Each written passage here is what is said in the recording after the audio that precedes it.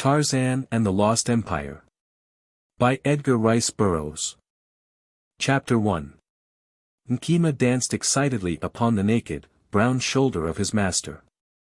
He chattered and scolded, now looking up inquiringly into Tarzan's face and then off into the jungle. "Something is coming, Bwana," said Maviro, sub-chief of the Waziri. "Nkema has heard it." "And Tarzan," said the ape-man. "The big Bwana's ears are as keen as the ears of Bara the antelope," said Maviro. "Had they not been, Tarzan would not be here today," replied the ape-man, with a smile. "He would not have grown to manhood had not Kala, his mother, taught him to use all of the senses that Mulungu gave him." "What comes?" asked Maviro. "A party of men," replied Tarzan. "Perhaps they are not friendly," suggested the African. "Shall I warn the warriors?" Tarzan glanced about the little camp where a score of his fighting men were busy preparing their evening meal and saw that, as was the custom of the Waziri, their weapons were in order and at hand. "No," he said. "It will, I believe, be unnecessary, as these people who are approaching do not come stealthily as enemies would, nor are their numbers so great as to cause us any apprehension." But Nkema, a born pessimist, expected only the worst, and as the approaching party came nearer his excitement increased. He leaped from Tarzan's shoulder to the ground, jumped up and down several times and then, springing back to Tarzan's side, seized his arm and attempted to drag him to his feet. "Run, run," he cried, in the language of the apes. "Strange Gomangani are coming. They will kill little Nkema." "Do not be afraid, Nkema," said the ape-man. "Tarzan and Maviro will not let the strangers hurt you." "I smell a strange Tarmangani," chattered Nkema. "There is a Tarmangani with them. The Tarmangani are worse than the Gomangani. They come with thundersticks and kill little Nkema and all his brothers and sisters. They kill the Mangani. They kill the Gomangani. They kill everything with their thundersticks. Nkema does not like the Tarmangani. Nkema is afraid." To Nkema, as to the other denizens of the jungle, Tarzan was no Tarmangani, no white man. He was of the jungle. He was one of them, and if they thought of him as being anything other than just Tarzan, it was as a Mangani, a great ape, that they classified him. The advance of the strangers was now plainly audible to everyone in the camp. The Waziri warriors glanced into the jungle in the direction from which the sounds were coming and then back to Tarzan and Maviro, but when they saw that their leaders were not concerned they went quietly on with their cooking. A tall Negro warrior was the first of the party to come within sight of the camp. When he saw the Waziri he halted and an instant later a bearded white man stopped beside him. For an instant the white man surveyed the camp and then he came forward, making the sign of peace. Out of the jungle a dozen or more warriors followed him. Most of them were porters, there being but 3 or 4 rifles in evidence. Tarzan and the Waziri realized at once that it was a small and harmless party, and even Nkema, who had retreated to the safety of a nearby tree, showed his contempt by scampering fearlessly back to climb to the shoulder of his master. "Dr. von Harben," exclaimed Tarzan, as the bearded stranger approached. "I scarcely recognized you at first." "God has been kind to me, Tarzan of the Apes," said von Harben, extending his hand. "I was on my way to see you and I have found you a full 2 days' march sooner than I expected." "We are after a cattle killer," explained Tarzan. "He has come into our kraals several nights of late and killed some of our best cattle, but he is very cunning. I think he must be an old lion to outwit Tarzan for so long. But what brings you into Tarzan's country, doctor? I hope it is only a neighborly visit and that no trouble has come to my good friend, though your appearance belies my hope." "I, too, wish that it were nothing more than a friendly call," said von Harben, "but as a matter of fact I am here to seek your help because I am in trouble, very serious trouble, I fear.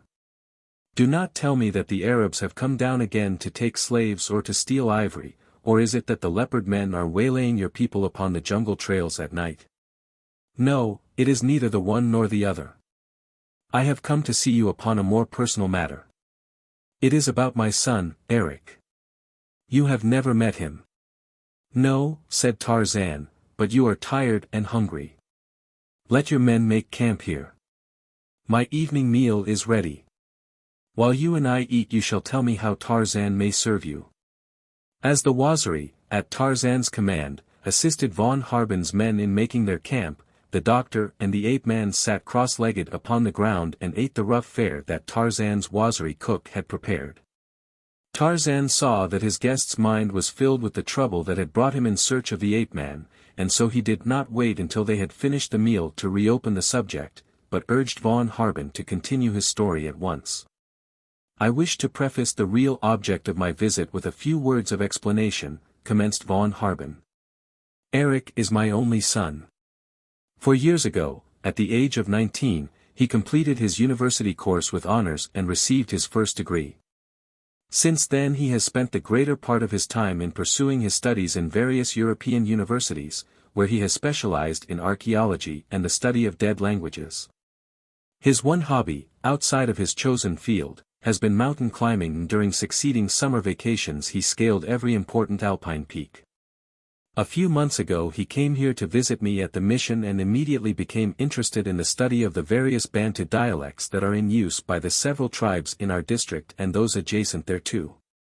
While pursuing his investigation among the natives he ran across that old legend of the lost tribe of the Wiramwazi Mountains, with which we are all so familiar. Immediately his mind became imbued, as have the minds of so many others, with the belief that this fable might have originated in fact and that if he could trace it down he might possibly find descendants of one of the lost tribes of biblical history. I know the legend well, said Tarzan, and because it is so persistent and the details of its narration by the natives so circumstantial, I have thought that I should like to investigate it myself. But in the past no necessity has arisen to take me close to the Wiramwazi Mountains. I must confess, continued the doctor, that I also have had the same urge many times. I have upon 2 occasions talked with men of the Bagigo tribe that live upon the slopes of the Wiramwazi Mountains, and in both instances I have been assured that a tribe of white men dwells somewhere in the depths of that great mountain range. Both of these men told me that their tribe has carried on trade with these people from time immemorial, and each assured me that he had often seen members of the lost tribe both upon occasions of peaceful trading and during the warlike raids that the mountaineers occasionally launched upon the Bagigo. The result was that when Erich suggested an expedition to the Wiramwazi I rather encouraged him, since he was well fitted to undertake the adventure. His knowledge of Bantu and his intensive, even though brief, experience among the natives gave him an advantage that few scholars otherwise equipped by education to profit by such an expedition would have. While his considerable experience as a mountain climber would, I felt, stand him in good stead during such an adventure. On the whole I felt that he was an ideal man to lead such an expedition, and my only regret was that I could not accompany him, but this was impossible at the time. I assisted him in every way possible in the organization of his safari and in equipping and provisioning it. He has not been gone a sufficient length of time to accomplish any considerable investigation and return to the mission, but recently a few of the members of his safari were reported to me as having returned to their villages. When I sought to interview them they avoided me, but rumors reached me that convinced me that all was not well with my son. I therefore determined to organize a relief expedition, but in all my district I could find only these few men who dared accompany me to the Wiramwazi Mountains, which, their legends assure them, are inhabited by malign spirits, for, as you know, they consider the lost tribe of the Wiramwazi to be a band of bloodthirsty ghosts. It became evident to me that the deserters of Erich's safari had spread terror through the district. Under the circumstances I was compelled to look elsewhere for help, and naturally I turned, in my perplexity, to Tarzan, Lord of the Jungle. Now you know why I am here. I will help you, Doctor, said Tarzan, after the other had concluded. Good, exclaimed von Harben, but I knew that you would. You have about 20 men here, I should judge, and I have about 14. My men can act as carriers, while yours, who are acknowledged to be the finest fighting men in Africa, can serve as askaris. With you to guide us we can soon pick up the trail, and with such a force, small though it be, there is no country that we cannot penetrate. Tarzan shook his head. No, Doctor, he said, I shall go alone. That is always my way. Alone I may travel much more rapidly, and when I am alone the jungle holds no secrets from me. I shall be able to obtain more information along the way than would be possible were I accompanied by others. You know, the jungle people consider me as one of themselves. They do not run away from me as they would from you and other men. You know best, said von Harben. I should like to accompany you. I should like to feel that I am doing my share, but if you say no I can only abide by your decision. Return to your mission, doctor, and wait there until you hear from me. And in the morning you leave for the Wiramwazi Mountains? Asked von Harben. I leave at once, said the ape-man. But it is already dark, objected von Harben. There is a full moon and I wish to take advantage of it, explained the other. I can lie up in the heat of the day for what rest I need. He turned and called Maviro to him. Return home with my warriors, Maviro, he instructed, and hold every fighting man of the Waziri in readiness in the event that I find it necessary to send for you. Yes, Bwana, replied Maviro. And how long shall we wait for a message before we set out for the Wiramwazi Mountains in search of you? I shall take Nkima with me, and if I need you I shall send him back to fetch and to guide you. Yes, Bwana, replied Maviro. They will be in readiness, all the fighting men of the Waziri. Their weapons will be at hand by day and by night, and fresh war paint will be ready in every pot. Tarzan swung his bow and his quiver of arrows across his back. Over his left shoulder and under his right arm lay the coils of his grass rope, and at his hip dangled the hunting knife of his long-dead sire. He picked up his short spear and stood for a moment with head up, sniffing the breeze. The firelight played upon his bronzed skin. For a moment he stood thus, every sense alert. Then he called to Nkima in the tongue of the ape folk, and as the little monkey scampered toward him, Tarzan of the apes turned without a word of farewell and moved silently off into the jungle, his lithe carriage, his noiseless tread. His majestic mien suggesting to the mind of von Harben a personification of another mighty jungle animal, Numa the lion, king of beasts. How do you find this book? Any thoughts about the book or the author? Any suggestion for improvement? Please take a moment to share your thoughts in a comment. If you like it, share it with your friends who might enjoy it as well.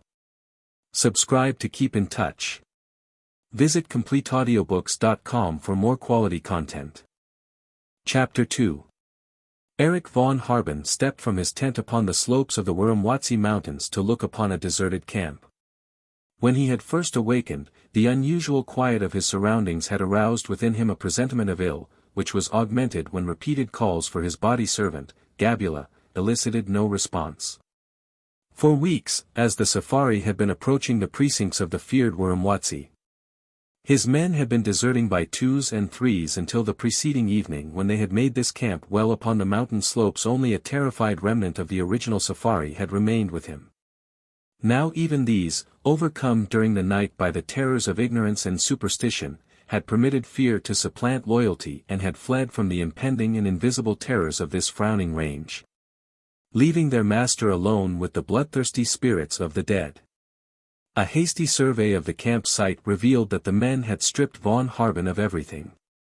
All of his supplies were gone, and his gun carriers had decamped with his rifles and all of his ammunition, with the exception of a single Luger pistol and its belt of ammunition that had been in the tent with him. Erich von Harben had had sufficient experience with these natives to understand fairly well the mental processes based upon their deep-rooted superstition that had led them to this seemingly inhuman and disloyal act, and so he did not place so much blame upon them as might another less familiar with them. While they had known their destination when they embarked upon the undertaking, their courage had been high in direct proportion to the great distance that they had been from the Wiramwazi. But in proportion as the distance lessened with each day's march, their courage had lessened until now, upon the very threshold of horrors beyond the ken of human minds, the last vestige of self-control had deserted them and they had fled precipitately. That they had taken his provisions, his rifles and his ammunition might have seemed the depth of baseness had von Harben not realized the sincerity of their belief that there could be no possible hope for him and that his immediate death was a foregone conclusion. He knew that they had reasoned that under the circumstances it would be a waste of food to leave it behind for a man who was already as good as dead when they would need it for their return journey to their villages, and likewise, as the weapons of mortal man could avail nothing against the ghosts of Wiramwazi, it would have been a needless extravagance to have surrendered fine rifles and quantities of ammunition that von Harben could not use against his enemies of the spirit world. Von Harben stood for some time looking down the mountain slope toward the forest, somewhere in the depths of which his men were hastening toward their own country. That he might overtake them was a possibility, but by no means a certainty, and if he did not he would be no better off alone in the jungle than he would be on the slopes of the Wiramwazi. He faced about and looked up toward the rugged heights above him. He had come a long way to reach his goal, which now lay somewhere just beyond that serrated skyline, and he was of no mind to turn back now in defeat. A day or a week in these rugged mountains might reveal the secret of the lost tribe of legend, and surely a month would be sufficient to determine beyond a reasonable doubt that the story had no basis in fact.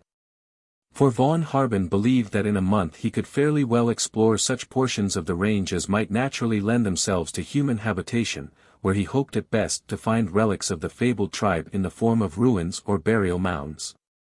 For to a man of von Harben's training and intelligence there could be no thought that the lost tribe of legend, if it had ever existed, could be anything more than a vague memory surrounding a few moldy artifacts and some crumbling bones. It did not take the young man long to reach a decision, and presently he turned back to his tent and, entering it, packed a few necessities that had been left to him in a light haversack, strapped his ammunition belt about him, and stepped forth once more to turn his face upward toward the mystery of the Wiramwazi. In addition to his Luger, von Harben carried a hunting knife, and with this he presently cut a stout staff from one of the small trees that grew sparsely upon the mountainside against the time when he might find an alpenstock indispensable. A mountain rill furnished him pure, cold water to quench his thirst, and he carried his pistol cocked, hoping that he might bag some small game to satisfy his hunger. Nor had he gone far before a hare broke cover, and as it rolled over to the crack of the Luger, von Harben gave thanks that he had devoted much time to perfecting himself in the use of small arms. On the spot he built a fire and grilled the hare, after which he lit his pipe and lay at ease while he smoked and planned.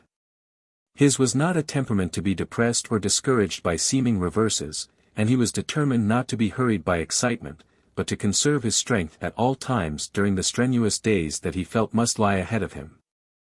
All day he climbed, choosing the long way when it seemed safer, exercising all the lore of mountain climbing that he had accumulated, and resting often. Night overtook him well up toward the summit of the highest ridge that had been visible from the base of the range. What lay behind, he could not even guess, but experience suggested that he would find other ridges and frowning peaks before him. He had brought a blanket with him from the last camp, and in this he rolled up on the ground. From below there came the noises of the jungle subdued by distance, the yapping of jackals, and faintly from afar the roaring of a lion. Toward morning he was awakened by the scream of a leopard, not from the jungle far below, but somewhere upon the mountain slopes nearby. He knew that this savage night prowler constituted a real menace, perhaps the greatest he would have to face, and he regretted the loss of his heavy rifle. He was not afraid, for he knew that after all there was little likelihood that the leopard was hunting him or that it would attack him. But there was always that chance, and so to guard against it he started a fire of dry wood that he had gathered for the purpose the night before. He found the warmth of the blaze welcome, for the night had grown cold, and he sat for some time warming himself. Once he thought he heard an animal moving in the darkness beyond the range of the firelight, but he saw no shining eyes and the sound was not repeated. And then he must have slept, for the next thing that he knew it was daylight and only embers remained to mark where the beast fire had blazed. Cold and without breakfast, von Harben continued the ascent from his cheerless camp, his eyes, under the constant urging of his stomach, always alert for food. The terrain offered few obstacles to an experienced mountain climber, and he even forgot his hunger in the thrill of expectancy with which he anticipated the possibilities hidden by the ridge whose summit now lay but a short distance ahead of him. It is the summit of the next ridge that ever lures the explorer onward. What new sights lie just beyond? What mysteries will its achievement unveil to the eager eyes of the adventurer? Judgment and experience joined forces to assure him that when his eyes surmounted the ridge ahead they would be rewarded with nothing more startling than another similar ridge to be negotiated. Yet there was always that other hope hanging like a shining beacon just below the next horizon, above which the rays of its hidden light served to illuminate the figments of his desire, and his imagination transformed the figments into realities. Von Harben, sane and phlegmatic as he was now keyed to the highest pitch of excitement as he at last scaled the final barrier and stood upon the crest of the ridge. Before him stretched a rolling plateau, dotted with stunted windswept trees, and in the distance lay the next ridge that he had anticipated, but indistinct and empurpled by the haze of distance. What lay between him and those far hills? His pulse quickened at the thought of the possibilities for exploration and discovery that lay before him, for the terrain that he looked upon was entirely different from what he had anticipated. No lofty peaks were visible except in the far distance, and between him and them there must lie intriguing ravines and valleys, virgin fields at the feet of the explorer.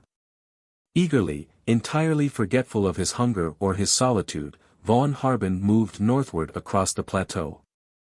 The land was gently rolling, rock-strewn, sterile, and uninteresting, and when he had covered a mile of it he commenced to have misgivings, for if it continued on without change to the dim hills in the distance, as it now seemed was quite likely the case, it could offer him neither interest nor sustenance. As these thoughts were commencing to oppress him, he became suddenly conscious of a vague change in the appearance of the terrain ahead. It was only an impression of unreality. The hills far away before him seemed to rise out of a great void, and it was as though between him and them there existed nothing. He might have been looking across an inland sea to distant, hazy shores, a waterless sea, for nowhere was there any suggestion of water, and then suddenly he came to a halt, startled, amazed. The lolling plateau ceased abruptly at his feet, and below him, stretching far to the distant hills, lay a great abyss, a mighty canyon similar to that which has made the gorge of the Colorado world famous. But here there was a marked difference. There were indications of erosion. The grim walls were scarred and water-worn. Towers and turrets and minarets, carved from the native granite, pointed upward from below, but they clung close to the canyon's wall, and just beyond them he could see the broad expanse of the floor of the canyon, which from his great height above it appeared as level as a billiard table. The scene held him in a hypnosis of wonderment and admiration as, at first swiftly and then slowly, his eyes encompassed the whole astounding scene. Perhaps a mile below him lay the floor of the sunken canyon, the further wall of which he could but vaguely estimate to be somewhere between 15 and 20 miles to the north, and this he realized was the lesser dimension of the canyon. Upon his right, to the east, and upon his left, to the west, he could see that the canyon extended to considerable distances, just how far he could not guess. He thought that to the east he could trace the wall that hemmed it upon that side, but from where he stood the entire extent of the canyon to the west was not visible. Yet he knew that the floor that was visible to him must stretch fully 25 or 30 miles from east to west.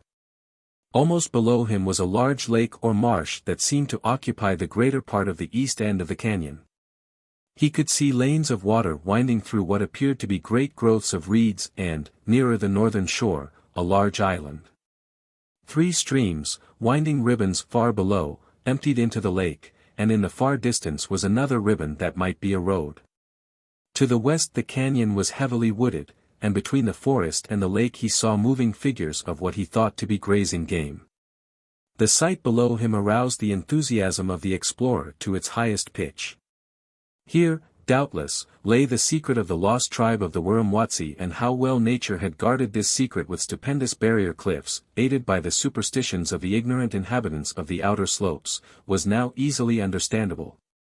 As far as he could see, the cliffs seemed sheer and impossible of descent, and yet he knew that he must find a way, that he would find a way down into that valley of enchantment. Moving slowly along the rim he sought some foothold, however slight, where nature had lowered her guard.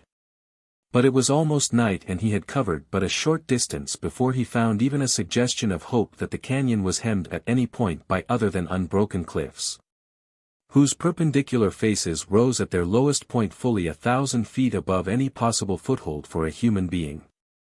The sun had already set when he discovered a narrow fissure in the granite wall. Crumbled fragments of the mother rock had fallen into and partially filled it so that near the surface, at least, it offered a means of descent below the level of the cliff top. But in the gathering darkness he could not determine how far downward this rough and precarious pathway led. He could see that below him the cliffs rose in terraced battlements to within 1,000 feet of where he stood, and if the narrow fissure extended to the next terrace below him. He felt that the obstacles thereafter would present fewer difficulties than those that had baffled him up to the present time, for while he would still have some 4,000 feet to descend. The formation of the cliffs was much more broken at the foot of the first sheer drop and consequently might be expected to offer some avenues of descent of which an experienced mountain climber could take advantage. Hungry and cold, he sat beneath the descending night, gazing down into the blackening void below. Presently, as the darkness deepened, he saw a light twinkling far below and then another and with each his excitement rose, for he knew that they marked the presence of man. In many places upon the marsh-like lake he saw the fires twinkling, and at a point which he took to mark the site of the island there were many lights. What sort of men were they who tended these fires? Would he find them friendly or hostile? Were they but another tribe of Africans, or could it be that the old legend was based upon truth and that far below him white men of the lost tribe cooked their evening meals above those tantalizing fires of mystery? What was that? Von Harben strained his ears to catch the faint suggestion of a sound that arose out of the shadowy abyss below, a faint, thin sound that barely reached his ears, but he was sure that he could not be mistaken. The sound was the voices of men. And now from out of the valley came the scream of a beast and again a roar that rumbled upward like distant thunder. To the music of these sounds, Von Harben finally succumbed to exhaustion. Sleep for the moment offering him relief from cold and hunger. When morning came he gathered wood from the stunted trees nearby and built a fire to warm himself. He had no food, nor all the previous day since he had reached the summit had he seen any sign of a living creature other than the game a mile beneath him on the verdant meadows of the canyon bottom. He knew that he must have food and have it soon, and food lay but a mile away in one direction. If he sought to circle the canyon in search of an easier avenue of descent, he knew that he might not find one in the 100 miles or more that he must travel. Of course he might turn back. He was sure that he could reach the base of the outer slopes of the Wiramwazi, where he knew that game might be found before exhaustion overcame him. But he had no mind to turn back, and the thought of failure was only a vague suggestion that scarcely ever rose above the threshold of his conscious mind. Having warmed himself before the fire, he turned to examine the fissure by the full light of day. As he stood upon its brink he could see that it extended downward for several 100 feet, but there it disappeared. However, he was by no means sure that it ended, since it was not a vertical cleft, but tilted slightly from the perpendicular. From where he stood he could see that there were places in the fissure where descent would be just possible, though it might be very difficult to reascend. He knew, therefore, that should he reach the bottom of the fissure and find that further descent was impossible he would be caught in a trap from which there might be no escape. Although he felt as fit and strong as ever, he realized perfectly that the contrary was the fact and that his strength must be ebbing and that it would continue to ebb still more rapidly the longer that he was forced to expend it in arduous efforts to descend the cliff and without any possibility of rebuilding it with food. Even to Erich von Harben, young, self-confident and enthusiastic, his next step seemed little better than suicidal. To another the mere idea of attempting the descent of these towering cliffs would have seemed madness, but in other mountains von Harben had always found a way. And with this thin thread upon which to hang his hopes he faced the descent into the unknown.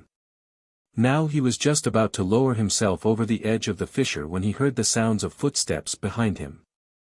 Wheeling quickly, he drew his Luger. Chapter 3. Little Nkema came racing through the tree-tops, jabbering excitedly, and dropped to the knee of Tarzan of the apes where the latter lay stretched upon the great branch of a jungle giant, his back against the rough bole, where he was lying up after making a kill and feeding. Gomangani! Gomangani! Shrilled Nkema. They come! They come! Peace, said Tarzan. You are a greater nuisance than all the Gomangani in the jungle. "They will kill little Nkima," cried the monkey. "They are strange Gomangani, and there are no Tarmangani among them."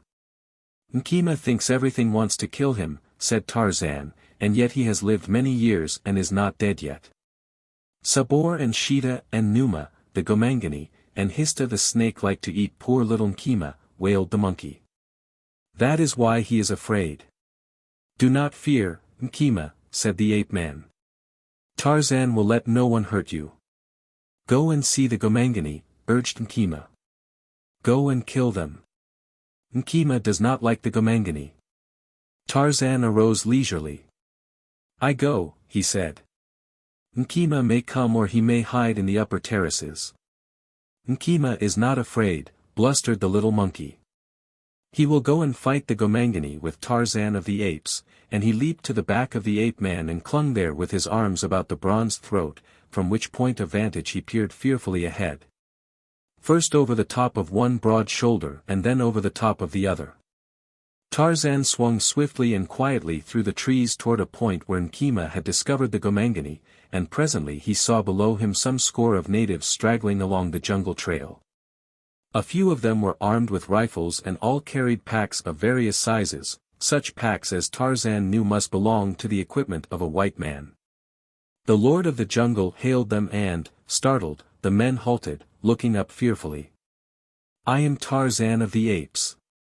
"Do not be afraid," Tarzan reassured them, and simultaneously he dropped lightly to the trail among them, but as he did so Nkima leaped frantically from his shoulders and scampered swiftly to a high branch far above, where he sat chattering and scolding, entirely forgetful of his vain boasting of a few moments before. "Where is your master?" demanded Tarzan. The Africans looked sullenly at the ground, but did not reply.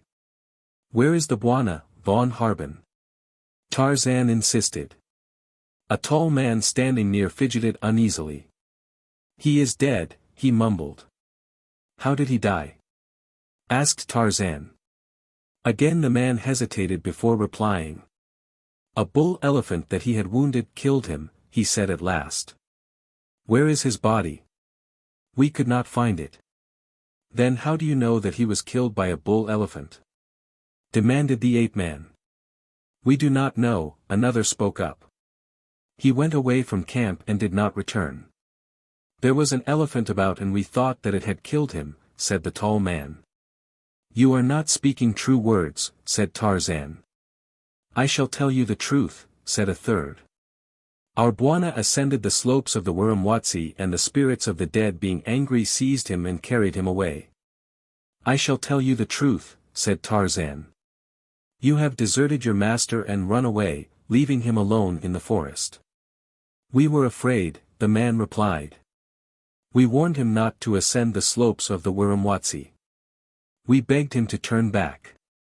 He would not listen to us, and the spirits of the dead carried him away." "How long ago was that?" asked the ape-man. 6, 7, perhaps 10 marchings. "I do not remember." "Where was he when you last saw him?" As accurately as they could the men described the location of their last camp upon the slopes of the Wiramwazi.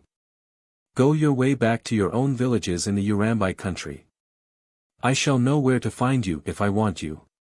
If your Bwana is dead, you shall be punished," and swinging into the branches of the lower terrace, Tarzan disappeared from the sight of the unhappy natives in the direction of the Wiramwazi, while Nkima, screaming shrilly, raced through the trees to overtake him.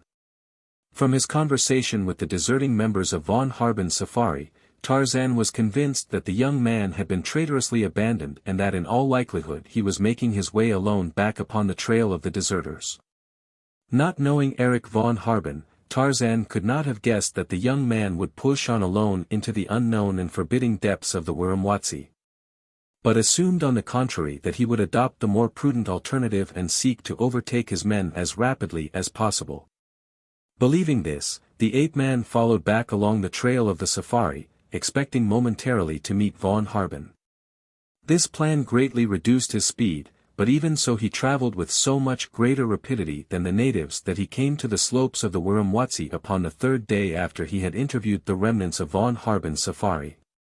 It was with great difficulty that he finally located the point at which von Harben had been abandoned by his men, as a heavy rain and windstorm had obliterated the trail, but at last he stumbled upon the tent, which had blown down.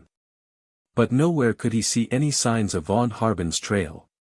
Not having come upon any signs of the white man in the jungle or any indication that he had followed his fleeing safari, Tarzan was forced to the conclusion that if von Harben was not indeed dead, he must have faced the dangers of the unknown alone and now be either dead or alive somewhere within the mysterious fastnesses of the Wiramwazi. "Nkima," said the ape-man, "the Tarmangani have a saying that when it is futile to search for a thing, it is like hunting for a needle in a haystack. Do you believe, Nkima, that in this great mountain range we shall find our needle?" "Let us go home," said Nkima, "where it is warm. Here the wind blows and up there it is colder. It is no place for little Manu, the monkey." "Nevertheless, Nkima, there is where we are going." The monkey looked up toward the frowning heights above. "Little Nkima is afraid," he said. "It is in such places that Sheeta, the panther, lairs." Ascending diagonally and in a westerly direction in the hope of crossing von Harben's trail, Tarzan moved constantly in the opposite direction from that taken by the man he sought. It was his intention, however, when he reached the summit, if he had in the meantime found no trace of von Harben, to turn directly eastward and search at a higher altitude in the opposite direction. As he proceeded, the slope became steeper and more rugged until at one point near the western end of the mountain mass he encountered an almost perpendicular barrier high up on the mountainside, along the base of which he picked his precarious way among loose boulders that had fallen from above. Underbrush and stunted trees extended at different points from the forest below quite up to the base of the vertical escarpment. So engrossed was the ape-man in the dangerous business of picking his way along the mountainside that he gave little heed to anything beyond the necessities of the trail and his constant search for the spoor of von Harben. And so he did not see the little group of warriors that were gazing up at him from the shelter of a clump of trees far down the slope, nor did Nkima, usually as alert as his master, have eyes or ears for anything beyond the immediate exigencies of the trail. Nkima was unhappy. The wind blew and Nkima did not like the wind. All about him he smelled the spoor of Sheeta, the panther, while he considered the paucity and stunted nature of the few trees along the way that his master had chosen.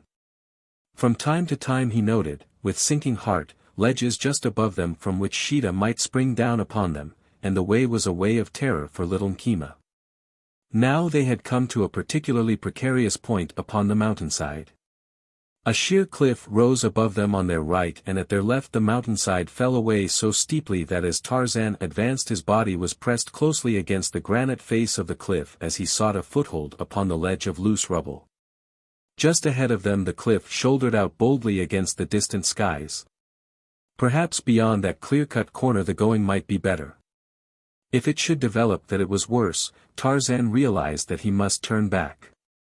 At the turn where the footing was narrowest a stone gave beneath Tarzan's foot, throwing him off his balance for an instant, and at that same instant Nkima, thinking that Tarzan was falling, shrieked and leaped from his shoulder, giving the ape-man's body just the impetus that was required to overbalance it entirely. The mountainside below was steep, though not perpendicular, and if Nkima had not pushed the ape-man outward he doubtless would have slid but a short distance before being able to stay his fall. But as it was he lunged head foremost down the embankment, rolling and tumbling for a short distance over the loose rock until his body was brought to a stop by one of the many stunted trees that clung tenaciously to the windswept slope. Terrified, Nkima scampered to his master's side. He screamed and chattered in his ear and pulled and tugged upon him in an effort to raise him, but the ape-man lay motionless, a tiny stream of blood trickling from a cut on his temple into his shock of black hair. As Nkima mourned, the warriors, who had been watching them from below, clambered quickly up the mountainside toward him and his helpless master. Chapter 4. As Erich von Harben turned to face the thing that he had heard approaching behind him, he saw a Negro armed with a rifle coming toward him. "Gabula," exclaimed the white man, lowering his weapon. "What are you doing here?" "Bwana," said the warrior, "I could not desert you. I could not leave you to die alone at the hands of the spirits that dwell upon these mountains. Von Harben eyed him incredulously.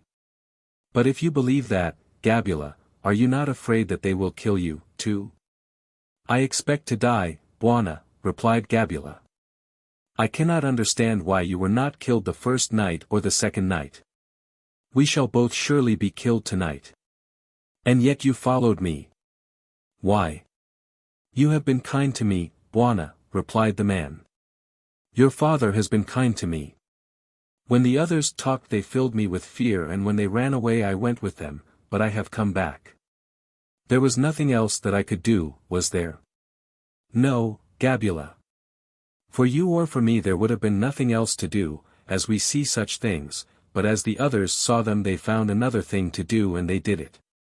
Gabula is not as the others, said the man, proudly. Gabula is a Batoro. Gabula is a brave warrior, said Von Harben. I do not believe in spirits and so there was no reason why I should be afraid, but you and all your people do believe in them and so it was a very brave thing for you to come back, but I shall not hold you. You may return, Gabula, with the others. Yes. Gabula exclaimed eagerly. The Buona is going back. That will be good. Gabula will go back with him. No, I am going down into that canyon, said Von Harben, pointing over the rim. Gabula looked down, surprise and wonder reflected by his wide eyes and parted lips. But, Buona, even if a human being could find a way down these steep cliffs, where there is no place for either hand or foot, he would surely be killed the moment he reached the bottom. For this indeed must be the land of the lost tribe where the spirits of the dead live in the heart of the Wiramwazi. You do not need to come with me, Gabula, said Von Harben. Go back to your people. How are you going to get down there? Demanded the Negro. I do not know just how, or where, or when. Now I am going to descend as far along this fissure as I can go. Perhaps I shall find my way down here, perhaps not. But suppose there is no foothold beyond the fissure, asked Gabula. I shall have to find footing. Gabula shook his head. And if you reach the bottom, Buona, and you are right about the spirits and there are none or they do not kill you, how will you get out again? Von Harben shrugged his shoulders and smiled. Then he extended his hand. Goodbye, Gabula, he said. You are a brave man. Gabula did not take the offered hand of his master. I am going with you, he said, simply. Even though you realize that should we reach the bottom alive we may never be able to return. Yes. I cannot understand you, Gabula. You are afraid and I know that you wish to return to the village of your people. Then why do you insist on coming with me when I give you leave to return home? I have sworn to serve you, Buona, and I am a Batoro, replied Gabula. And I can only thank the Lord that you are a Batoro, said Von Harben, for the Lord knows that I shall need help before I reach the bottom of this canyon, and we must reach it, Gabula, unless we are content to die by starvation. I have brought food, said Gabula. I knew that you might be hungry and I brought some of the food that you like, and, unrolling the small pack that he carried, he displayed several bars of chocolate and a few packages of concentrated food that Von Harben had included among his supplies in the event of an emergency. To the famished Von Harben, the food was like manna to the Israelites, and he lost no time in taking advantage of Gabula's thoughtfulness. The sharp edge of his hunger removed, Von Harben experienced a feeling of renewed strength and hopefulness, and it was with a light heart and a buoyant optimism that he commenced the descent into the canyon. Gabula's ancestry, stretching back through countless generations of jungle-dwelling people, left him appalled as he contemplated the frightful abyss into which his master was leading him. But so deeply had he involved himself by his protestations of loyalty and tribal pride that he followed Von Harben with no outward show of the real terror that was consuming him. The descent through the fissure was less difficult than it had appeared from above. The tumbled rocks that had partially filled it gave more than sufficient footing and in only a few places was assistance required, and it was at these times that Von Harben realized how fortunate for him had been Gabula's return. When at last they reached the bottom of the cleft they found themselves, at its outer opening, flush with the face of the cliff and several hundred feet below the rim. This was the point beyond which von Harben had been unable to see and which he had been approaching with deep anxiety, since there was every likelihood that the conditions here might put a period to their further descent along this route. Creeping over the loose rubble in the bottom of the fissure to its outer edge, von Harben discovered a sheer drop of 100 feet to the level of the next terrace, and his heart sank. To return the way they had come was, he feared, a feat beyond their strength and ingenuity, for there had been places down which one had lowered the other only with the greatest difficulty, which would be practically unscalable on the return journey. It being impossible to ascend, and as starvation surely faced them where they were, there was but one alternative. Von Harben lay upon his belly, his eyes at the outer edge of the fissure, and, instructing Gabula to hold tightly to his ankles, he wormed himself forward until he could scan the entire face of the cliff below him to the level of the next terrace.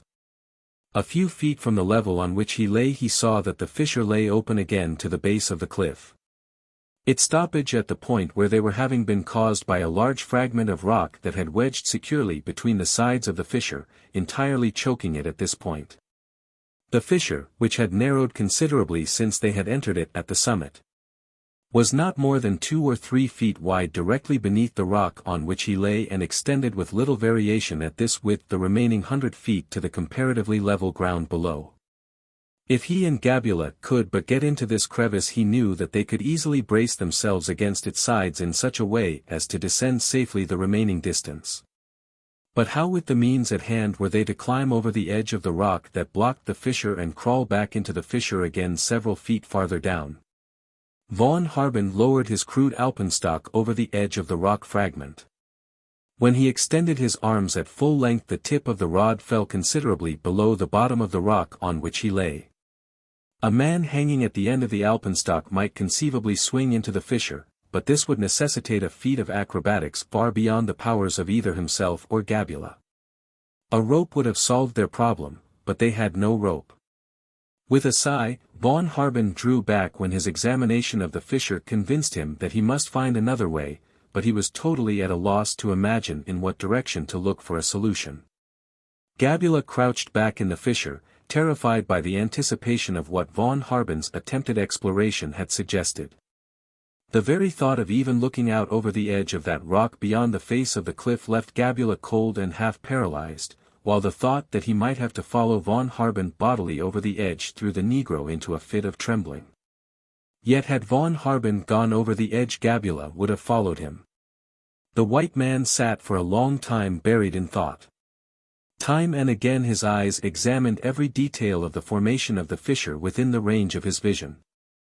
Again and again they returned to the huge fragment upon which they sat, which was securely wedged between the fissure's sides. With this out of the way, he felt that they could make unimpeded progress to the next terrace, but he knew that nothing short of a charge of dynamite could budge the heavy granite slab. Directly behind it were loose fragments of various sizes, and as his eyes returned to them once again he was struck with the possibility that they suggested. "Come, Gabula," he said. "Help me throw out some of these rocks. This seems to be our only possible hope of escaping from the trap that I have got us into." "Yes, Bwana," replied Gabula, and fell to work beside von Harben, though he could not understand why they should be picking up these stones, some of which were very heavy, and pushing them out over the edge of the flat fragment that clogged the fissure. He heard them crash heavily where they struck the rocks below, and this interested and fascinated him to such an extent that he worked feverishly to loosen the larger blocks of stone for the added pleasure he derived from hearing the loud noise that they made when they struck. "It begins to look," said von Harben, after a few minutes, "as though we may be going to succeed, unless by removing these rocks here we cause some of those above to slide down and thus loosen the whole mass above us, in which event, Gabula, the mystery of the lost tribe will cease to interest us longer." "Yes, Bwana," said Gabula, and lifting an unusually large rock he started to roll it toward the edge of the fissure. "Look! Look, Bwana," he exclaimed, pointing at the place where the rock had lain. Von Harben looked and saw an opening about the size of a man's head extending into the fissure beneath them. "Thankensenine, the grasshopper, Gabula," cried the white man, "if that is the totem of your clan, for here indeed is a way to salvation." Hurriedly the two men set to work to enlarge the hole by throwing out other fragments that had long been wedged in together to close the fissure at this point, and as the fragments clattered down upon the rocks below, a tall, straight warrior standing in the bow of a dugout upon the marshy lake far below looked up and called the attention of his comrades. They could plainly hear the reverberations of the falling fragments as they struck the rocks at the foot of the fissure and, keen-eyed, they could see many of the larger pieces that von Harben and Gabula tossed downward. "The great wall is falling," said the warrior. "A few pebbles," said another. "It is nothing. Such things do not happen except after rains," said the first speaker. "It is thus that it is prophesied that the great wall will fall." "Perhaps it is a demon who lives in the great rift in the wall," said another. "Let us hasten and tell the masters." "Let us wait and watch," said the first speaker, "until we have something to tell them. If we went and told them that a few rocks had fallen from the great wall they would only laugh at us." Von Harben and Gabula had increased the size of the opening until it was large enough to permit the passage of a man's body. Through it the white man could see the rough sides of the fissure extending to the level of the next terrace and knew that the next stage of the descent was already as good as an accomplished fact. "We shall descend one at a time, Gabula," said von Harben. "I shall go first, for I am accustomed to this sort of climbing. Watch carefully so that you may descend exactly as I do. It is easy and there is no danger. Be sure that you keep your back braced against one wall and your feet against the other. We shall lose some height in the descent, for the walls are rough, but we shall get down safely enough if we take it slowly." "Yes, Bwana. You go first," said Gabula. "If I see you do it then, perhaps, I can do it." Von Harben lowered himself through the aperture, braced himself securely against the opposite walls of the fissure, and started slowly downward. A few minutes later Gabula saw his master standing safely at the bottom, and though his heart was in his mouth the negro followed without hesitation. But when he stood at last beside von Harben he breathed such a loud sigh of relief that von Harben was forced to laugh aloud. "It is the demon himself," said the warrior in the dugout, as von Harben had stepped from the fissure. From where the dugout of the watchers floated, half concealed by lofty papyrus, the terrace at the base of the fissure was just visible. They saw von Harben emerge and a few moments later the figure of Gabula. "Now, indeed," said one of the men, "we should hasten and tell the masters." "No," said the first speaker. "Those two may be demons, but they look like men and we shall wait until we know what they are and why they are here before we go away." For 1,000 feet the descent from the base of the fissure was far from difficult, a rough slope leading in an easterly direction down toward the canyon bottom. During the descent their view of the lake and of the canyon was often completely shut off by masses of weather-worn granite around which they sometimes had difficulty in finding a way. As a rule the easiest descent lay between these towering fragments of the main body of the cliff, and at such times as the valley was hidden from them so were they hidden from the watchers on the lake. A third of the way down the escarpment von Harben came to the verge of a narrow gorge, the bottom of which was densely banked with green, the foliage of trees growing luxuriantly, pointing unquestionably to the presence of water in abundance. Leading the way, von Harben descended into the gorge, at the bottom of which he found a spring from which a little stream trickled downward. Here they quenched their thirst and rested. Then, following the stream downward, they discovered no obstacles that might not be easily surmounted. For a long time, hemmed in by the walls of the narrow gorge and their view further circumscribed by the forest-like growth along the banks of the stream, they had no sight of the lake or the canyon bottom, but, finally, when the gorge debouched upon the lower slopes von Harben halted in admiration of the landscape spread out before him. Directly below, another stream entered that along which they had descended, forming a little river that dropped steeply to what appeared to be vivid green meadow land through which it wound tortuously to the great swamp that extended out across the valley for perhaps 10 miles. So choked was the lake with some feathery-tipped aquatic plant that von Harben could only guess as to its extent, since the green of the water plant and the green of the surrounding meadows blended into one another. But here and there he saw signs of open water that appeared like winding lanes or passages leading in all directions throughout the marsh. As von Harben and Gabula stood looking out across this, to them, new and mysterious world, the warriors in the dugout watched them attentively. The strangers were still so far away that the men were unable to identify them, but their leader assured them that these two were no demons. "How do you know that they are not demons?" demanded one of these fellows. "I can see that they are men," replied the other. "Demons are very wise and very powerful," insisted the doubter. "They may take any form they choose.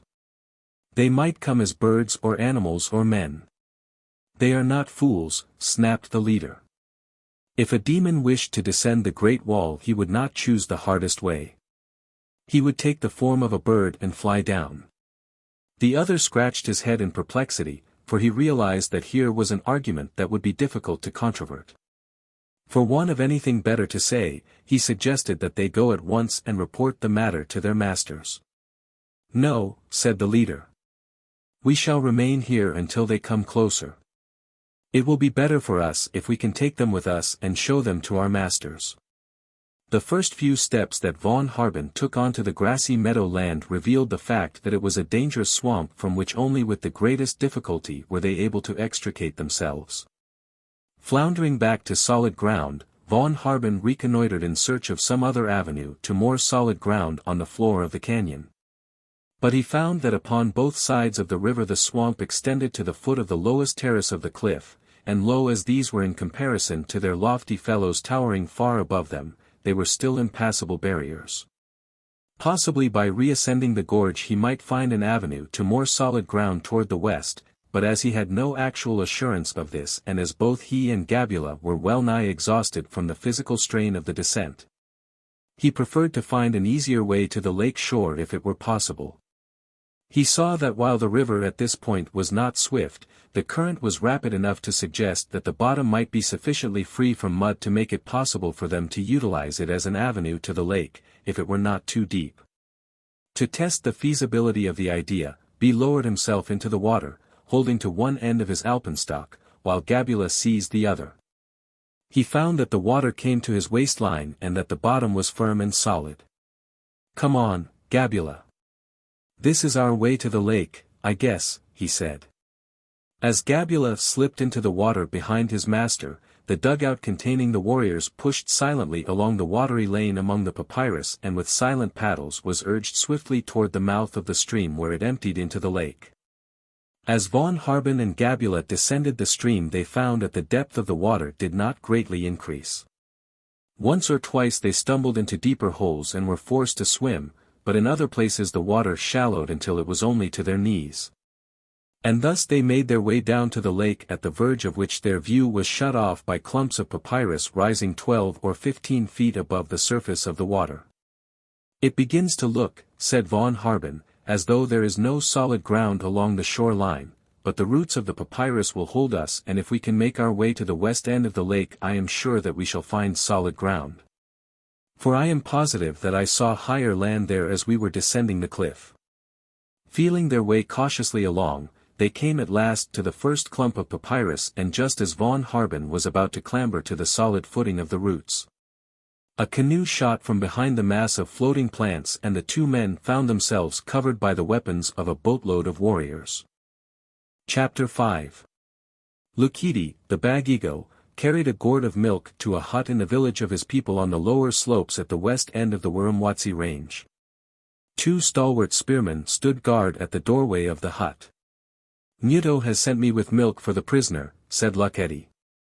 "Has his spirit returned to him?" "Go in and see," directed one of the sentries. Lukedi entered the hut and in the dim light saw the figure of a giant white man sitting upon the dirt floor gazing at him. The man's wrists were bound together behind his back and his ankles were secured with tough fiber strands. "Here is food," said Lukedi, setting the gourd upon the ground near the prisoner. "How can I eat with my hands tied behind my back?" demanded Tarzan. Lukedi scratched his head. "I do not know," he said. "Muto sent me with the food. He did not tell me to free your hands." "Cut the bond," said Tarzan, otherwise I cannot eat." One of the spearmen entered the hut. "What is he saying?" he demanded. "He says, that he cannot eat unless his hands are freed," said Luckety. "Did Muto tell you to free his hands?" asked the spearman. "No," said Luckety. The spearman shrugged his shoulders. "Leave the food then, that is all you were asked to do." Luckety turned to leave the hut. "Wait," said Tarzan. "Who is Muto?" "He is chief of the Bagigos," said Luckety. "Go to him and tell him that I wish to see him. Tell him also that I cannot eat with my hands tied behind my back." Luckety was gone for half an hour. When he returned he brought an old, rusted slave chain and an ancient padlock. "Muto says that we may chain him to the center pole and then cut the bonds that secure his hands," he said to the guard. The three men entered the hut where Luckety passed one end of the chain around the center pole, pulling it through a ring on the other end. The free end he then passed around Tarzan's neck, securing it there with the old slave padlock. "Cut the bonds that hold his wrists," said Luckety to one of the spearmen.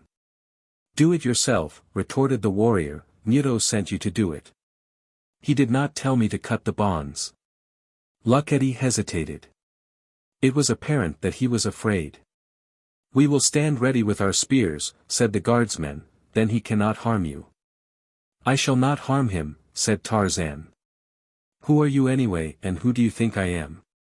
One of the guardsmen laughed. He asked who we are as though he did not know. "We know who you are, all right," said the other warrior. "I am Tarzan of the Apes," said the prisoner, "and I have no quarrel with the Bagigos." The guardsman who had last spoken laughed again derisively. "That may be your name," he said. "You men of the lost tribe have strange names. Perhaps you have no quarrel with the Bagigos, but the Bagigos have a quarrel with you," and still laughing he left the hut followed by his companion, but the youth Luckety remained. Apparently fascinated by the prisoner at whom he stood staring as he might have stared at a deity. Tarzan reached for the gourd and drank the milk it contained, and never once did Luckety take his eyes from him. "What is your name?" asked Tarzan. "Luckety," replied the youth. "And you have never heard of Tarzan of the Apes?" "No," replied the youth. "Who do you think I am?" demanded the ape-man. "We know that you belong to the lost tribe." "But I thought the members of the lost tribe were supposed to be the spirits of the dead," said Tarzan. "That we do not know," replied Luckety. "Some think one way, some another, but you know, for you are one of them." "I am not one of them," said Tarzan. "I come from a country farther south, but I have heard of the Bagigos and I have heard of the lost tribe." "I do not believe you," said Luckety. "I speak the truth," said Tarzan. Luckety scratched his head. "Perhaps you do," he said. "You do not wear clothes like the members of the lost tribe, and the weapons that we found with you are different." "You have seen members of the lost tribe?" asked Tarzan. "Many times," replied Luckety. "Once a year they come out of the bowels of the Wiramwazi and trade with us. They bring dried fish, snails, and iron and take in exchange salt, goats, and cows. If they come and trade with you peacefully, why do you make me a prisoner if you think I am one of them?" demanded Tarzan. "Since the beginning we have been at war with the members of the lost tribe," replied Luckety. "It is true that once a year we trade with them, but they are always our enemies." "Why is that?" demanded the ape-man. "Because at other times we cannot tell when they will come with many warriors and capture men, women, and children whom they take away with them into the Wiramwazi. None ever returns. We do not know what becomes of them. Perhaps they are eaten." "What will your chief, Muto, do with me?" asked Tarzan. "I do not know," said Luckety. "They are discussing the question now. They all wish to put you to death, but there are some who believe that this would arouse the anger of the ghosts of all the dead Bagigos." "Why should the ghosts of your dead wish to protect me?" demanded Tarzan. "There are many who think that you members of the lost tribe are the ghosts of our dead," replied Luckety. "What do you think, Luckety?" asked the ape-man. "When I look at you I think that you are a man of flesh and blood the same as I, and so I think that perhaps you are telling me the truth when you say that you are not a member of the lost tribe, because I am sure that they are all ghosts. But when they come to trade with you and when they come to fight with you, can you not tell whether they are flesh and blood or not? They are very powerful, said Luckety. They might come in the form of men in the flesh, or they might come as snakes or lions. That is why we are not sure. And what do you think the council will decide to do with me? Asked Tarzan. I think that there is no doubt but that they will burn you alive, for thus both you and your spirit will be destroyed so that it cannot come back to haunt and annoy us. Have you seen or heard of another white man recently? Asked Tarzan. No, replied the youth. Many years ago, before I can remember, 2 white men came who said that they were not members of the lost tribe, but we did not believe them and they were killed. I must go now. I shall bring you more milk tomorrow. After Luckety had left, Tarzan commenced examining the chain, padlock, and the center pole of the hut in an effort to discover some means of escape. The hut was cylindrical and surmounted by a conical roof of grass. The side walls were of stakes set upright a few inches in the ground and fastened together at their tops and bottoms by creepers. The center pole was much heavier and was secured in position by rafters radiating from it to the top of the wall. The interior of the hut was plastered with mud, which had been thrown on with force and then smoothed with the palm of the hand. It was a common type with which Tarzan was familiar. He knew that there was a possibility that he might be able to raise the center pole and withdraw the chain from beneath it. It would, of course, be difficult to accomplish this without attracting the attention of the guards, and there was a possibility that the center pole might be set sufficiently far in the ground to render it impossible for him to raise it. If he were given time he could excavate around the base of it, but inasmuch as one or the other of the sentries was continually poking his head into the hut to see that all was well, Tarzan saw little likelihood of his being able to free himself without being discovered. As darkness settled upon the village, Tarzan stretched himself upon the hard dirt floor of the hut and sought to sleep. For some time the noises of the village kept him awake, but at last he slept. How long thereafter it was that he was awakened he did not know. From childhood he had shared with the beasts, among whom he had been raised, the ability to awaken quickly and in full command of all his faculties. He did so now, immediately conscious that the noise that had aroused him came from an animal upon the roof of the hut. Whatever it was working quietly, but to what end the ape-man could not imagine. The acrid fumes of the village cook fires so filled the air that Tarzan was unable to catch the scent of the creature upon the roof. He carefully reviewed all the possible purposes for which an animal might be upon the thatched, dry-grass roof of the Bagigo hut, and through a process of elimination he could reach but one conclusion. That was that the thing upon the outside wished to come in, and either it did not have brains enough to know that there was a doorway, or else it was too cunning to risk detection by attempting to pass the sentries. But why should any animal wish to enter the hut? Tarzan lay upon his back, gazing up through the darkness in the direction of the roof above him as he tried to find an answer to his question. Presently, directly above his head, he saw a little ray of moonlight. Whatever it was upon the roof had made an opening that grew larger and larger as the creature quietly tore away the thatching. The aperture was being made close to the wall where the radiating rafters were farthest apart, but whether this was through intent or accident Tarzan could not guess. As the hole grew larger and he caught occasional glimpses of the thing silhouetted against the moonlit sky, a broad smile illuminated the face of the ape-man.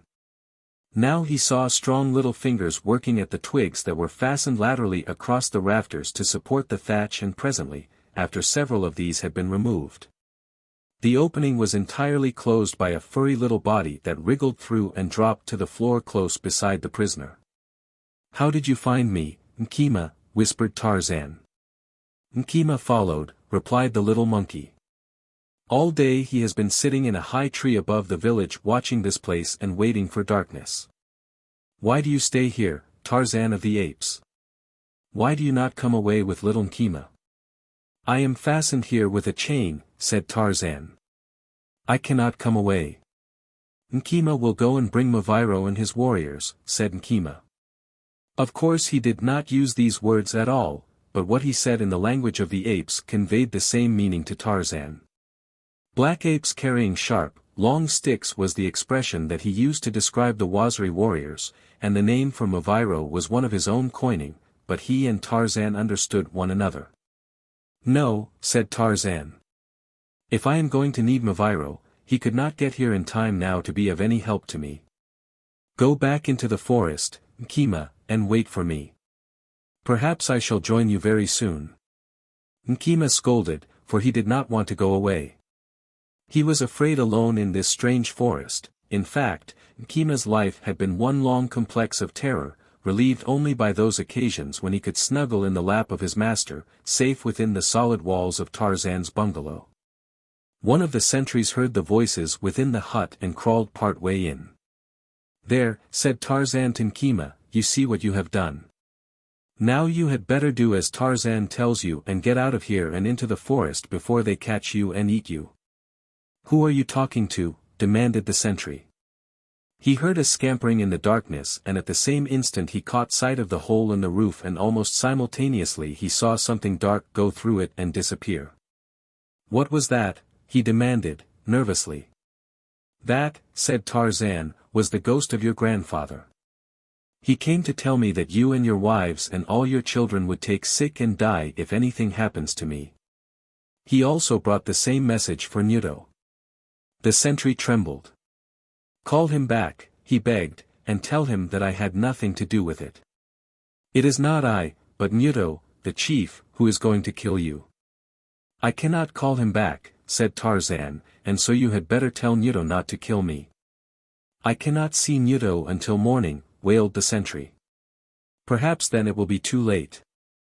"No," said Tarzan. "The ghost of your grandfather will not do anything until tomorrow." Terrified, the sentry returned to his post, where Tarzan heard him fearfully and excitedly discussing the matter with his companion until the ape-man finally dropped off to sleep again. It was late the following morning before anyone entered the hut in which Tarzan was confined. Then came Luckety with another gourd of milk. He was very much excited. "Is what Ogonio says true?" he demanded. "Who is Ogonio?" asked Tarzan. "He was one of the warriors who stood guard here last night. And he has told Nudo and all the village that he heard the ghost of his grandfather talking with you, and that the ghost said that he would kill everyone in the village if you were harmed, and now everyone is afraid." "And Nudo?" asked Tarzan. "Nudo is not afraid of anything," said Luckety. "Not even of ghosts of grandfathers?" asked Tarzan. "No. He alone of all the Bagigos is not afraid of the men of the lost tribe, and now he is very angry at you because you have frightened his people, and this evening you are to be burned. Look." And Luckety pointed to the low doorway of the hut. "From here you can see them placing the stake to which you are to be bound, and the boys are in the forest gathering faggots." Tarzan pointed toward the hole in the roof. "There," he said, "is the hole made by the ghost of Ogonio's grandfather. Fetch Nudo and let him see. Then, perhaps, he will believe." "It will make no difference," said Luckety. "If he saw 1,000 ghosts with his own eyes, he would not be afraid. He is very brave, but he is also very stubborn and a fool. Now we shall all die." "Unquestionably," said Tarzan. "Can you not save me?" asked Luckety. "If you will help me to escape, I promise you that the ghosts shall not harm you." "Oh, if I could but do it," said Luckety, as he passed the gourd of milk to the ape-man. "You bring me nothing but milk," said Tarzan. "Why is that?" "In this village we belong to the Bulaso clan and, therefore, we may not drink the milk nor eat the flesh of Timba, the black cow, so when we have guests or prisoners we save this food for them." Tarzan was glad that the totem of the Bulaso clan was a cow instead of a grasshopper, or rainwater from the roofs of houses, or one of the hundreds of other objects that are venerated by different clans. For while Tarzan's early training had not placed grasshoppers beyond the pale as food for men, he much preferred the milk of Timba. "I wish that Nudo would see me and talk with me," said Tarzan of the Apes. "Then he would know that it would be better to have me for a friend than for an enemy." Many men have tried to kill me, many chiefs greater than Nudo. This is not the first hut in which I have lain a prisoner, nor is it the first time that men have prepared fires to receive me, yet I still live, Luckety, and many of them are dead. Go, therefore, to Nudo and advise him to treat me as a friend, for I am not from the lost tribe of the Wiramwazi. I believe you, said Luckety, and I shall go and beg Nudo to hear me, but I am afraid that he will not. As the youth reached the doorway of the hut, there suddenly arose a great commotion in the village. Tarzan heard men issuing orders. He heard children crying and the pounding of many naked feet upon the hard ground. Then the war drums boomed and he heard clashing of weapons upon shields and loud shouting. He saw the guards before the doorway spring to their feet and run to join the other warriors, and then Luckety, at the doorway, shrank back with a cry of terror. They come! They come! He cried, and ran to the far side of the hut where he crouched in terror. Chapter 6. Erich von Harben looked into the faces of the tall, almost naked, warriors whose weapons menaced him across the gunwale of their low dugout, and the first thing to attract his attention was the nature of those weapons. Their spears were unlike any that he had ever seen in the hands of modern savages. Corresponding with the ordinary spear of the African savage, they carried a heavy and formidable javelin that suggested to the mind of the young archaeologist nothing other than the ancient Roman pike. And this similarity was further confirmed by the appearance of the short, broad, two-edged swords that dangled in scabbards supported by straps passing over the left shoulders of the warriors. If this weapon was not the gladius hispanius of the imperial legionary, von Harben felt that his studies and researches had been for naught. Ask them what they want, Gabula, he directed. Perhaps they will understand you. Who are you and what do you want of us? Demanded Gabula in the Bantu dialect of his tribe. We wish to be friends, added von Harben in the same dialect. We have come to visit your country. Take us to your chief. A tall Negro in the stern of the dugout shook his head. I do not understand you, he said. You are our prisoners. We are going to take you with us to our masters. Come, get into the boat. If you resist or make trouble we shall kill you. They speak a strange language, said Gabula. I do not understand them. Surprise and incredulity were reflected in the expression on von Harben's face, and he experienced such a sensation as one might who looked upon a man suddenly resurrected after having been dead for nearly 2,000 years. Von Harben had been a close student of ancient Rome and its long-dead language, but how different was the living tongue, which he heard and which he recognized for what it was, from the dead and musty pages of ancient manuscripts. He understood enough of what the man had said to get his meaning, but he recognized the tongue as a hybrid of Latin and Bantu root words, though the inflections appeared to be uniformly those of the Latin language. In his student days von Harben had often imagined himself a citizen of Rome. He had delivered orations in the Forum and had addressed his troops in the field in Africa and in Gaul, but how different it all seemed now when he was faced with the actuality rather than the figment of imagination. His voice sounded strange in his own ears and his words came haltingly as he spoke to the tall man in the language of the Caesars. We are not enemies, he said. We have come as friends to visit your country, and then he waited, scarce believing that the man could understand him. Are you a citizen of Rome? Demanded the warrior. No, but my country is at peace with Rome, replied von Harben. The man looked puzzled as though he did not understand the reply. You are from Castra Sanguinarius. His words carried the suggestion of a challenge. I am from Germania, replied von Harben. I never heard of such a country. You are a citizen of Rome from Castra Sanguinarius. Take me to your chief, said von Harben. That is what I intend to do. Get in here. Our masters will know what to do with you. Von Harben and Gabula climbed into the dugout, so awkwardly that they almost overturned it, much to the disgust of the warriors, who seized hold of them none too gently and forced them to squat in the bottom of the frail craft. This was now turned about and paddled along a winding canal, bordered on either side of tufted papyrus rising 10 to 15 feet above the surface of the water. To what tribe do you belong? asked von Harben, addressing the leader of the warriors. We are barbarians of the Mare Orientis, subjects of Validus Augustus, Emperor of the East, but why do you ask such questions? You know these things as well as I. A half-hour of steady paddling along winding water lanes brought them to a collection of beehive huts built upon the floating roots of the papyrus, from which the tall plants had been cleared just sufficiently to make room for the half-dozen huts that constituted the village. Here von Harben and Gabula became the center of a curious and excited company of men, women, and children. And von Harben heard himself and Gabula described by their captors as spies from Castra Sanguinarius and learned that on the morrow they were to be taken to Castrum Mare, which he decided must be the village of the mysterious masters, to whom his captors were continually alluding. The Negroes did not treat them unkindly, though they evidently considered them as enemies. When they were interviewed by the headman of the village, von Harben, his curiosity aroused, asked him why they had not been molested if all of his people believed, as they seemed to, that they were enemies.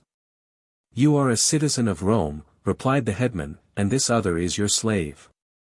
Our masters do not permit us barbarians to injure a citizen of Rome even though he may be from Castra Sanguinarius, except in self-defense or upon the battlefield in time of war. Who are your masters? Demanded von Harben. Why, the citizens of Rome who live in Castrum Mare, of course, as one from Castra Sanguinarius well knows. But I am not from Castra Sanguinarius, insisted von Harben. You may tell that to the officers of Validus Augustus, replied the headman. Perhaps they will believe you, but it is certain that I do not. Are these people who dwell in Castrum Mare Negroes? Asked von Harben. Take them away, ordered the headman, and confine them safely in a hut. There they may ask one another foolish questions. I do not care to listen to them further. Von Harben and Gabula were led away by a group of warriors and conducted into one of the small huts of the village. Here they were brought a supper of fish and snails and a dish concocted of the cooked pith of papyrus. When morning dawned the prisoners were again served with food similar to that which had been given them the previous evening, and shortly thereafter they were ordered from the hut. Upon the water lane before the village floated half a dozen dugouts filled with warriors. Their faces and bodies were painted as for war, and they appeared to have donned all the finery of barbaric necklaces, anklets, bracelets, armbands, and feathers that each could command. Even the prows of the canoes bore odd designs in fresh colors. There were many more warriors than could have been accommodated in the few huts within the small clearing, but, as von Harben learned later, these came from other clearings, several of which comprised the village. Von Harben and Gabula were ordered into the chief's canoe, and a moment later the little fleet pushed off into the water lane. Strong paddlers propelled the dugouts along the winding waterway in a northeasterly direction. During the first half-hour they passed several small clearings, in each of which stood a few huts from which the women and children came to the water's edge to watch them as they passed. But for the most part the water lane ran between monotonous walls of lofty papyrus, broken only occasionally by short stretches of more open water. Von Harben tried to draw the chief into conversation, especially relative to their destination and the nature of the masters, into whose hands they were to be delivered. But the taciturn warrior ignored his every advance, and finally von Harben lapsed into the silence of resignation. They had been paddling for hours, and the heat and monotony had become almost unbearable, when a turn in the water lane revealed a small body of open water, across the opposite side of which stretched what appeared to be low land surmounted by an earthen rampart, along the top of which was a strong stockade. The course of the canoe was directed toward two lofty towers that apparently marked the gateway through the rampart. Figures of men could be seen loitering about this gateway, and as they caught sight of the canoes a trumpet sounded and a score of men sallied from the gateway and came down to the water's edge. As the boat drew nearer, von Harben saw that these men were soldiers. And at the command of one of them the canoes drew up 100 yards offshore and waited there while the chief shouted to the soldiers on shore, telling them who he was and the nature of his business. Permission was then given for the chief's canoe to approach, but the others were ordered to remain where they were. "Stay where you are," commanded one of the soldiers, evidently an under-officer, as the dugout touched the shore. I have sent for the centurion. Von Harben looked with amazement upon the soldiers drawn up at the landing. They wore the tunics and cloaks of Caesar's legionaries. Upon their feet were the sandal-like caligae. A helmet, a leather cuirass, an ancient shield with pike and Spanish sword completed the picture of antiquity, only their skin belied the suggestion of their origin. They were not white men. Neither were they Negroes, but for the most part of a light brown color with regular features. They seemed only mildly curious concerning von Harben, and on the whole appeared rather bored than otherwise. The under-officer questioned the chief concerning conditions in the village. They were casual questions on subjects of no particular moment. But they indicated to von Harben a seemingly interested and friendly relationship between the Negroes of the outlying villages in the papyrus swamp and the evidently civilized brown people of the mainland. Yet the fact that only one canoe had been permitted to approach the land suggested that other and less pleasant relations had also existed between them at times. Beyond the rampart von Harben could see the roofs of buildings and far away, beyond these, the towering cliffs that formed the opposite side of the canyon. Presently 2 more soldiers emerged from the gateway opposite the landing. One of them was evidently the officer for whom they were waiting, his cloak and cuirass being of finer materials and more elaborately decorated. While the other, who walked a few paces behind him, was a common soldier, probably the messenger who had been dispatched to fetch him. And now another surprise was added to those which von Harben had already experienced since he had dropped over the edge of the barrier cliffs into this little valley of anachronisms. The officer was unquestionably white. "Who are these, Rufinus?" he demanded of the under-officer. "A barbarian chief and warriors from the villages of the western shore," replied Rufinus. "They bring 2 prisoners that they captured in the Rupes flew men. As a reward they wish permission to enter the city and see the emperor." "How many are they?" asked the officer. 60, replied Rufinus. "They may enter the city," said the officer. "I will give them a pass, but they must leave their weapons in their canoes and be out of the city before dark. Send 2 men with them. As to their seeing Validus Augustus, that I cannot arrange. They might go to the palace and ask the prefect there. Have the prisoners come ashore." As von Harben and Gabula stepped from the dugout, the expression upon the officer's face was one of perplexity. "Who are you?" he demanded. "My name is Erich von Harben," replied the prisoner. The officer jerked his head impatiently. "There is no such family in Castra Sanguinarius," he retorted. "I am not from Castra Sanguinarius."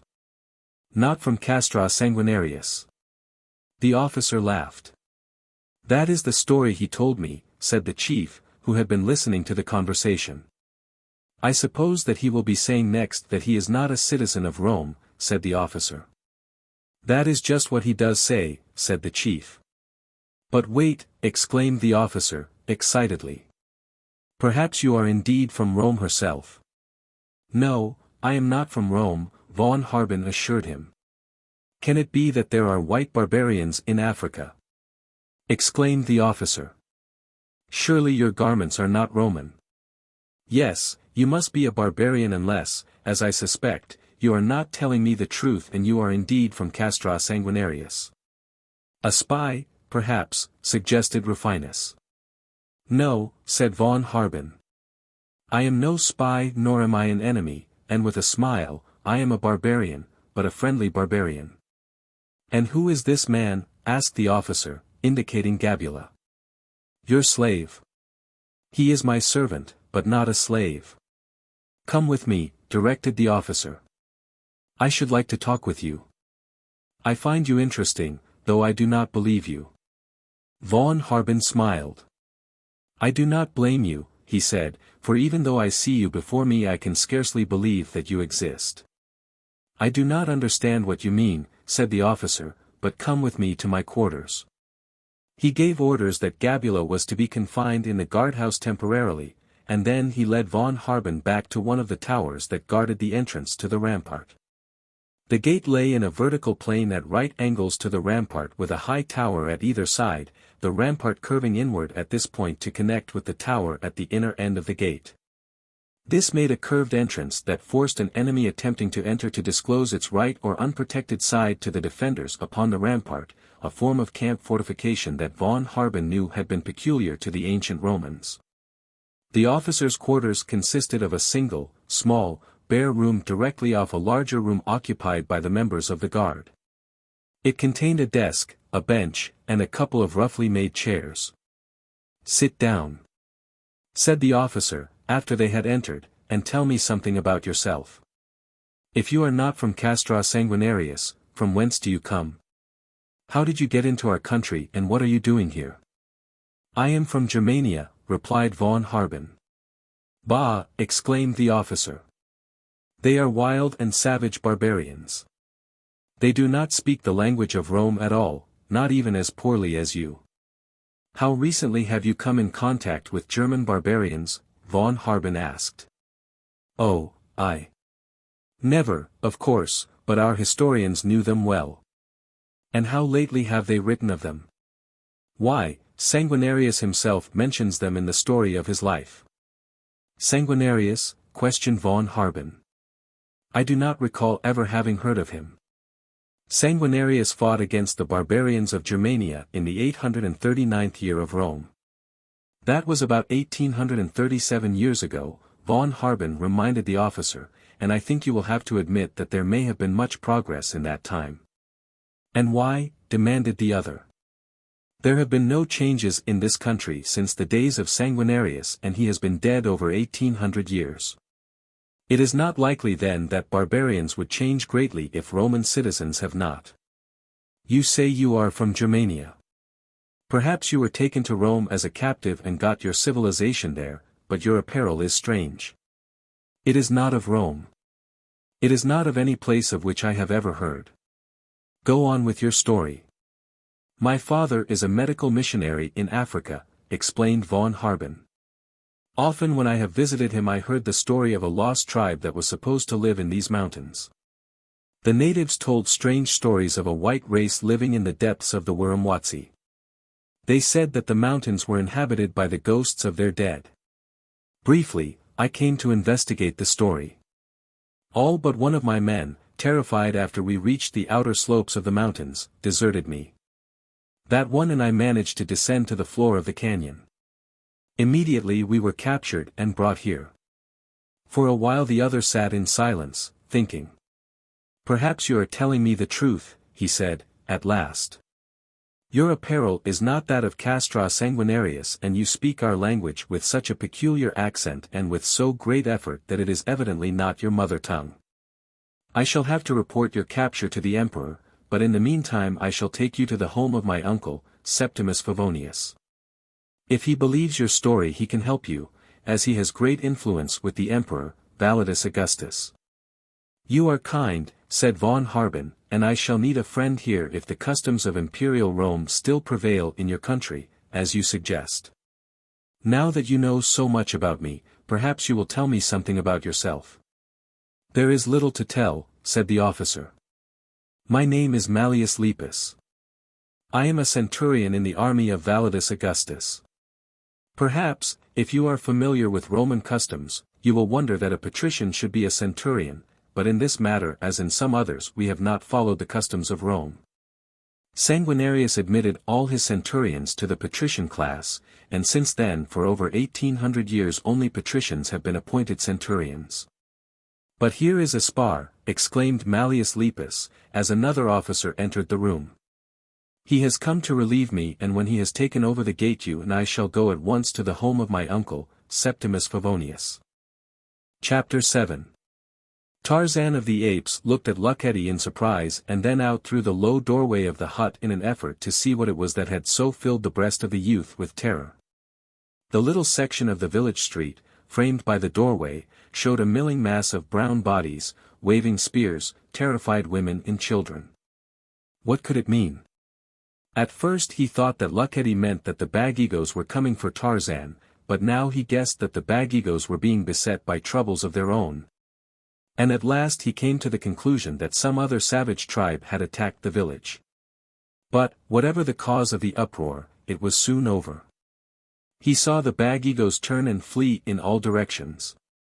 Strange figures passed before his eyes in pursuit, and for a time there was comparative silence, only a hurrying of feet, an occasional command and now and then a scream of terror. Presently 3 figures burst into the hut, enemy warriors searching the village for fugitives. Luckety, trembling, inarticulate, paralyzed by fright, crouched against the far wall. Tarzan sat leaning against the center pole to which he was chained. At sight of him, the leading warrior halted, surprise written upon his face. His fellows joined him and they stood for a moment in excited conversation, evidently discussing their find. Then one of them addressed Tarzan, but in a tongue that the ape-man could not understand, although he realized that there was something vaguely and tantalizingly familiar about it. Then one of them discovered Luckety and, crossing the hut, dragged him to the center of the floor. They spoke again to Tarzan, motioning him toward the door so that he understood that they were ordering him from the hut, but in reply he pointed to the chain about his neck. One of the warriors examined the lock that secured the chain, spoke to his fellows, and then left the hut. He returned very shortly with 2 rocks and, making Tarzan lie upon the ground, placed the padlock upon one of the rocks and pounded upon it with the other until it broke. As soon as he was released, Tarzan and Luckety were ordered from the hut, and when they had come out into the open the ape-man had an opportunity to examine his captors more closely. In the center of the village there were about 100 light brown warriors surrounding their Bag-Ego prisoners, of whom there were some 50 men, women, and children. The tunics, cuirasses, helmets, and sandals of the raiders Tarzan knew that he had never seen before, and yet they were as vaguely familiar as was the language spoken by their wearers. The heavy spears and the swords hanging at their right sides were not precisely like any spears or swords that he had ever seen, and yet he had a feeling that they were not entirely unfamiliar objects. The effect of the appearance of these strangers was tantalizing in the extreme. It is not uncommon for us to have experiences that are immediately followed by such a sensation of familiarity that we could swear we had lived through them before in their minutest detail. And yet we are unable to recall the time or place or any coincident occurrences. It was such a sensation that Tarzan experienced now. He thought that he had seen these men before, that he had heard them talk. He almost felt that at some time he had understood their language, and yet at the same time he knew that he had never seen them.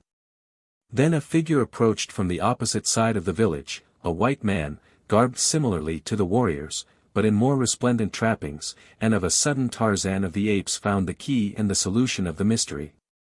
For the man who came toward him might have stepped from the pedestal of the statue of Julius Caesar in the Palazzo dei Conservatori in Rome. These were Romans. 1,000 years after the fall of Rome he had been captured by a band of Caesar's legionaries, and now he knew why the language was so vaguely familiar, for Tarzan. In his effort to fit himself for a place in the civilized world into which necessity sometimes commanded him, had studied many things and among them Latin. But the reading of Caesar's commentaries and scanning Virgil do not give one a command of the language, and so Tarzan could neither speak nor understand the spoken words. Though the smattering that he had of the language was sufficient to make it sound familiar when he heard others speaking it. Tarzan looked intently at the Caesar-like white man approaching him and at the dusky, stalwart legionaries about him. He shook himself. This indeed must be a dream, and then he saw Luckety with the other Bag-Ego prisoners. He saw the stake that had been set up for his burning, and he knew that as these were realities so were the strange warriors about him. Each soldier carried a short length of chain, at one end of which was a metal collar and a padlock, and with these they were rapidly chaining the prisoners neck to neck.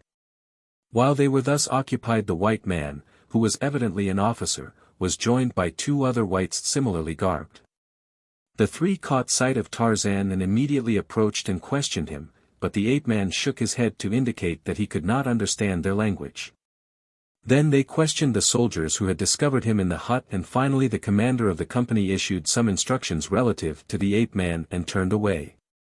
The result was that Tarzan was not chained to the file of prisoners, but though he again wore the iron collar, the end of the chain was held by one of the legionaries in whose keeping he had evidently been placed. Tarzan could only believe that this preferential treatment was accorded him because of his color and the reluctance of the white officers to chain another white with Negroes. As the raiders marched away from the village, one of the officers and a dozen legionaries marched in advance. These were followed by the long line of prisoners accompanied by another officer and a small guard. Behind the prisoners, many of whom were compelled to carry the live chickens that were a part of the spoils of the raid, came another contingent of soldiers herding the cows and goats and sheep of the villagers. And behind all a large rear guard comprising the greater part of the legionaries under the command of the third officer. The march led along the base of the mountains in a northerly direction and presently upward diagonally across the rising slopes at the west end of the Wiramwazi range. It chanced that Tarzan's position was at the rear of the line of prisoners, at the end of which marched Luckety. "Who are these people, Luckety?" asked Tarzan, after the party had settled down to steady progress. "These are the ghost people of the Wiramwazi," replied the young Bag-Ego. "They have come to prevent the killing of their fellow," said another, looking at Tarzan. "I knew Nudo should not have made him prisoner. I knew that harm would come from it. It is well for us that the ghost people came before we had slain him." "What difference will it make?" said another. "I would rather have been killed in my own village than to be taken into the country of the ghost people and killed there." "Perhaps they will not kill us," suggested Tarzan. "They will not kill you because you are one of them, but they will kill the Bag-Egos because they did dare to take you prisoner." "But they have taken him prisoner, too," said Luckety. "Can you not see that he is not one of them? He does not even understand their language." The other men shook their heads, but they were not convinced. They had made up their minds that Tarzan was one of the ghost people and they were determined that nothing should alter this conviction. After 2 hours of marching the trail turned sharply to the right and entered a narrow and rocky gorge, the entrance to which was so choked with trees and undergrowth that it could not have been visible from any point upon the slopes below. The gorge soon narrowed until its rocky walls could be spanned by a man's outstretched arms. The floor, strewn with jagged bits of granite from the lofty cliffs above, afforded poor and dangerous footing, so that the speed of the column was greatly reduced. As they proceeded, Tarzan realized that, although they were entering more deeply into the mountains, the trend of the gorge was downward rather than upward. The cliffs on either side rose higher and higher above them until in places the gloom of night surrounded them and, far above, the stars twinkled in the morning sky. For a long hour they followed the windings of the dismal gorge.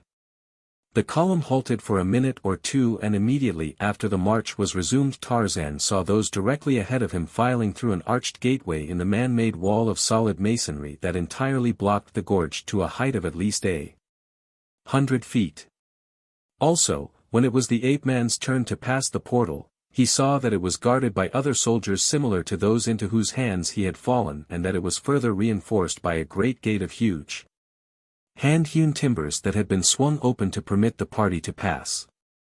Ahead of him Tarzan saw a well-worn road leading down into a dense forest in which huge, live oaks predominated, though interspersed with other varieties of trees, among which he recognized acacias and a variety of plane tree as well as a few cedars. Shortly after passing through the gate the officer in charge gave the command to halt at a small village of conical huts that was inhabited by Negroes not unlike the Bag-Egos, but armed with pikes and swords similar to those carried by the legionaries.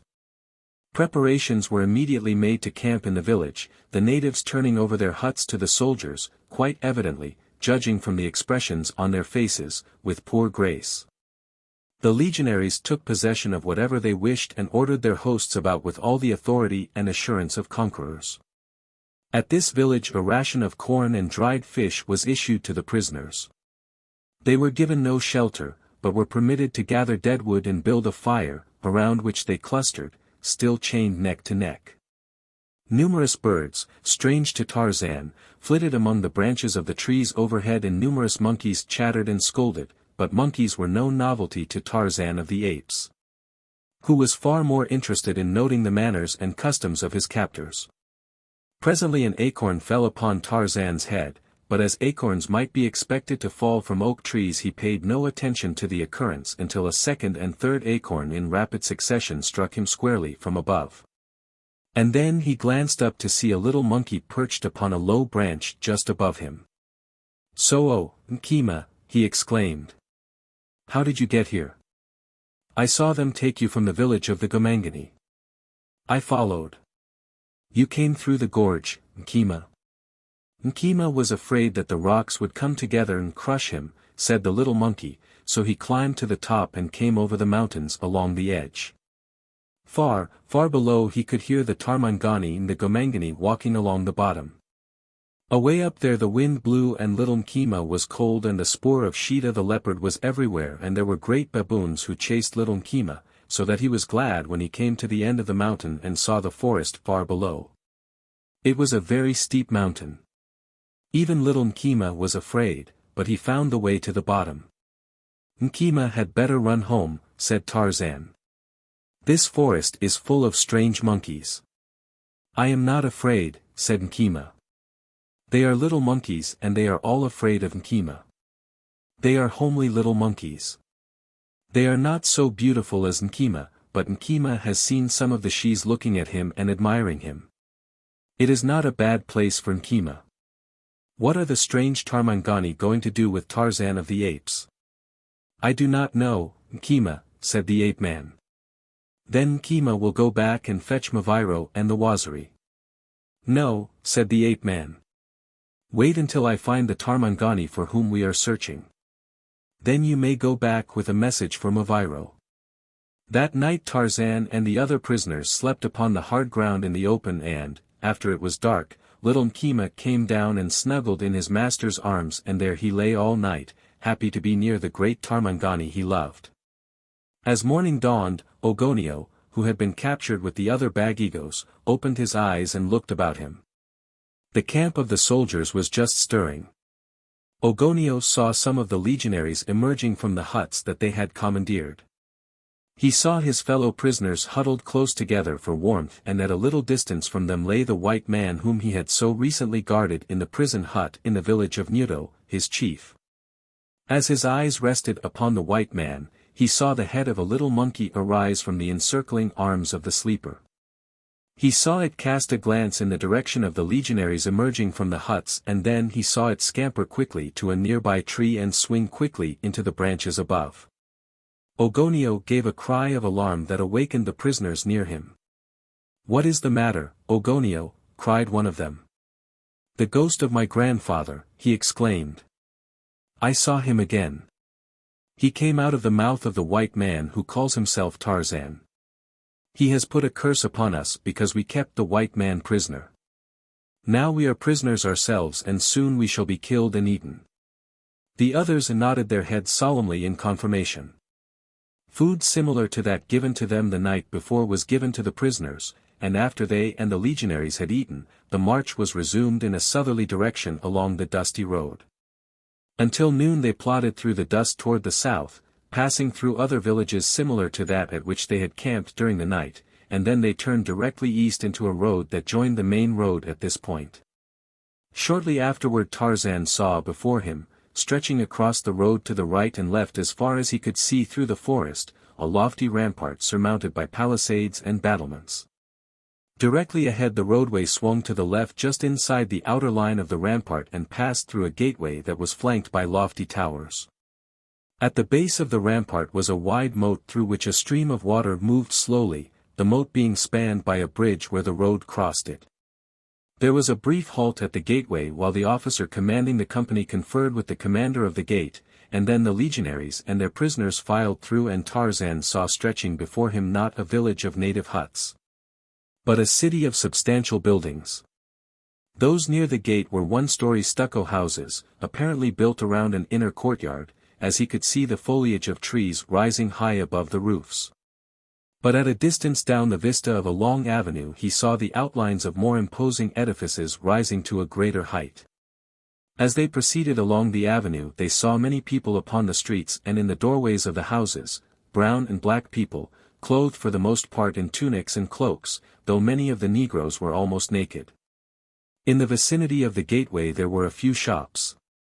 But as they proceeded along the avenue these gave way to dwellings that continued for a considerable distance until they reached a section that seemed to be devoted to shops of a better grade and to public buildings. Here they began to encounter white men, though the proportion of them to the total population seemed quite small. The people they passed stopped to look at the legionaries and their prisoners, and at intersections little crowds formed and quite a number followed them, but these were mostly small boys. The ape-man could see that he was attracting a great deal of attention, and the people seemed to be commenting and speculating upon him. Some of them called to the legionaries, who answered them good-naturedly, and there was considerable joking and chaffing, probably, Tarzan surmised, at the expense of the unfortunate prisoners. During the brief passage through the city Tarzan came to the conclusion that the Negro inhabitants were the servants, perhaps slaves, the brown men, the soldiers and shopkeepers, while the whites formed the aristocratic or patrician class. Well within the city the company turned to the left into another broad avenue and shortly afterward approached a great circular edifice constructed of hewn granite blocks. Arched apertures flanked by graceful columns rose tier upon tier to a height of 40 or 50 feet, and above the first story all of these arches were open. Through them Tarzan could see that the enclosure was without a roof, and he guessed that this lofty wall enclosed an arena, since it bore a marked resemblance to the Colosseum at Rome. As they came opposite the building the head of the column turned and entered it beneath a low, wide arch, and here they were led through numerous corridors in the first story of the building and down a flight of granite steps into gloomy subterranean chambers, where, opening from a long corridor, the ends of which were lost in darkness in both directions, were a series of narrow doorways before which swung heavy iron gates. In parties of 4 or 5 the prisoners were unchained and ordered into the dungeons that lay behind. Tarzan found himself with Luckety and 2 other bagigos in a small room constructed entirely of granite blocks. The only openings were the narrow, grated doorway, through which they entered, and a small, grated window in the top of the wall opposite the door, and through this window came a little light and air. The grating was closed upon them, the heavy padlock snapped, and they were left alone to wonder what fate lay in store for them. Chapter 8. Mallius Lepus conducted von Harben from the quarters of the captain of the gate in the south wall of the island city of Castrum Mare and, summoning a soldier, bade him fetch Gabula. "You shall come with me as my guest, Erich von Harben," announced Mallius Lepus, "and, by Jupiter, unless I am mistaken, Septimus Favonius will thank me for bringing such a find. His dinners lag for want of novelty, for long since has he exhausted all the possibilities of Castrum Mare. He has even had a Negro chief from the western forest as his guest of honor, and once he invited the aristocracy of Castrum Mare to meet a great ape. His friends will be mad to meet a barbarian chief from Germania. You are a chief, are you not?" And as von Harben was about to reply, Mallius Lepus stayed him with a gesture.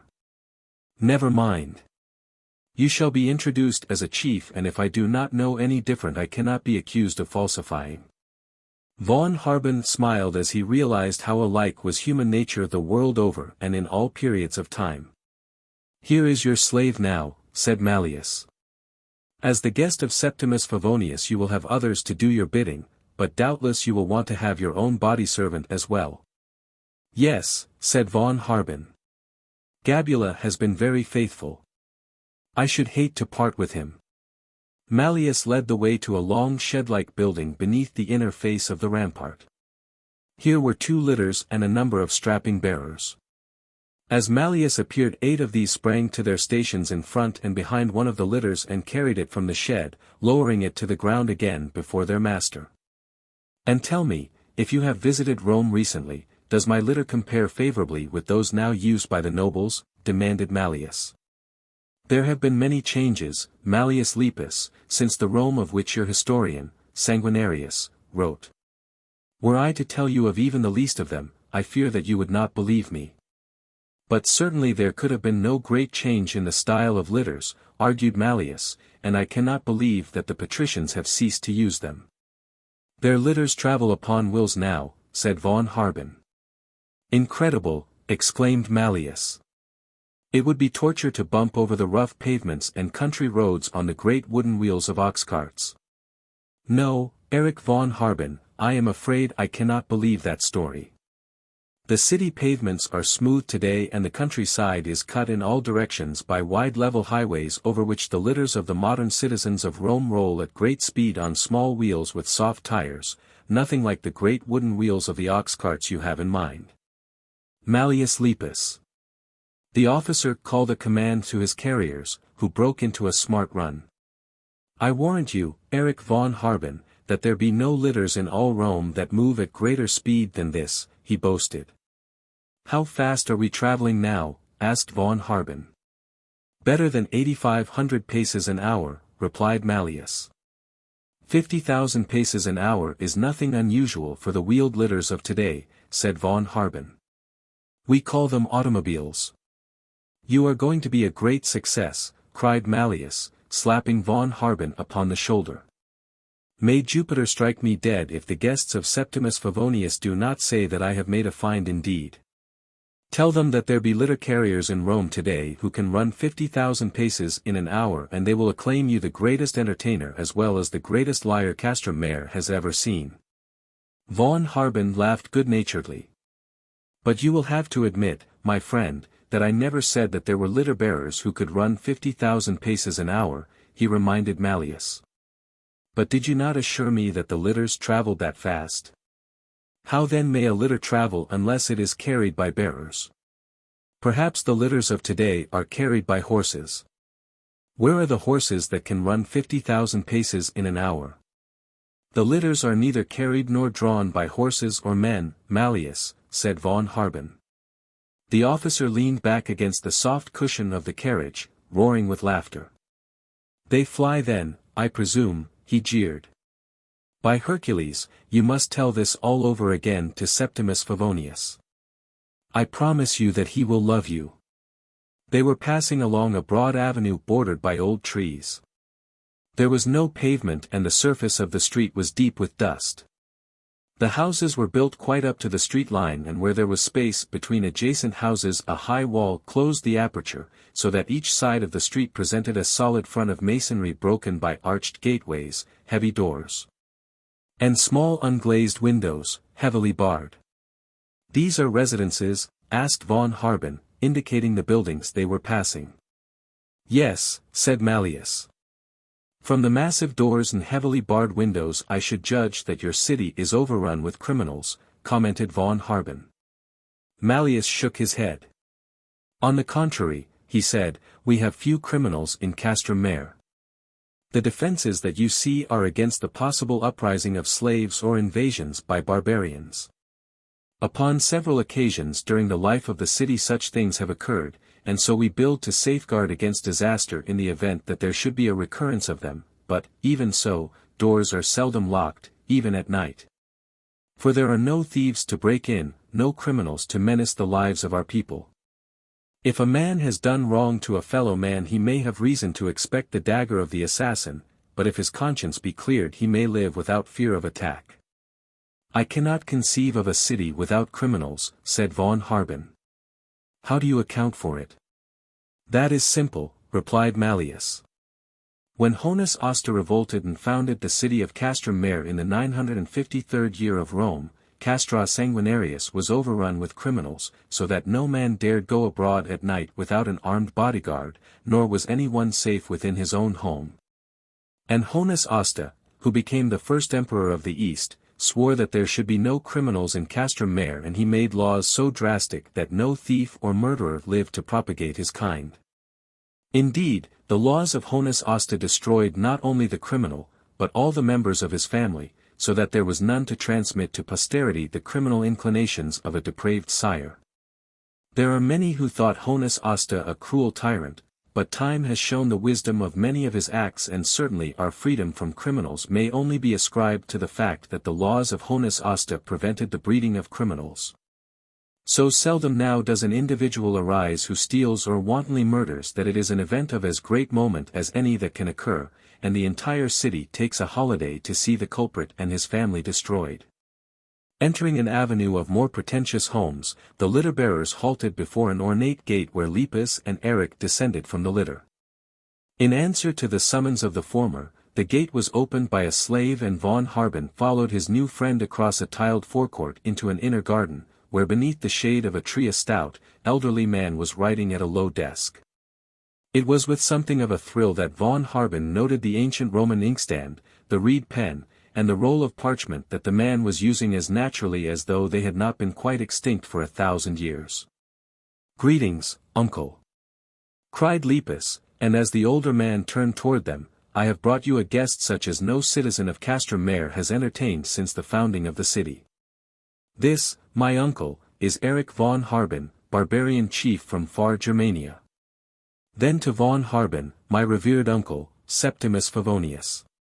Septimus Favonius arose and greeted von Harben hospitably, yet with such a measure of conscious dignity as to carry the suggestion that a barbarian, even though a chief and a guest, could not be received upon a plane of actual social equality by a citizen of Rome. Very briefly Lepus recounted the occurrences leading to his meeting with von Harben. Septimus Favonius seconded his nephew's invitation to be their guest, and then, at the suggestion of the older man, Lepus took Erich to his apartments to outfit him with fresh apparel. An hour later, Erich, shaved and apparelled as a young Roman patrician, stepped from the apartment, which had been placed at his disposal, into the adjoining chamber, which was a part of the suite of Mallius Lepus. "Go on down to the garden," said Lepus, "and when I am dressed I shall join you there." As von Harben passed through the home of Septimus Favonius on his way to the garden court, he was impressed by the peculiar blending of various cultures in the architecture and decoration of the home. The walls and columns of the building followed the simplest Grecian lines of architecture, while the rugs, hangings, and mural decorations showed marked evidence of both Oriental and savage African influences. The latter he could understand, but the source of the Oriental designs in many of the decorations was quite beyond him, since it was obvious that the lost tribe had had no intercourse with the outside world, other than with the savage Bagigos, for many centuries. And when he stepped out into the garden, which was of considerable extent, he saw a further blending of Rome and savage Africa, for while the main part of the building was roofed with handmade tile, several porches were covered with native grass thatch, while a small outbuilding at the far end of the garden was a replica of a Bagigo hut except that the walls were left unplastered, so that the structure appeared in the nature of a summer house. Septimus Favonius had left the garden and von Harben took advantage of the fact to examine his surroundings more closely. The garden was laid out with winding, gravelled walks, bordered by shrubs and flowers, with an occasional tree, some of which gave evidence of great age. The young man's mind, his eyes, his imagination were so fully occupied with his surroundings that he experienced a sensation almost akin to shock as he followed the turning of the path around a large ornamental shrub and came face to face with a young woman. That she was equally surprised was evidenced by the consternation apparent in her expression as she looked wide-eyed into the eyes of von Harben. For quite an appreciable moment of time they stood looking at one another. Von Harben thought that never in his life had he seen so beautiful a girl. What the girl thought, von Harben did not know. It was she who broke the silence. "Who are you?" she asked, in a voice little above a whisper, as one might conceivably address an apparition that had arisen suddenly and unexpectedly before him. "I am a stranger here," replied von Harben, "and I owe you an apology for intruding upon your privacy. I thought that I was alone in the garden." "Who are you?" repeated the girl. "I have never seen your face before or one like yours." "And I," said von Harben, "have never seen a girl like you. Perhaps I am dreaming. Perhaps you do not exist at all, for it does not seem credible that in the world of reality such a one as you could exist." The girl blushed. "You are not of Castrum Mare," she said. "That I can see." Her tone was a trifle cold and slightly haughty. "I have offended you," said von Harben. "I ask your pardon. I did not mean to be offensive, but coming upon you so unexpectedly quite took my breath away." "And your manners, too?" asked the girl, but now her eyes were smiling. "You have forgiven me?" asked von Harben. "You will have to tell me who you are and why you are here before I can answer that," she replied. "For all I know you might be an enemy or a barbarian." Von Harben laughed. "Mallius Lepus, who invited me here, insists that I am a barbarian," he said, "but even so I am the guest of Septimus Favonius, his uncle." The girl shrugged. "I am not surprised," she said. My father is notorious for the guests he honors. You are the daughter of Favonius? Asked von Harben. Yes, I am Favonia, replied the girl, but you have not yet told me about yourself. I command you to do so, she said, imperiously. I am Erich von Harben of Germania, said the young man. Germania, exclaimed the girl. Caesar wrote of Germania, as did Sanguinarius. It seems very far away. It never seemed so far as now, said von Harben. Yet the 3,000 miles of distance seem nothing by comparison with the centuries of time that intervene. The girl puckered her brows. I do not understand you, she said. No, said von Harben, and I cannot blame you. You are a chief, of course, she asked. He did not deny the insinuation, for he had been quick to see from the attitude of the 3 patricians he had met that the social standing of a barbarian in Castrum Mare might be easily open to question. Unless his barbarism was somewhat mitigated by a title. Proud as he was of his nationality. Von Harben realized that it was a far cry from the European barbarians of Caesar's day to their cultured descendants of the 20th century and that it would probably be impossible to convince these people of the changes that had taken place since their history was written. And, also, he was conscious of a very definite desire to appear well in the eyes of this lovely maiden of a bygone age. Favonia, exclaimed von Harben. He scarcely breathed the name. The girl looked up at him questioningly. Yes, she said. It is such a lovely name, he said. I never heard it spoken before. You like it? She asked. Very much, indeed. The girl puckered her brows in thought. She had beautiful penciled brows and a forehead that denoted an intelligence that was belied by neither her eyes, her manner, nor her speech. I am glad that you like my name, but I do not understand why I should be glad. You say that you are a barbarian, and yet you do not seem like a barbarian. Your appearance and your manner are those of a patrician, though perhaps you are overbold with a young woman you have never met before, but that I ascribe to the ignorance of the barbarian and so I forgive it. Being a barbarian has its compensations, laughed von Harben, and perhaps I am a barbarian. I may be again forgiven if I say you are quite the most beautiful girl I have ever seen and the only one, I could. He hesitated. You could what? She demanded. Even a barbarian should not dare to say what I was about to say to one whom I have known scarce half a dozen minutes. Whoever you may be, you show rare discrimination, came in a sarcastic tone in a man's voice directly behind von Harben. The girl looked up in surprise and von Harben wheeled both simultaneously, for neither had been aware of the presence of another. Facing him von Harben saw a short, dark, greasy-looking young man in an elaborate tunic, his hand resting upon the hilt of the short sword that hung at his hip. There was a sarcastic sneer upon the face of the newcomer. Who is your barbarian friend, Favonia? He demanded. This is Erich von Harben, a guest in the home of Septimus Favonius, my father, replied the girl, haughtily. And to von Harben, this is Fulvus Fupus, who accepts the hospitality of Septimus Favonius so often that he feels free to criticize another guest. Fupus flushed. I apologize, he said, but one may never know when to honor or when to ridicule one of Septimus Favonius's guests of honor. The last, if I recall correctly, was an ape, and before that there was a barbarian from some outer village, but they are always interesting and I am sure that the barbarian, Erich von Harben, will prove no exception to the rule. The man's tone was sarcastic and obnoxious to a degree, and it was with difficulty that von Harben restrained his mounting temper. Fortunately, at this moment, Mallius Lepus joined them and von Harben was formally presented to Favonia. Fulvus Fupus thereafter paid little attention to von Harben, but devoted his time assiduously to Favonia. Von Harben knew from their conversation that they were upon friendly and intimate terms and he guessed that Fupus was in love with Favonia, though he could not tell from the girl's attitude whether or not she returned his affection. There was something else that von Harben was sure of, that he too was in love with Favonia. Upon several occasions in life he had thought that he was in love, but his sensations and reactions upon those other occasions had not been the same in either kind or degree as those which he now experienced.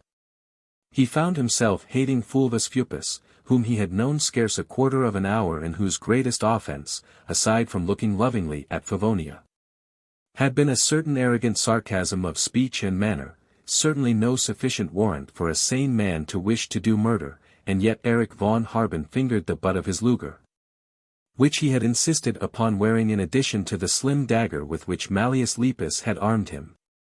Later, when Septimus Favonius joined them, he suggested that they all go to the baths, and Mallius Lepus whispered to von Harben that his uncle was already itching to exhibit his new find.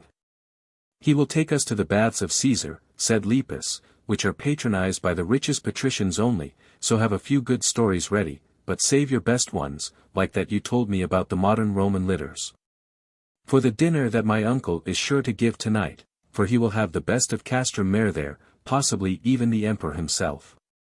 The baths of Caesar were housed in an imposing building, of which that portion facing on the avenue was given over to what appeared to be exclusive shops.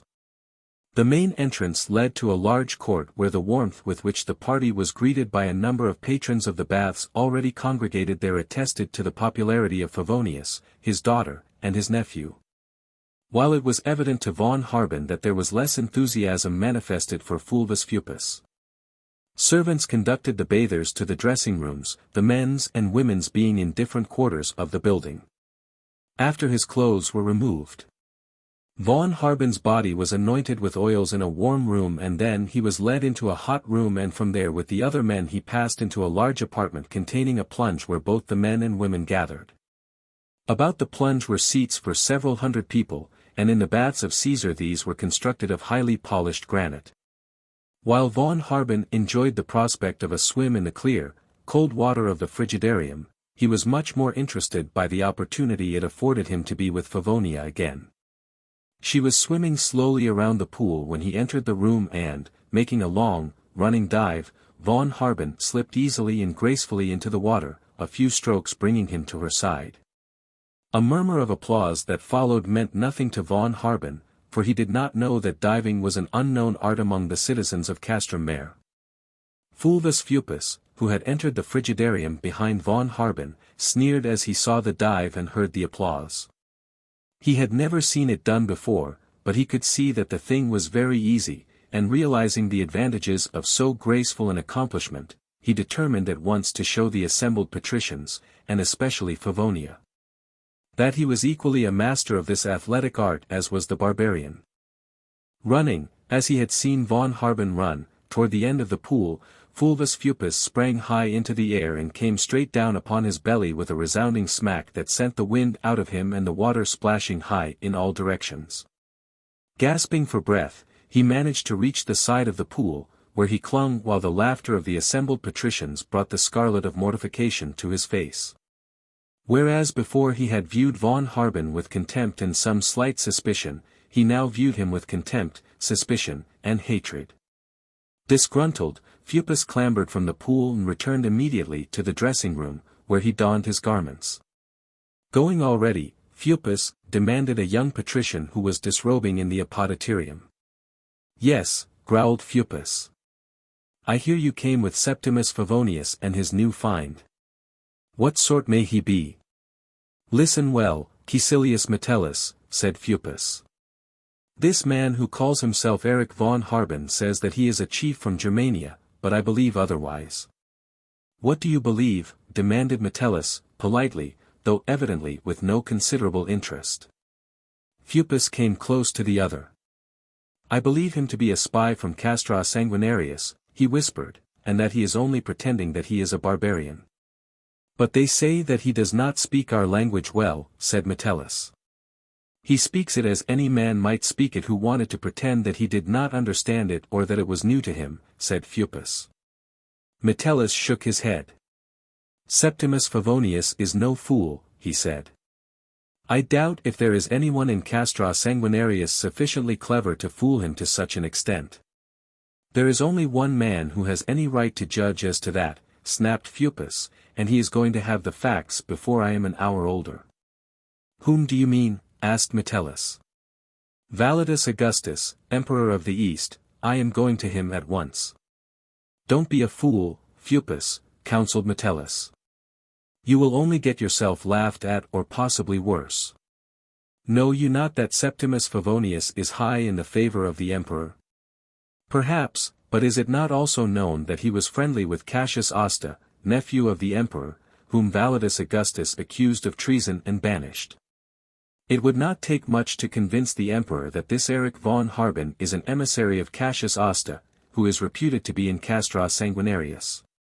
Caecilius Metellus laughed. Go on then and make a fool of yourself, Fupus, he said. You will probably bring up at the end of a rope.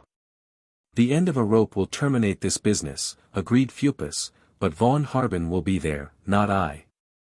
Chapter 9. As night fell upon the city of Castra Sanguinarius, the gloom of the granite dungeons beneath the city's Colosseum deepened into blackest darkness, which was relieved only by a rectangular patch of starlit sky where barred windows pierced the walls. Squatting upon the rough stone floor, his back against the wall, Tarzan watched the stars moving in slow procession across the window's opening. A creature of the wild, impatient of restraint, the ape-man suffered the mental anguish of the caged beast. Perhaps, because of his human mind, his suffering was greater than would have been that of one of the lower orders. Yet he endured with even greater outward stoicism than the beast that paces to and fro seeking escape from the bars that confine it. As the feet of the beast might have measured the walls of its dungeon, so did the mind of Tarzan, and never for a waking moment was his mind not occupied by thoughts of escape. Luckety and the other inmates of the dungeon slept, but Tarzan still sat watching the free stars and envying them, when he became conscious of a sound, ever so slight, coming from the arena, the floor of which was about on a level with the sill of the little window in the top of the dungeon wall. Something was moving, stealthily and cautiously, upon the sand of the arena. Presently, framed in the window, silhouetted against the sky, appeared a familiar figure. Tarzan smiled and whispered a word so low that a human ear could scarce have heard it, and Nkema slipped between the bars and dropped to the floor of the dungeon. An instant later the little monkey snuggled close to Tarzan, its long, muscular arms clasped tightly about the neck of the ape-man. Come home with me, pleaded Nkema. Why do you stay in this cold, dark hole beneath the ground? You have seen the cage in which we sometimes keep Jadbalja, the golden lion, demanded Tarzan.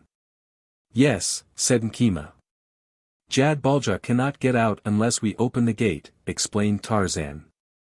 I too am in a cage. I cannot get out until they open the gate. I will go and get Maviro and his Gomangani with the sharp sticks, said Nkema. They will come and let you out. No, Nkema, said Tarzan. If I cannot get out by myself, Maviro could not get here in time to free me, and if he came many of my brave Waziri would be killed, for there are fighting men here in far greater numbers than Maviro could bring. After a while Tarzan slept, and curled up within his arms slept Nkema, the little monkey, but when Tarzan awoke in the morning Nkema was gone. Toward the middle of the morning soldiers came and the door of the dungeon was unlocked and opened to admit several of them, including a young white officer, who was accompanied by a slave. The officer addressed Tarzan in the language of the city, but the ape-man shook his head, indicating that he did not understand. Then the other turned to the slave with a few words and the latter spoke to Tarzan in the Bagigo dialect, asking him if he understood it. Yes, replied the ape-man, and through the interpreter the officer questioned Tarzan. Who are you and what were you, a white man, doing in the village of the Bagigos? Asked the officer. I am Tarzan of the Apes, replied the prisoner. I was looking for another white man who is lost somewhere in these mountains, but I slipped upon the cliffside and fell, and while I was unconscious the Bagigos took me prisoner, and when your soldiers raided the Bagigo village they found me there. Now that you know about me, I presume that I shall be released. Why? Demanded the officer. Are you a citizen of Rome? Of course not, said Tarzan. What has that to do with it? Because if you are not a citizen of Rome it is quite possible that you are an enemy. How do we know that you are not from Castrum Mare?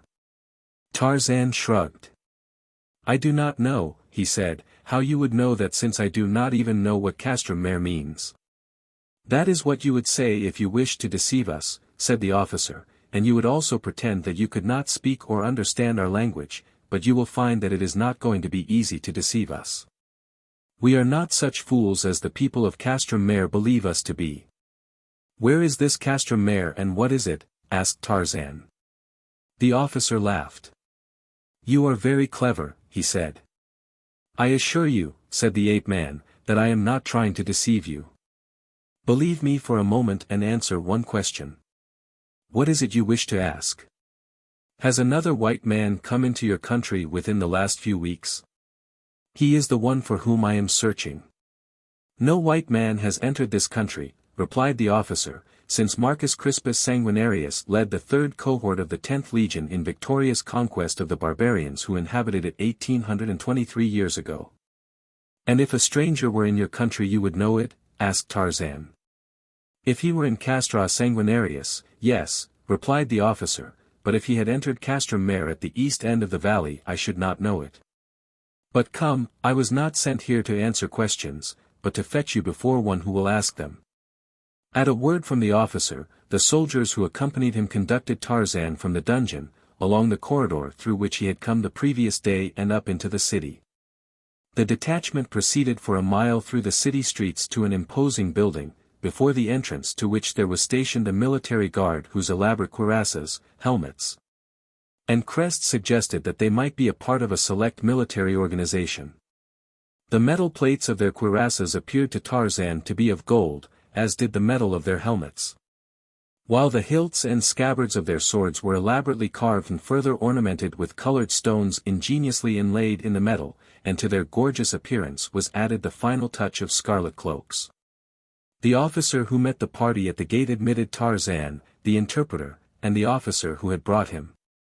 But the guard of soldiery was replaced by a detachment of resplendent men-at-arms similar to those who guarded the entrance to the palace. Tarzan was taken immediately into the building and along a wide corridor, from which opened many chambers, to a large, oblong room flanked by stately columns. At the far end of the apartment a large man sat in a huge, carved chair, on a raised dais.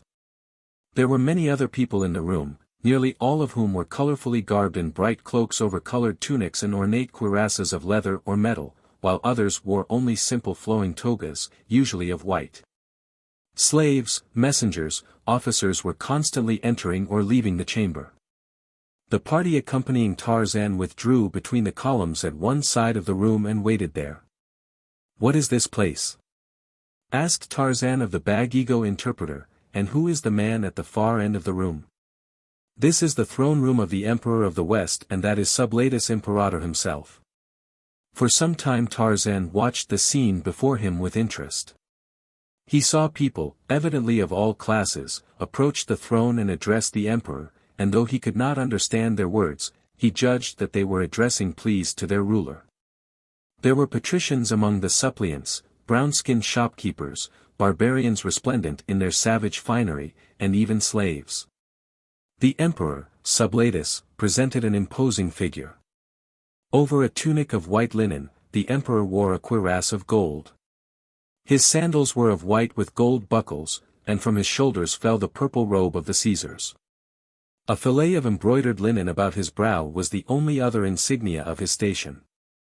Directly behind the throne were heavy hangings against which were ranged a file of soldiers bearing poles surmounted by silver eagles and various other devices, and banners, of the meaning and purpose of which Tarzan was ignorant. Upon every column along the side of the wall were hung shields of various shapes over crossed banners and standards similar to those ranged behind the emperor. Everything pertaining to the embellishment of the room was martial, the mural decorations being crudely painted scenes of war. Presently a man, who appeared to be an official of the court, approached them and addressed the officer who had brought Tarzan from the Colosseum. "Are you Maximus Praeclarus?" he demanded. "Yes," replied the officer. "Present yourself with the prisoner." As Tarzan advanced toward the throne surrounded by the detachment of the guard, all eyes were turned upon him, for he was a conspicuous figure even in this assemblage of gorgeously apparelled courtiers and soldiers. though his only garments were a loincloth and a leopard skin. His suntanned skin, his shock of black hair, and his grey eyes might not alone have marked him especially in such an assemblage, for there were other dark-skinned, black-haired, grey-eyed men among them. But there was only one who towered inches above them all, and he was Tarzan. The undulating smoothness of his easy stride suggested even to the mind of the proud and haughty Sublatus the fierce and savage power of the king of beasts, which perhaps accounted for the fact that the emperor, with raised hand, halted the party a little further from the throne than usual. As the party halted before the throne, Tarzan did not wait to be questioned, but, turning to the Bag-Ego interpreter, said, "Ask Sublatus why I have been made a prisoner and tell him that I demand that he free me at once." The man quailed. "Do as I tell you," said Tarzan. "What is he saying?" asked Sublatus of the interpreter. "I fear to repeat such words to the emperor," replied the man. "I command it," said Sublatus. "He asked why he has been made a prisoner and demands that he be released at once." "Ask him who he is," said Sublatus, angrily, "that he dares issue commands to Sublatus Imperator." "Tell him," said Tarzan, after the emperor's words had been translated to him, "that I am Tarzan of the Apes, but if that means as little to him as his name means to me, I have other means to convince him that I am as accustomed to issuing orders and being obeyed as is he." "Take the insolent dog away," replied Sublatus with trembling voice after he had been told what Tarzan's words had been. The soldiers laid hold of Tarzan, but he shook them off. "Tell him," snapped the ape-man, "that as one white man to another I demand an answer to my question.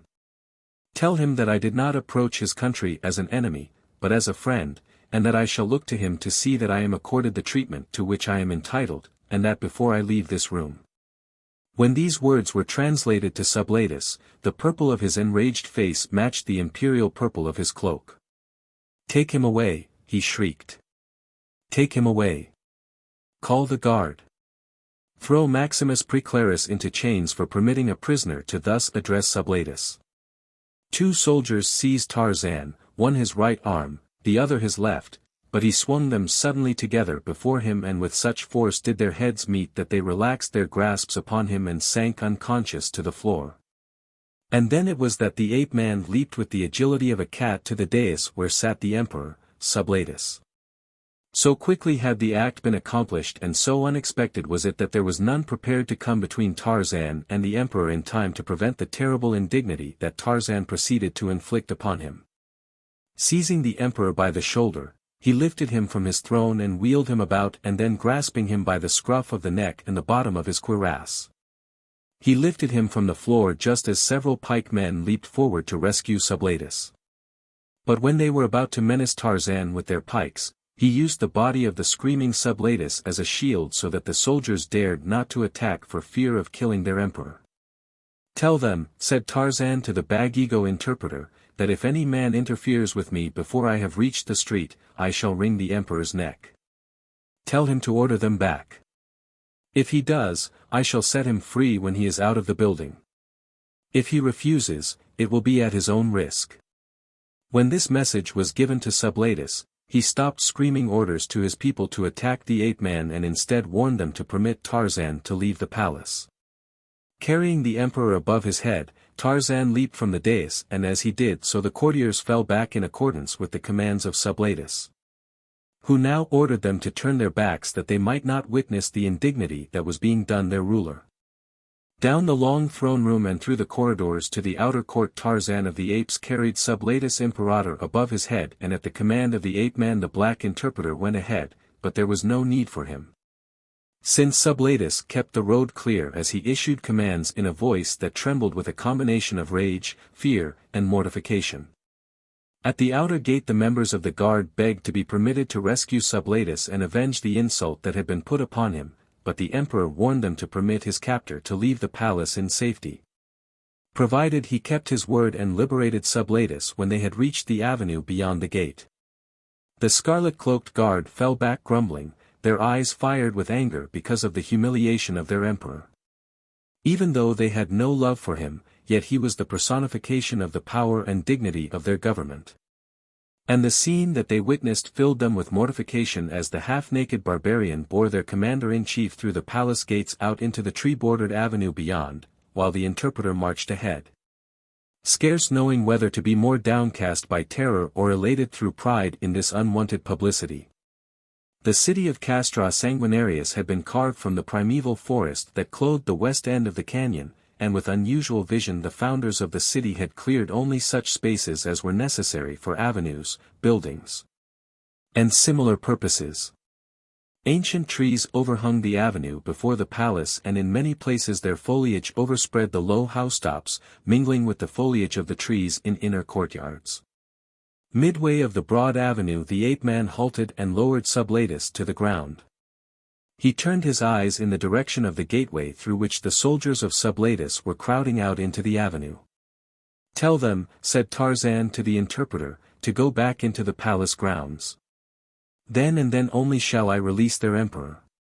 For Tarzan had noted the ready javelins in the hands of many of the guardsmen and guessed that the moment his body ceased to be protected by the near presence of Sublatus it would be the target and the goal of a score of the weapons.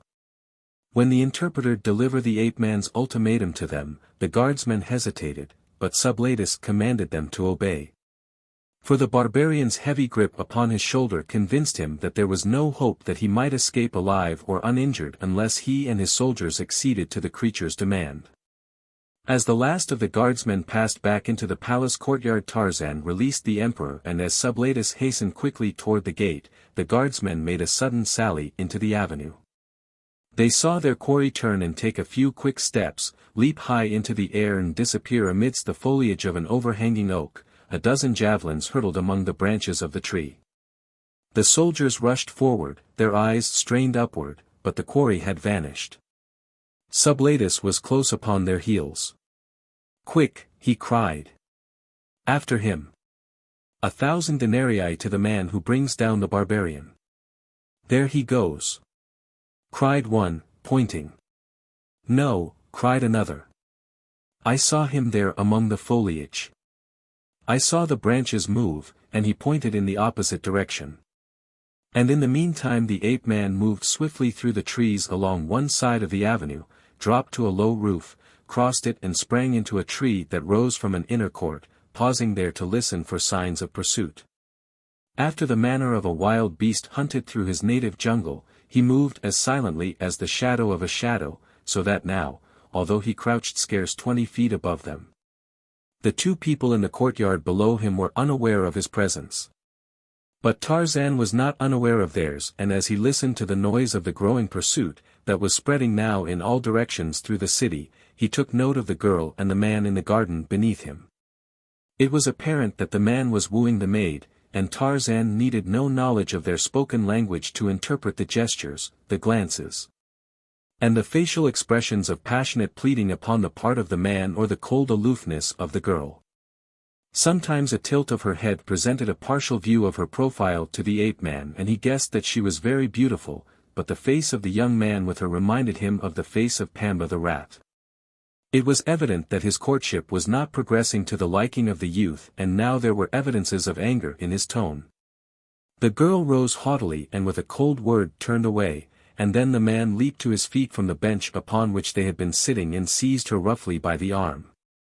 She turned surprised and angry eyes upon him and had half-voiced a cry for help when the rat-faced man clapped a hand across her mouth and with his free arm dragged her into his embrace. Now all this was none of Tarzan's affair. The shes of the city of Castra Sanguinarius meant no more to the savage ape-man than did the shes of the village of Nudo, chief of the Bagigos. They meant no more to him than did Sabor the lioness and far less than did the shes of the tribe of Akut or of Toyat the king apes, but Tarzan of the apes was often a creature of impulses. Now he realized that he did not like the rat-faced young man, and that he never could like him, while the girl that he was maltreating seemed to be doubly likable because of her evident aversion to her tormentor. The man had bent the girl's frail body back upon the bench. His lips were close to hers when there was a sudden jarring of the ground beside him and he turned astonished eyes upon the figure of a half-naked giant. Steel-gray eyes looked into his beady black ones, a heavy hand fell upon the collar of his tunic, and he felt himself lifted from the body of the girl and then hurled roughly aside. He saw his assailant lift his victim to her feet, and his little eyes saw, too, another thing: the stranger was unarmed. Then it was that the sword of Fastus leaped from its scabbard and that Tarzan of the Apes found himself facing naked steel. The girl saw what Fastus would do. She saw that the stranger who protected her was unarmed, and she leaped between them, at the same time calling loudly, "Axik! Saris! Mpingu! Hither! Quickly!" Tarzan seized the girl and swung her quickly behind him, and simultaneously Fastus was upon him.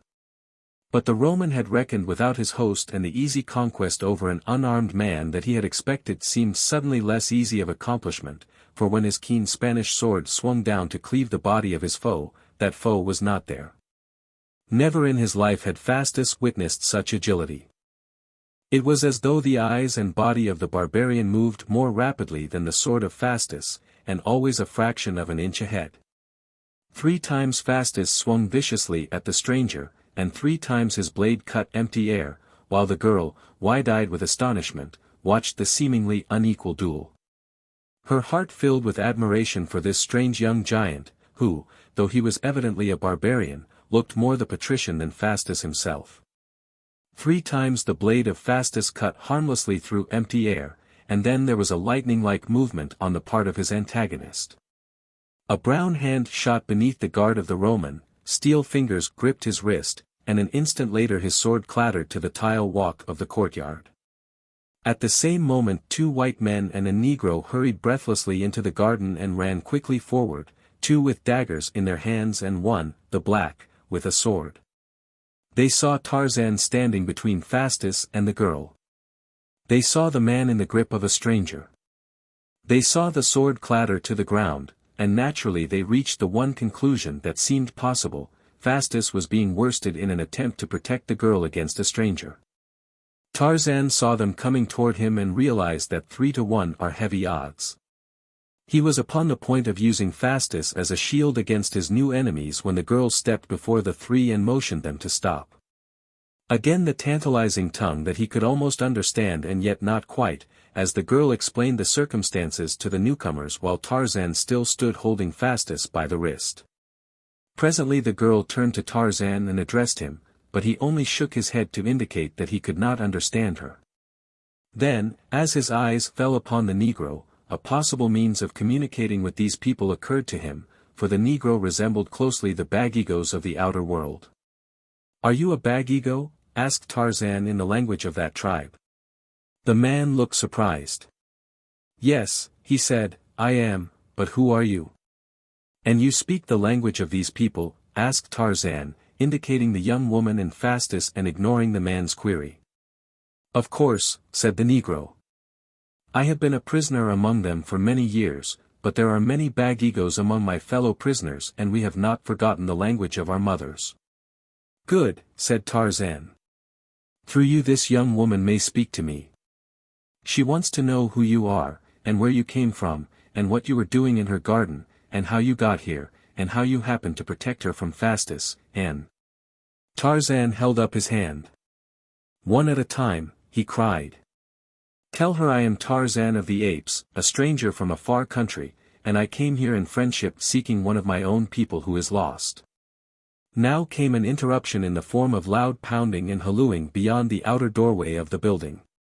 "See what that may be, Axik," directed the girl, and as the one so addressed, and evidently a slave, humbly turned to do her bidding, she once more addressed Tarzan through the interpreter. "You have won the gratitude of Delecta," she said, "and you shall be rewarded by her father." At this moment Axik returned followed by a young officer. As the eyes of the newcomer fell upon Tarzan they went wide and he started back, his hand going to the hilt of his sword, and simultaneously Tarzan recognized him as Maximus Praeclarus, the young patrician officer who had conducted him from the Colosseum to the palace. "Lay off your sword, Maximus Praeclarus," said the young girl, "for this man is no enemy." "And you are sure of that, Delecta?" demanded Praeclarus. "What do you know of him?" "I know that he came in time to save me from this swine who would have harmed me," said the girl haughtily, casting a withering glance at Fastus. "I do not understand," said Preclaris. "This is a barbarian prisoner of war who calls himself Tarzan and whom I took this morning from the Colosseum to the palace at the command of the emperor, that Sublatus might look upon the strange creature, whom some thought to be a spy from Castrum Mare. If he is a prisoner, what is he doing here, then?" demanded the girl. "And why are you here?" "This fellow attacked the emperor himself and then escaped from the palace. The entire city is being searched and I, being in charge of a detachment of soldiers assigned to this district, came immediately hither, fearing the very thing that has happened and that this wild man might find you and do you harm. It was the patrician, Fastus, son of Imperial Caesar, who would have harmed me," said the girl. "It was the wild man who saved me from him." Maximum Preclaris looked quickly at Fastus, the son of Sublatus, and then at Tarzan. The young officer appeared to be resting upon the horns of a dilemma. "There is your man," said Fastus, with a sneer. "Back to the dungeons with him." "Maximus Preclaris does not take orders from Fastus," said the young man, "and he knows his duty without consulting him." "You will arrest this man who has protected me, Preclaris?" demanded Delecta. "What else may I do?" asked Preclaris. "It is my duty." "Then do it," sneered Fastus. Preclaris went white. "It is with difficulty that I can keep my hands off you, Fastus," he said. "If you were the son of Jupiter himself, it would not take much more to get yourself choked. If you know what is well for you, you will go before I lose control of my temper." "Mpingu," said Delecta, "show Fastus to the avenue." Fastus flushed. "My father, the emperor, shall hear of this," he snarled, "and do not forget, Delecta, your father stands none too well in the estimation of Sublatus Imperator." "Get gone," cried Delecta, "before I order my slave to throw you into the avenue." With a sneer and a swagger Fastus quit the garden, and when he had gone Delecta turned to Maximus Preclaris. "What shall we do?" she cried. "I must protect this noble stranger who saved me from Fastus, and at the same time you must do your duty and return him to Sublatus." "I have a plan," said Maximus Preclaris, "but I cannot carry it out unless I can talk with the stranger." "Mpingu can understand and interpret for him," said the girl. "Can you trust Mpingu implicitly?" asked Preclaris. "Absolutely," said Delecta. "Then send away the others," said Preclaris, indicating Axic and Ceres. And when Mpingu returned from escorting Fastus to the street he found Maximus Preclaris, Delecta, and Tarzan alone in the garden. Preclaris motioned Mpingu to advance. "Tell the stranger that I have been sent to arrest him," he said to Mpingu, "but tell him also that because of the service he has rendered Delecta I wish to protect him, if he will follow my instructions." "What are they?" asked Tarzan when the question had been put to him. "What do you wish me to do?" "I wish you to come with me," said Preclaris, "to come with me as though you are my prisoner. I shall take you in the direction of the Colosseum and when I am opposite my own home I shall give you a signal so that you will understand that the house is mine. Immediately afterward I will make it possible for you to escape into the trees as you did when you quit the palace with Sublatus. Go, then, immediately to my house and remain there until I return. Delecta will send Mpingu there now to warn my servants that you are coming. At my command they will protect you with their lives. Do you understand?" "I understand," replied the ape-man, when the plan had been explained to him by Mpingu. "Later," said Preclaris, "we may be able to find a way to get you out of Castra Sanguinarius and across the mountains." Chapter 10. The cares of state rested lightly upon the shoulders of Validus Augustus, Emperor of the East, for though his title was imposing his domain was small and his subjects few. The island city of Castrum Mare boasted a population of only a trifle more than 22,000 people, of which some 3,000 were whites and 19,000 of mixed blood, while outside the city. In the villages of the lake dwellers and along the eastern shore of Mare Orientis, dwelt the balance of his subjects, comprising some 26,000 Negroes. Today, reports and audiences disposed of, the emperor had withdrawn to the palace garden to spend an hour in conversation with a few of his intimates, while his musicians, concealed within a vine-covered bower, entertained him. While he was thus occupied, a chamberlain approached and announced that the patrician Fulvus Fupus begged an audience of the emperor. "Fulvus knows that the audience hour is past," snapped the emperor. "Bid him come on the morrow." "He insists, most glorious Caesar," said the chamberlain, "that his business is of the utmost importance and that it is only because he felt that the safety of the emperor is at stake that he came at this hour." "Bring him here then," commanded Validus, and, as the chamberlain turned away, "am I never to have a moment's relaxation without some fool like Fulvus Fupus breaking in upon me with some silly story?" he grumbled to one of his companions. When Fulvus approached the emperor a moment later, he was received with a cold and haughty stare. "I have come, most glorious Caesar," said Fulvus, "to fulfill the duty of a citizen of Rome, whose first concern should be the safety of his emperor." "What are you talking about?" snapped Validus. "Quick, out with it. There is a stranger in Castrum Mare who claims to be a barbarian from Germania, but I believe him to be a spy from Castrum Sanguinarius where, it is said, Cassius Asta is an honored guest of Sublatus, in that city." "What do you know about Cassius Asta and what has he to do with it?" demanded Validus. "It is said, it is rumored," stammered Fulvus Fupus, "that—" "I have heard too many rumors already about Cassius Asta," exclaimed Validus. "Can I not dispatch my nephew upon a mission without every fool in Castrum Mare lying awake nights to conjure motives, which may later be ascribed to me?" "It is only what I heard," said Fulvus, flushed and uncomfortable. "I do not know anything about it." "I did not say that I knew." "Well, what did you hear?" demanded Validus. "Come, out with it.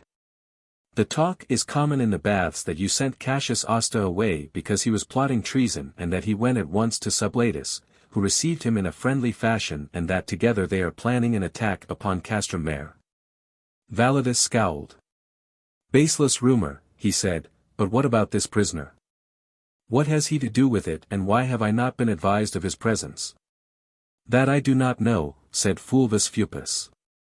"That is why I felt it doubly my duty to inform you, since the man who is harboring the stranger is a most powerful patrician and one who might well be ambitious." "Who is he?" asked the emperor. "Septimus Favonius," replied Fupus. "Septimus Favonius," exclaimed Validus.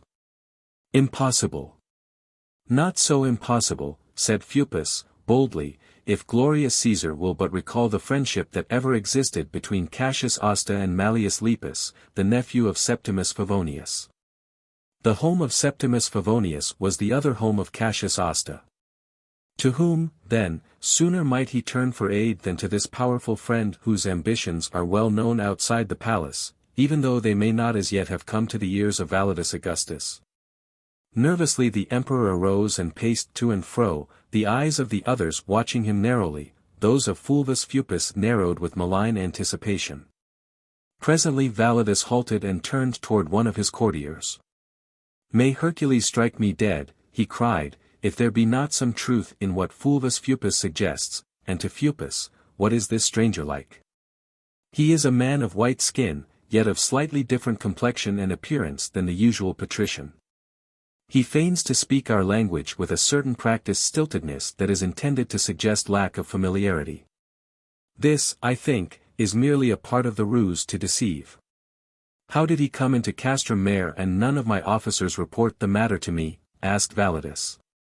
"That you may learn from Mallius Lepus," said Fulvus Fupus, "for Mallius Lepus was in command of the Porta Decumana when some of the barbarians of the lake villages brought him there, presumably a prisoner. Yet Caesar knows how easy it would have been to bribe these creatures to play such a part." "You explain it so well, Fulvus Fupus," said the emperor, "that one might even suspect you to have been the instigator of the plot, or at least to have given much thought to similar schemes." "Caesar's ever brilliant wit never deserts him," said Fupus, forcing a smile, though his face paled. "We shall see," snapped Validus, and turning to one of his officers, "order the arrest of Septimus Favonius, and Mallius Lepus and this stranger at once." As he ceased speaking, a chamberlain entered the garden and approached the emperor. Septimus Favonius requests an audience, he announced. Mallius Lepus, his nephew, and a stranger are with him. Fetch them, said Validus, and to the officer who was about to depart to arrest them, wait here. We shall see what Septimus Favonius has to say. A moment later the three entered and approached the emperor. Favonius and Lepus saluted Validus, and then the former presented von Harben as a barbarian chief from Germania. We have already heard of this barbarian chief, said Validus with a sneer. Favonius and Lepus glanced at Fupus. Why was I not immediately notified of the capture of this prisoner? This time the emperor directed his remarks to Mallius Lepus.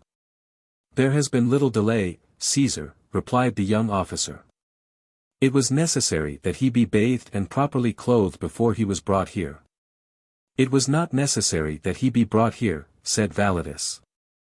There are dungeons in Castrum Mare for prisoners from Castra Sanguinarius. He is not from Castra Sanguinarius, said Septimus Favonius. Where are you from and what are you doing in my country? Demanded Validus, turning upon von Harben. I am from a country that your historians knew as Germania, replied Erich. And I suppose you learned to speak our language in Germania, sneered Validus. Yes, replied von Harben, I did. And you have never been to Castra Sanguinarius? Never. I presume you have been to Rome, laughed Validus. Yes, many times, replied von Harben. And who is emperor there now? There is no Roman emperor, said von Harben. No Roman emperor, exclaimed Validus. If you are not a spy from Castra Sanguinarius, you are a lunatic. Perhaps you are both, for no one but a lunatic would expect me to believe such a story. No Roman emperor, indeed. There is no Roman emperor, said von Harben, because there is no Roman Empire. Mallius Lepus tells me that your country has had no intercourse with the outside world for more than 1800 years. Much can happen in that time, much has happened. Rome fell, over 1,000 years ago. No nation speaks its language today, which is understood by priests and scholars only. The barbarians of Germania, of Gallia, and of Britannia have built empires and civilizations of tremendous power, and Rome is only a city in Italia. Mallius Lepus was beaming delightedly. I told you, he whispered to Favonius, that you would love him. By Jupiter, I wish he would tell Validus the story of the litters that travel 50,000 paces an hour. There was that in the tone and manner of von Harben that compelled confidence and belief, so that even the suspicious Validus gave credence to the seemingly wild tales of the stranger and presently found himself asking questions of the barbarian. Finally the emperor turned to Fulvus Fupus. Upon what proof did you accuse this man of being a spy from Castra Sanguinarius? He demanded. Where else may he be from? Asked Fulvus Fupus. We know he is not from Castrum Mare, so he must be from Castra Sanguinarius. You have no evidence then to substantiate your accusations? Fupus hesitated. Get out, ordered Validus, angrily. I shall attend to you later. Overcome by mortification, Fupus left the garden, but the malevolent glances that he shot at Favonius, Lepus, and Erich boded them no good. Validus looked long and searchingly at von Harben for several minutes after Fupus quit the garden as though attempting to read the soul of the stranger standing before him. So there is no emperor at Rome, he mused, half aloud. When Sanguinarius led his cohort out of Egyptus, Nerva was emperor. That was upon the 6th day before the calends of February in the 848th year of the city in the 2nd year of Nerva's reign. Since that day no word of Rome has reached the descendants of Sanguinarius and his cohort. Von Harben figured rapidly, searching his memory for the historical dates and data of ancient history that were as fresh in his mind as those of his own day. The 6th day before the calends of February, he repeated. That would be the 27th day of January in the 848th year of the city. Why, January 27th, AD 98, is the date of Nerva's death, he said.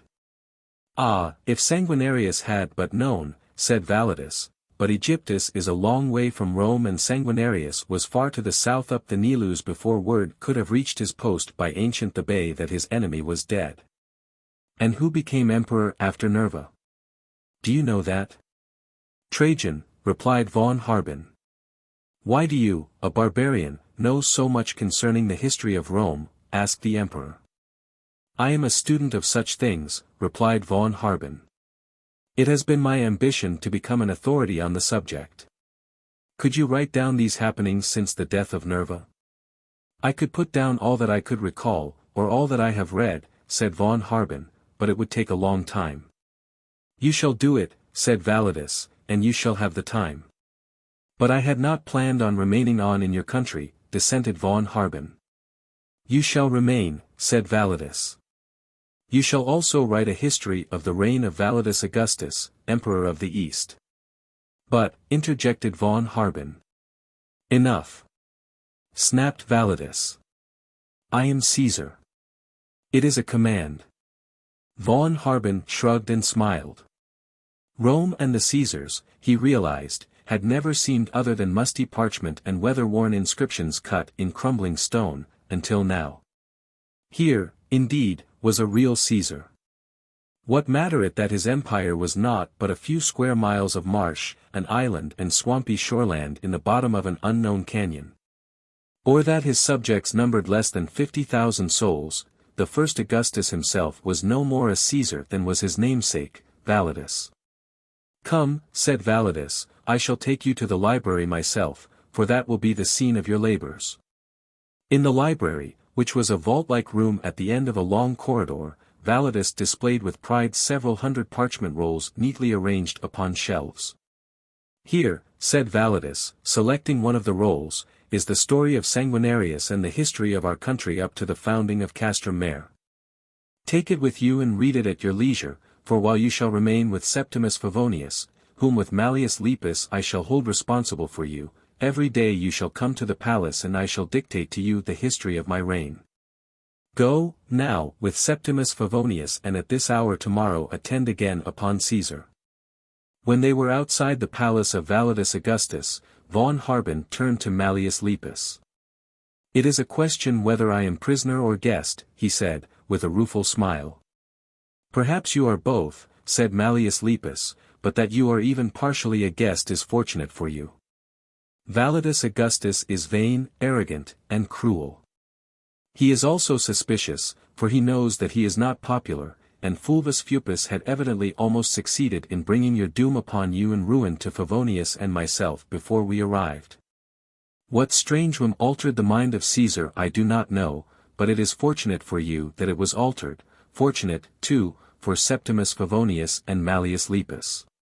But it will take years to write the history of Rome, said von Harben. And if you refuse to write it you will be dead many more years than it would take to accomplish the task, retorted Mallius Lepus, with a grin. Castrum Mare is not an unpleasant place in which to live, said Septimus Favonius. Perhaps you are right, said von Harben, as the face of the daughter of Favonius presented itself to his mind. Return to the home of the host. The instinct of the archaeologist and the scholar urged von Harben to an early perusal of the ancient papyrus roll that Caesar had loaned him. So that no sooner was he in the apartments that had been set aside for him than he stretched himself upon a long sofa and untied the cords that confined the roll. As it unrolled before his eyes he saw a manuscript in ancient Latin, marred by changes and erasures, yellowed by age. It was quite unlike anything that had previously fallen into his hands during his scholarly investigations into the history and literature of ancient Rome. For whereas such other original ancient manuscripts as he had had the good fortune to examine had been the work of clerks or scholars, a moment's glance at this marked it as the laborious effort of a soldier unskilled in literary pursuits. The manuscript bristled with the rough idiom of far-flung camps of veteran legionaries, with the slang of Rome and Egypt of nearly 2,000 years before. And there were references to people and places that appeared in no histories or geographies known to modern man, little places and little people that were without fame in their own time and whose very memory had long since been erased from the consciousness of man. But yet in this crude manuscript they lived again for Erich von Harben, the quaestor who had saved the life of Sanguinarius in an Egyptian town that never was on any map. And there was Marcus Crispus Sanguinarius himself, who had been of sufficient importance to win the enmity of Nerva in the year 90 A.D., while the latter was consul. Marcus Crispus Sanguinarius, the founder of an empire, whose name appears nowhere in the annals of ancient Rome. With mounting interest von Harben read the complaints of Sanguinarius and his anger because the enmity of Nerva had caused him to be relegated to the hot sands of this distant post below the ancient city of Thebes in far Egyptus. Writing in the third person, Sanguinarius had said, Sanguinarius, a prefect of the third cohort of the 10th legion, stationed below the bay in Egyptus in the 846th year of the city, immediately after Nerva assumed the purple, was accused of having plotted against the emperor. About the 5th day before the calends of February in the 848th year of the city, a messenger came to Sanguinarius from Nerva commanding the prefect to return to Rome and place himself under arrest, but this Sanguinarius had no mind to do. And as no other in his camp knew the nature of the message he had received from Nerva, Sanguinarius struck the messenger down with his dagger and caused the word to be spread among his men that the man had been an assassin sent from Rome and that Sanguinarius had slain him in self-defense. He also told his lieutenants and centurions that Nerva was sending a large force to destroy the cohort, and he prevailed upon them to follow up the Nilus in search of a new country where they might establish themselves far from the malignant power of a jealous Caesar. And upon the following day the long march commenced. It so happened that shortly before this a fleet of 120 vessels landed at Myos Hormos, a port of Egyptus on the Sinus Arabius. This merchant fleet annually brought rich merchandise from the island of Taprobana, silk, the value of which was equal to its weight in gold, pearls, diamonds, and a variety of aromatics and other merchandise, which was transferred to the backs of camels and brought inland from Myos Hormos to the Nilus and down that river to Alexandria, whence it was shipped to Rome. With this caravan were hundreds of slaves from India and far Cathay, and even light-skinned people captured in the distant northwest by Mongol raiders. The majority of these were young girls destined for the auction block at Rome. And it so chanced that Sanguinarius met this caravan, heavy with riches and women, and captured it. During the ensuing 5 years the cohort settled several times in what they hoped would prove a permanent camp, but it was not until the 853rd year of Rome that, by accident, they discovered the hidden canyon where now stands Castra Sanguinarius.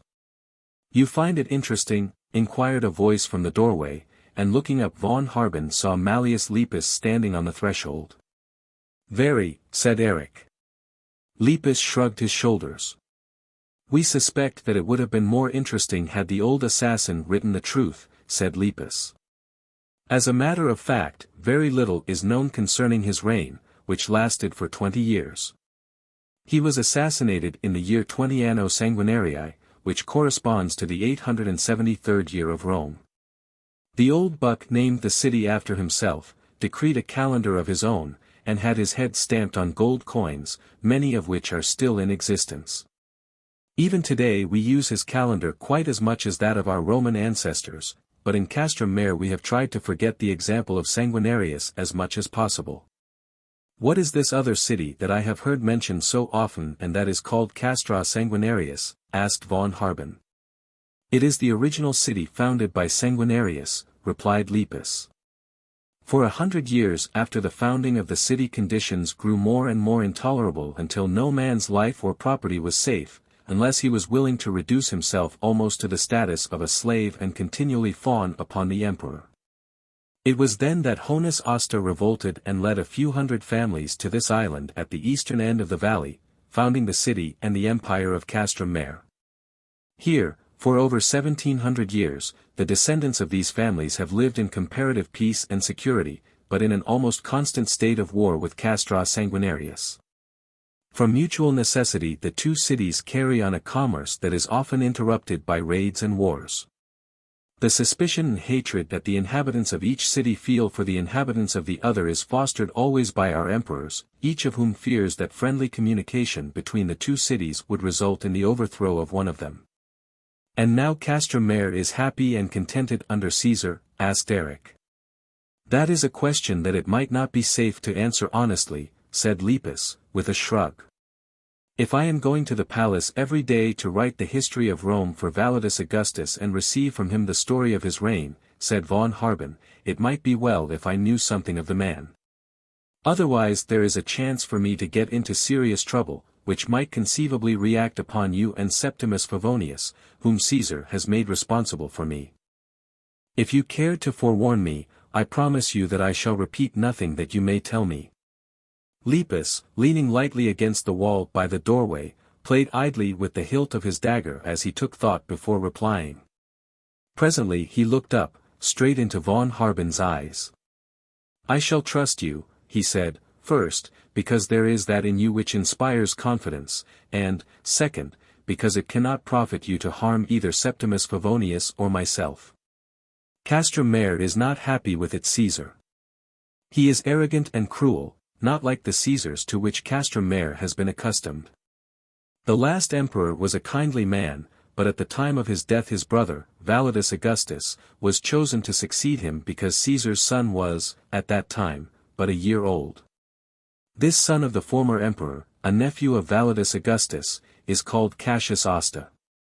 And because of his popularity he has aroused the jealousy and hatred of Augustus, who recently sent him away upon a dangerous mission to the west end of the valley. There are many who consider it virtual banishment, but Validus Augustus insists that this is not the fact. No one knows what Cassius Asta's orders were. He went secretly by night and was accompanied by only a few slaves. It is believed that he has been ordered to enter Castra Sanguinarius as a spy, and if such is the case his mission amounts practically to a sentence of death. If this were known for a fact, the people would rise against Validus Augustus, for Cassius Asta was the most popular man in Castrum Mare. But enough. I shall not bore you with the sorrows of Castrum Mare. Take your reading down into the garden where in the shade of the trees, it is cooler than here and I shall join you presently. As von Harben lay stretched upon the sward beneath the shade of a tree in the cool garden of Septimus Favonius, his mind was not upon the history of Sanguinarius, nor upon the political woes of Castrum Mare so much as they were upon plans for escape. As a scholar, an explorer, and an archaeologist he would delight in remaining here for such a time as might be necessary for him to make an exploration of the valley and study the government and customs of its inhabitants. But to remain cooped up in the vault-like library of the Emperor of the East writing the history of ancient Rome in Latin with a reed pen on papyrus rolls in no way appealed to him. The rustle of fresh linen and the soft fall of sandaled feet upon the gravelled garden walk interrupted his trend of thought and as he looked up into the face of Favonia, daughter of Septimus Favonius. The history of ancient Rome together with half-formulated plans for escape were dissipated from his mind by the girl's sweet smile, as is a morning mist by the rising sun. Chapter 11. A.S. Maximus Preclarus led Tarzan of the Apes from the home of Dion Splendidus in the city of Castra Sanguinarius. The soldiers, gathered by the doorway, voiced their satisfaction in oaths and exclamations.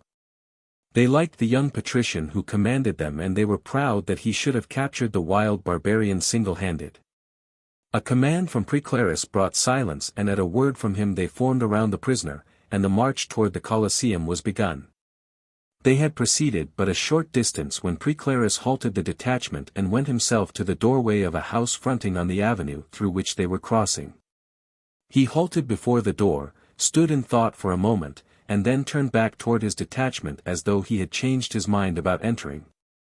And Tarzan knew that the young officer was indicating to him the home in which he lived and in which the ape-man might find sanctuary later. Several hundred yards farther along the street, after they had resumed the march, Preclarus halted his detachment beneath the shade of great trees opposite a drinking fountain, which was built into the outside of a garden wall close beside an unusually large tree, which, overspreading the avenue upon one side and the wall on the other, intermingled its branches with those of other trees growing inside the garden beyond.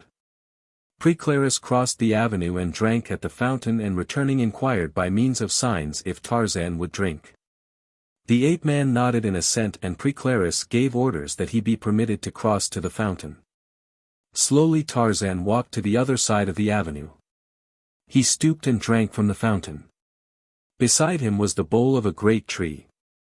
Above him was the leafy foliage that would conceal him from the sight and protect him from the missiles of the soldiers. Turning from the fountain, a quick step took him behind the tree. One of the soldiers shouted a warning to Preclaris, and the whole detachment, immediately suspicious, leaped quickly across the avenue, led by the young patrician who commanded them. But when they reached the fountain and the tree, their prisoner had vanished. Shouting their disappointment, they gazed upward into the foliage, but there was no sign there of the barbarian. Several of the more active soldiers scrambled into the branches, and then Maximus Preclaris, pointing in the direction opposite to that in which his home lay, shouted, "This way, there he goes," and started on a run down the avenue, while behind him strung his detachment, their pikes ready in their hands. Moving silently through the branches of the great trees that overhung the greater part of the city of Castra Sanguinarius, Tarzan paralleled the avenue leading back to the home of Maximus Preclaris. Halting at last in a tree that overlooked the inner courtyard or walled garden, which appeared to be a distinguishing feature of the architecture of the city. Below him he saw a matronly woman of the patrician class, listening to a tall Negro who was addressing her excitedly. Clustered about the woman eagerly listening to the words of the speaker were a number of slaves, both men and women.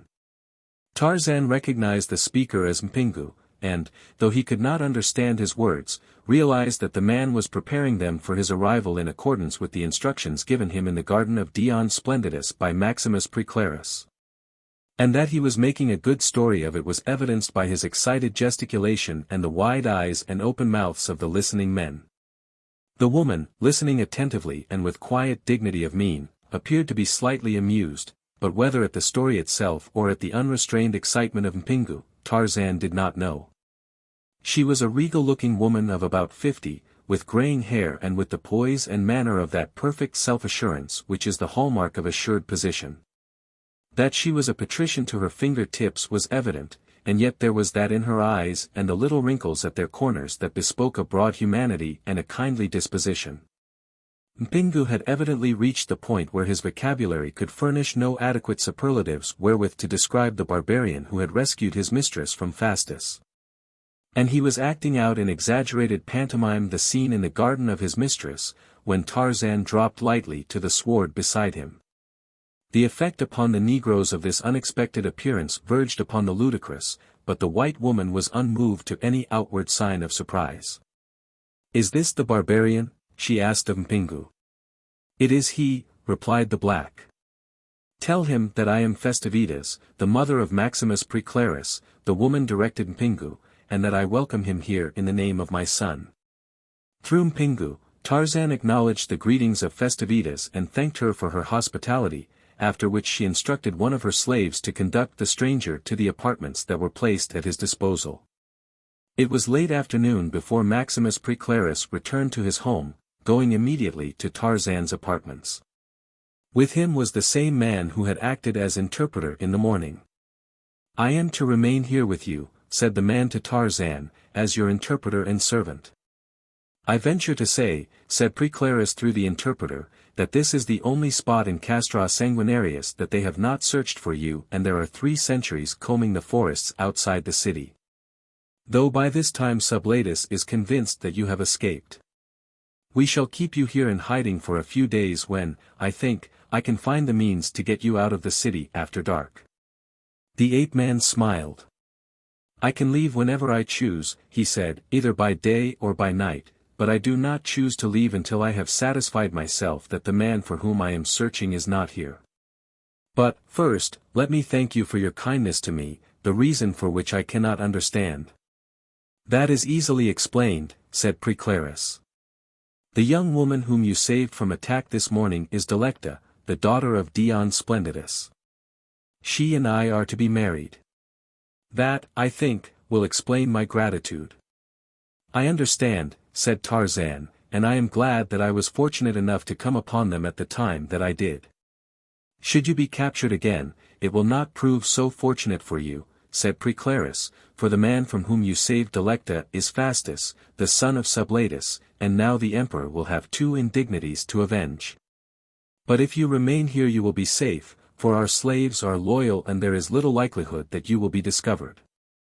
"If I remain here," said Tarzan, and it should be discovered that you had befriended me, would not the anger of the emperor fall upon you? Maximus Praeclarus shrugged. I am daily expecting that, he said. Not because of you, but because the son of the emperor wishes to marry Delecta. Sublatus needs no further excuse to destroy me. I should be no worse off were he to learn that I have befriended you than I now am.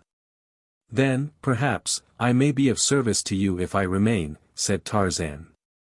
I do not see how you can do anything but remain, said Praeclarus. Every man, woman, and child in Castra Sanguinarius will be on the lookout for you, for Sublatus has offered a huge reward for your capture. And besides the inhabitants of the city there are thousands of barbarians outside the walls who will lay aside every other interest to run you down. Twice today you have seen how easily I can escape from the soldiers of Sublatus, said Tarzan, smiling. Just as easily can I leave the city and elude the barbarians in the outer villages. Then why do you remain? Demanded Praeclarus. I came here searching for the son of a friend, replied Tarzan. Many weeks ago the young man started out with an expedition to explore the Wiramwazi Mountains in which your country is located. His people deserted him upon the outer slopes, and I am convinced that he is somewhere within the range and very possibly in this canyon. If he is here and alive, he will unquestionably come sooner or later to your city where, from the experience that I have gained, I am sure that he will receive anything but friendly treatment from your emperor. This is the reason that I wish to remain somewhere in the vicinity, and now that you have told me that you are in danger, I may as well remain in your home where it is possible I may have an opportunity to reciprocate your kindness to me. If the son of your friend is in this end of the valley, he will be captured and brought to Castra Sanguinarius, said Maximus Praeclarus, and when that occurs I shall know of it. Since I am detailed to duty at the Colosseum, a mark of the disfavor of Sublatus, since this is the most distasteful duty to which an officer can be assigned. Is it possible that this man for whom I am searching might be in some other part of the valley? Asked Tarzan. No, replied Praeclarus. There is only one entrance to the valley, that through which you were brought, and while there is another city at the eastern end, he could not reach it without passing through the forest surrounding Castra Sanguinarius. In which event he would have been captured by the barbarians and turned over to Sublatus. Then I shall remain here, said Tarzan, for a time. You shall be a welcome guest, replied Praeclarus. For 3 weeks Tarzan remained in the home of Maximus Praeclarus. Festivitas conceived a great liking for the bronzed barbarian, and soon tiring of carrying on conversation with him through an interpreter, she set about teaching him her own language. With the result that it was not long before Tarzan could carry on a conversation in Latin. Nor did he lack opportunity to practice his new accomplishment, since Festivitas never tired of hearing stories of the outer world and of the manners and customs of modern civilization. And while Tarzan of the Apes waited in Castra Sanguinarius for word that von Harben had been seen in the valley, the man he sought was living the life of a young patrician attached to the court of the Emperor of the East. And though much of his time was pleasantly employed in the palace library, yet he chafed at the knowledge that he was virtually a prisoner and was often formulating plans for escape, plans that were sometimes forgotten when he sat beneath the spell of the daughter of Septimus Favonius.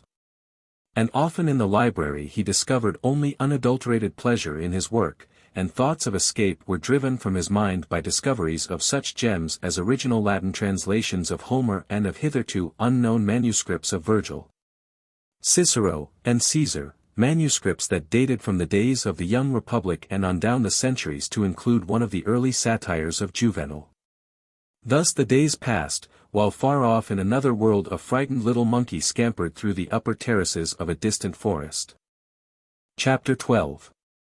A penchant for boasting is not the prerogative of any time, or race, or individual, but is more or less common to all. So it is not strange that Mpingu, filled with the importance of the secret that he alone shared with his mistress and the household of Maximus Praeclarus, should have occasionally dropped a word here and there that might impress his listeners with his importance. Mpingu meant no harm.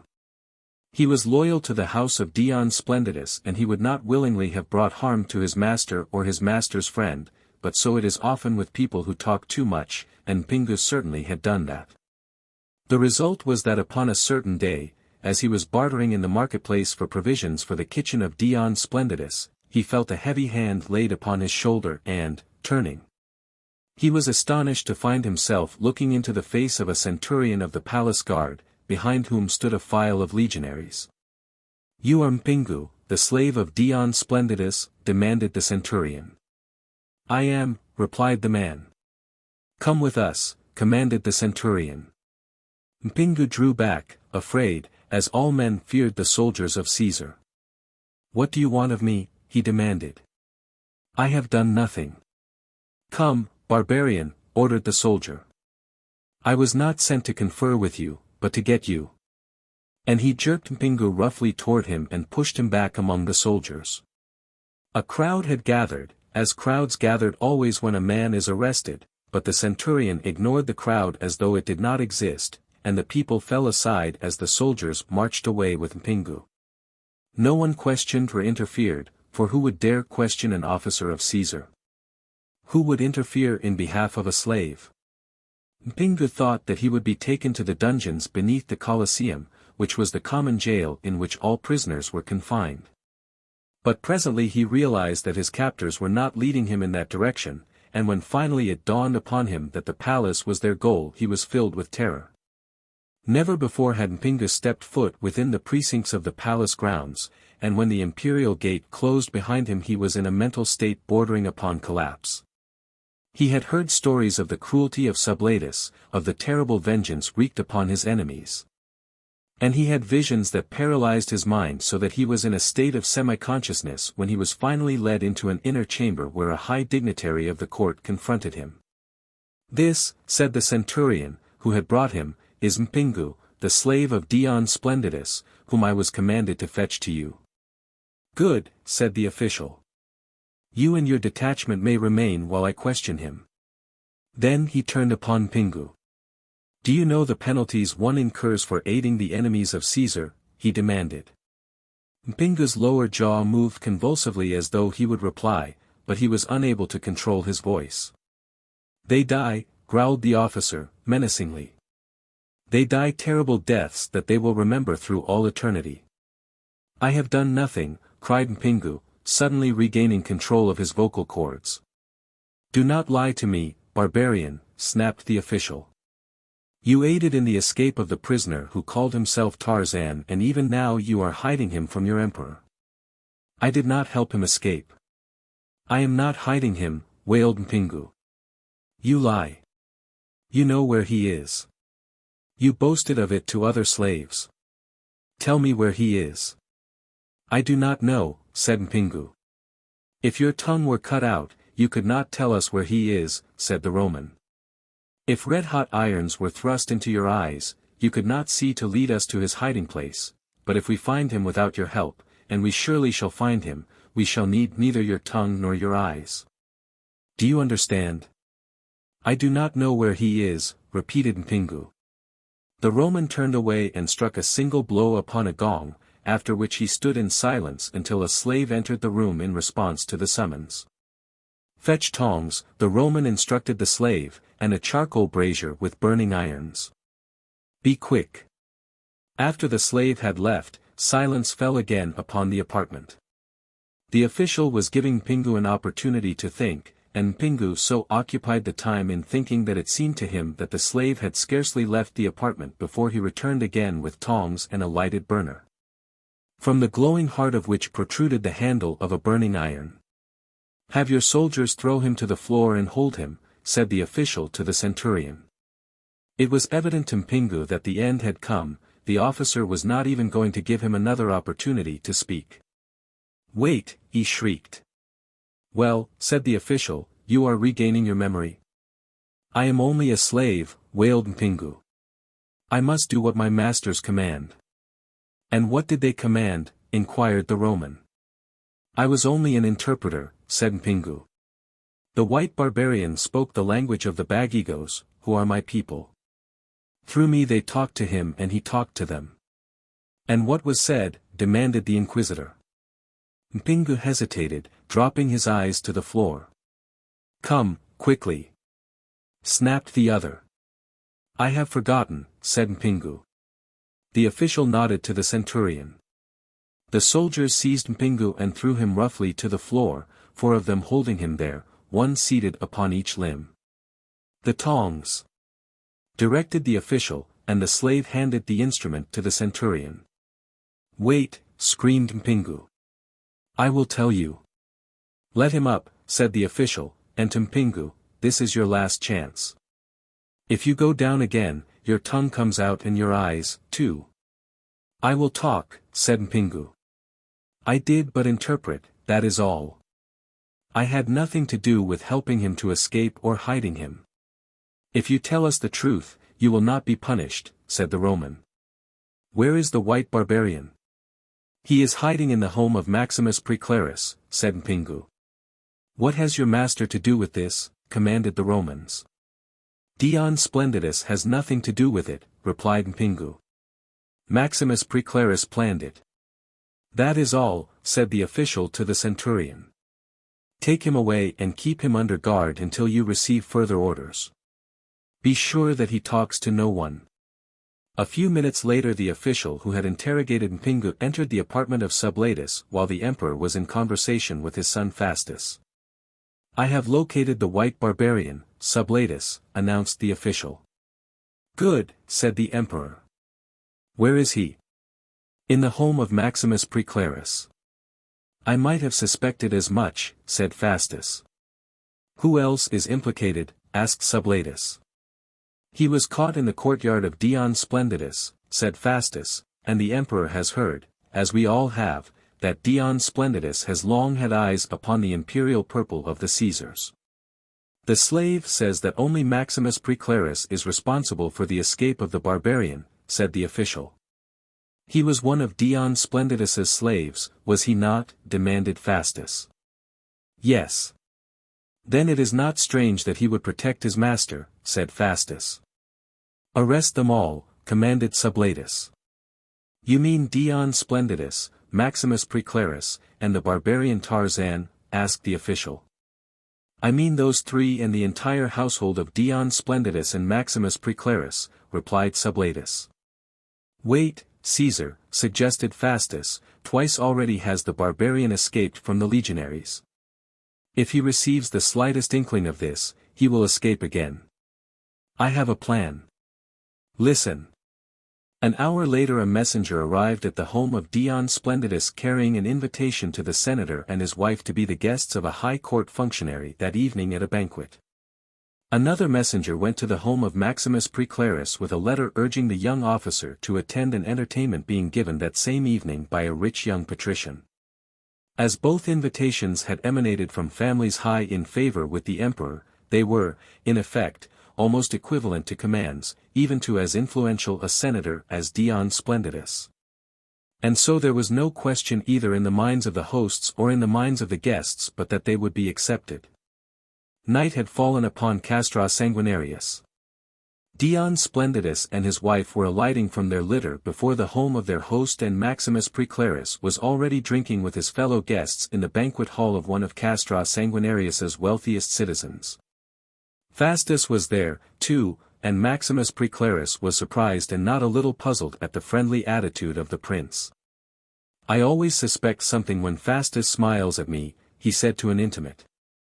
In the home of Dion Splendidus, Delecta sat among her female slaves, while one of them told her stories of the wild African village from which she had come.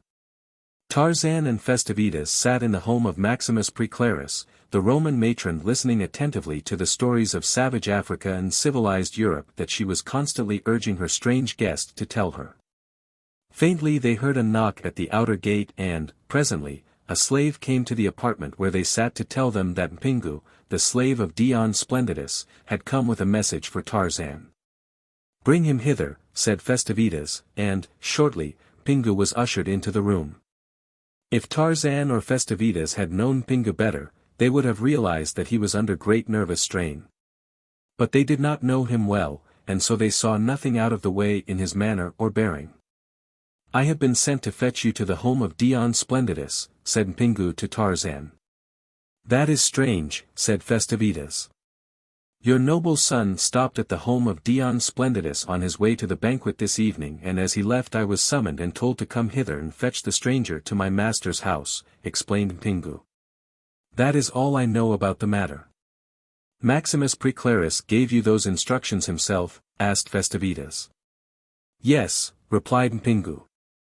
"I do not know what his reason can be," said Festivitas to Tarzan, "but there must be some very good reason, or he would not run the risk of your being caught." "It is very dark out," said Mpingu. "No one will see him." "There is no danger," said Tarzan to Festivitas.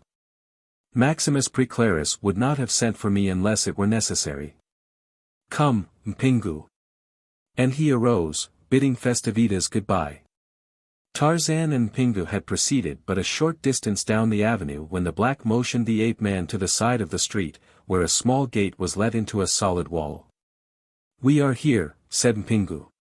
"This is not the home of Dion Splendidus," said Tarzan, immediately suspicious. Mpingu was surprised that this stranger should so well remember the location of a house that he had visited but once, and that more than 3 weeks since. But he did not know the training that had been the ape-man's through the long years of moving through the trackless jungle that had trained his every sense and faculty to the finest point of orientation. "It is not the main gate," replied Mpingu, quickly, "but Maximus Praeclarus did not think it safe that you be seen entering the main gate of the home of Dion Splendidus in the event that, by any chance, you were observed. This way leads into a lane that might connect with any one of several homes, and once in it there is little or no chance of apprehension." "I see," said Tarzan. "Lead the way." Mpingu opened the gate and motioned Tarzan in ahead of him. And as the ape-man passed through into the blackness beyond there fell upon him what seemed to be a score of men, and he was borne down in the same instant that he realized that he had been betrayed. So rapidly did his assailants work that it was a matter of seconds only before the ape-man found shackles upon his wrists, the one thing that he feared and hated most. Chapter 13. While Erich von Harben wooed Favonia beneath a summer moon in the garden of Septimus Favonius in the island city of Castrum Mare, a detachment of the brown legionaries of Sublatus Imperator dragged Tarzan of the Apes and Mpingu, the slave of Dion Splendidus, to the dungeons beneath the Colosseum of Castra Sanguinarius, and far to the south a little monkey shivered from cold and terror in the topmost branches of a jungle giant, while Sheeta the panther crept softly through the black shadows far below. In the banquet hall of his host, Maximus Praeclarus reclined upon a sofa far down the board from Fastus, the guest of honor. The prince, his tongue loosed by frequent draughts of native wine, seemed in unusually good spirits, radiating self-satisfaction. Several times he had brought the subject of conversation around to the strange white barbarian, who had insulted his sire and twice escaped from the soldiers of Sublatus. "He would never have escaped from me that day," he boasted, throwing a sneer in the direction of Maximus Praeclarus, "nor from any other officer who is loyal to Caesar." "You had him, Fastus, in the garden of Dion Splendidus," retorted Praeclarus. "Why did you not hold him?" Fastus flushed. "I shall hold him this time," he blurted. "This time?" queried Praeclarus. "He has been captured again." There was nothing in either the voice or expression of the young patrician of more than polite interest, though the words of Fastus had come with all the unexpected suddenness of lightning out of a clear sky. "I mean," explained Fastus, in some confusion, "that if he is again captured I, personally, shall see that he does not escape," but his words did not allay the apprehensions of Praeclarus. All through the long dinner Praeclarus was cognizant of a sensation of foreboding. There was a menace in the air that was apparent in the veiled hostility of his host and several others who were cronies of Fastus. As early as was seemly he made his excuses and departed. Armed slaves accompanied his litter through the dark avenues of Castra Sanguinarius, where robbery and murder slunk among the shadows hand in hand with the criminal element that had been permitted to propagate itself without restraint. And when at last he came to the doorway at his home and had alighted from his litter he paused, and a frown of perplexity clouded his face as he saw that the door stood partially ajar, though there was no slave there to receive him. The house seemed unusually quiet and lifeless. The night light, which ordinarily a slave kept burning in the forecourt when a member of the household was away, was absent. For an instant Preclarus hesitated upon the threshold and then, throwing his cloak back from his shoulders to free his arms, he pushed the door open and stepped within. In the banquet hall of a high court functionary the guests yawned behind their hands from boredom, but none dared leave while Caesar remained, for the emperor was a guest there that evening. It was late when an officer brought a message to Sublatus, a message that the emperor read with a satisfaction he made no effort to conceal. "I have received an important message," said Sublatus to his host, "upon a matter that interests the noble senator Dion Splendidus and his wife. It is my wish that you withdraw with the other guests, leaving us three here alone." When they had gone he turned to Dion Splendidus. "It has long been rumored, Splendidus," he remarked, "that you aspire to the purple." "A false rumor, Sublatus, as you should well know," replied the senator. "I have reason to believe otherwise," said Sublatus, shortly. "There cannot be two Caesars, Splendidus, and you well know the penalty for treason. If the emperor has determined, for personal reasons or for any reason whatever, to destroy me, argument will avail me nothing," said Splendidus, haughtily. "But I have other plans," said Sublatus, "plans that might be overturned should I cause your death." "Yes?" inquired Splendidus, politely. "Yes," assented Sublatus. "My son wishes to marry your daughter, Delecta, and it is also my wish, for thus would the two most powerful families of Castra Sanguinarius be united and the future of the empire assured." "But our daughter, Delecta, is betrothed to another," said Splendidus. "To Maximus Preclarus?" inquired Sublatus. "Yes," replied the senator. "Then let me tell you that she shall never wed Maximus Preclarus," said the emperor. "Why?" inquired Splendidus. "Because Maximus Preclarus is about to die." "I do not understand," said Splendidus. "Perhaps when I tell you that the white barbarian, Tarzan, has been captured, you will understand why Preclarus is about to die," said Sublatus, with a sneer. Dion Splendidus shook his head negatively. "I regret," he said, "that I do not follow Caesar." "I think you do, Splendidus," said the emperor, "but that is neither here nor there, since it is Caesar's will that there be no breath of suspicion upon the sire of the next empress of Castra Sanguinarius. So permit me to explain what I am sure that you already know. After the white barbarian escaped from my soldiers he was found by Maximus Preclarus in your garden. My son, Fastus, witnessed the capture. One of your own slaves acted as interpreter between the barbarian and Maximus, who arranged that the barbarian should escape and take refuge in the home of Maximus.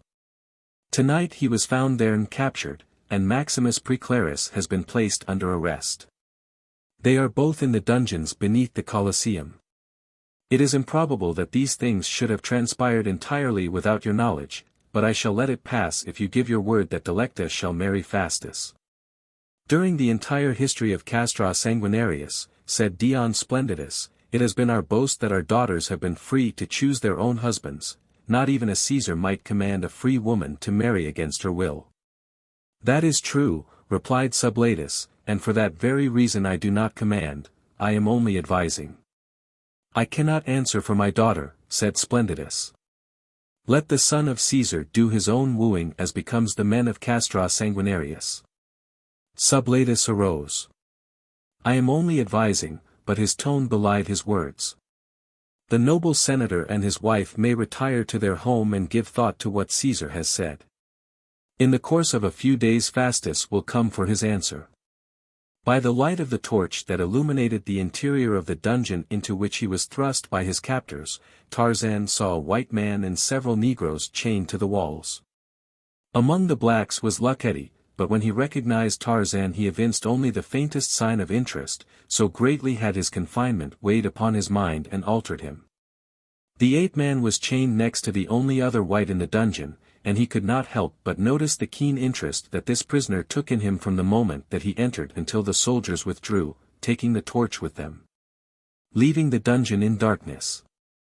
As had been his custom while he was in the home of Maximus Preclarus, Tarzan had worn only his loincloth and leopard skin, with a toga and sandals out of courtesy for festivitas when he appeared in her presence.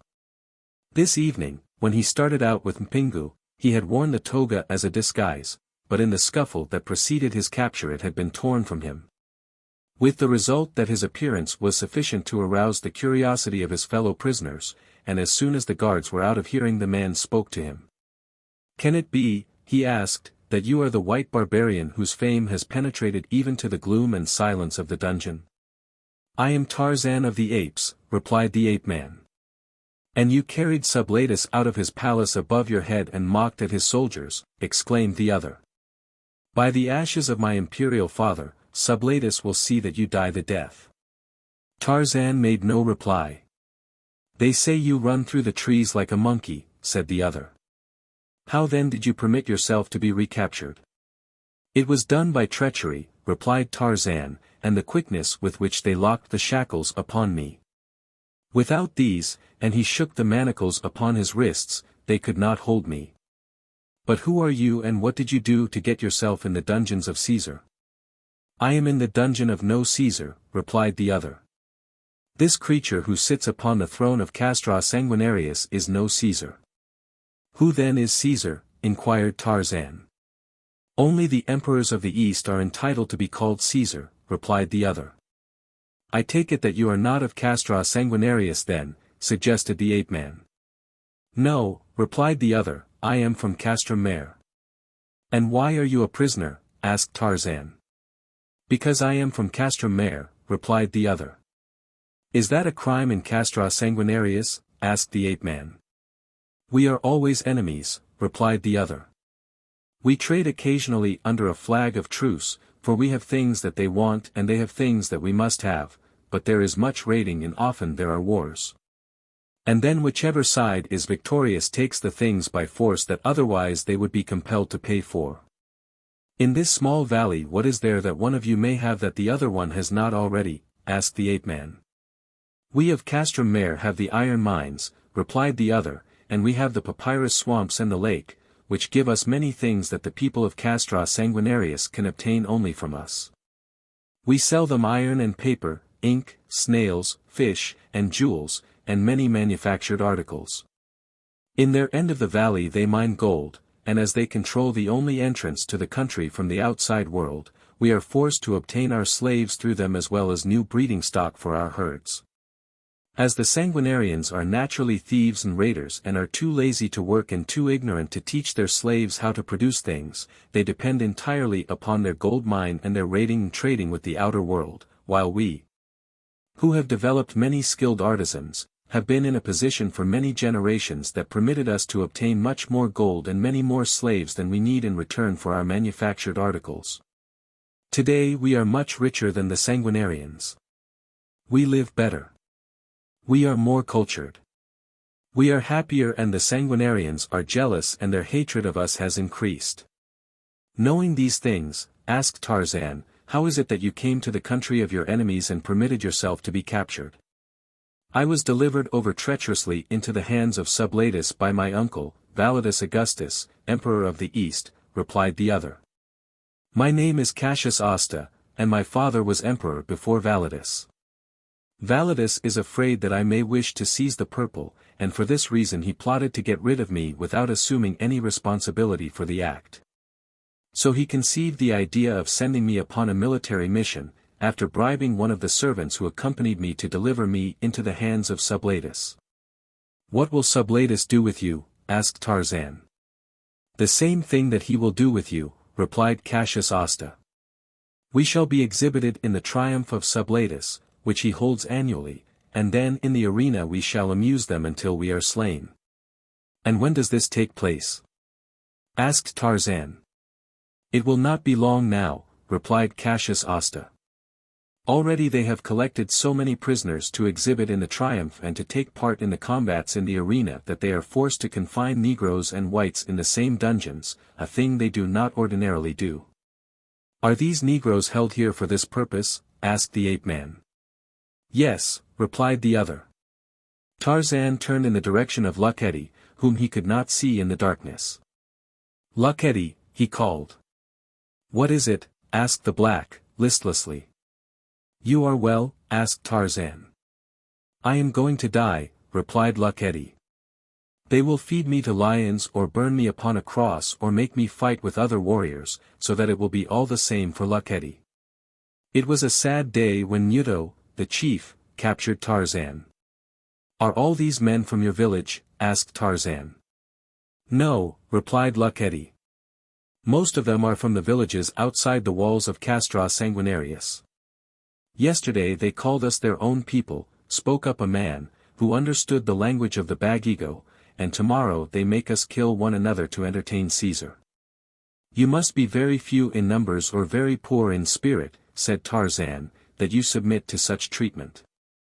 We number nearly twice as many as the people in the city, said the man, and we are brave warriors. Then you are fools, said Tarzan.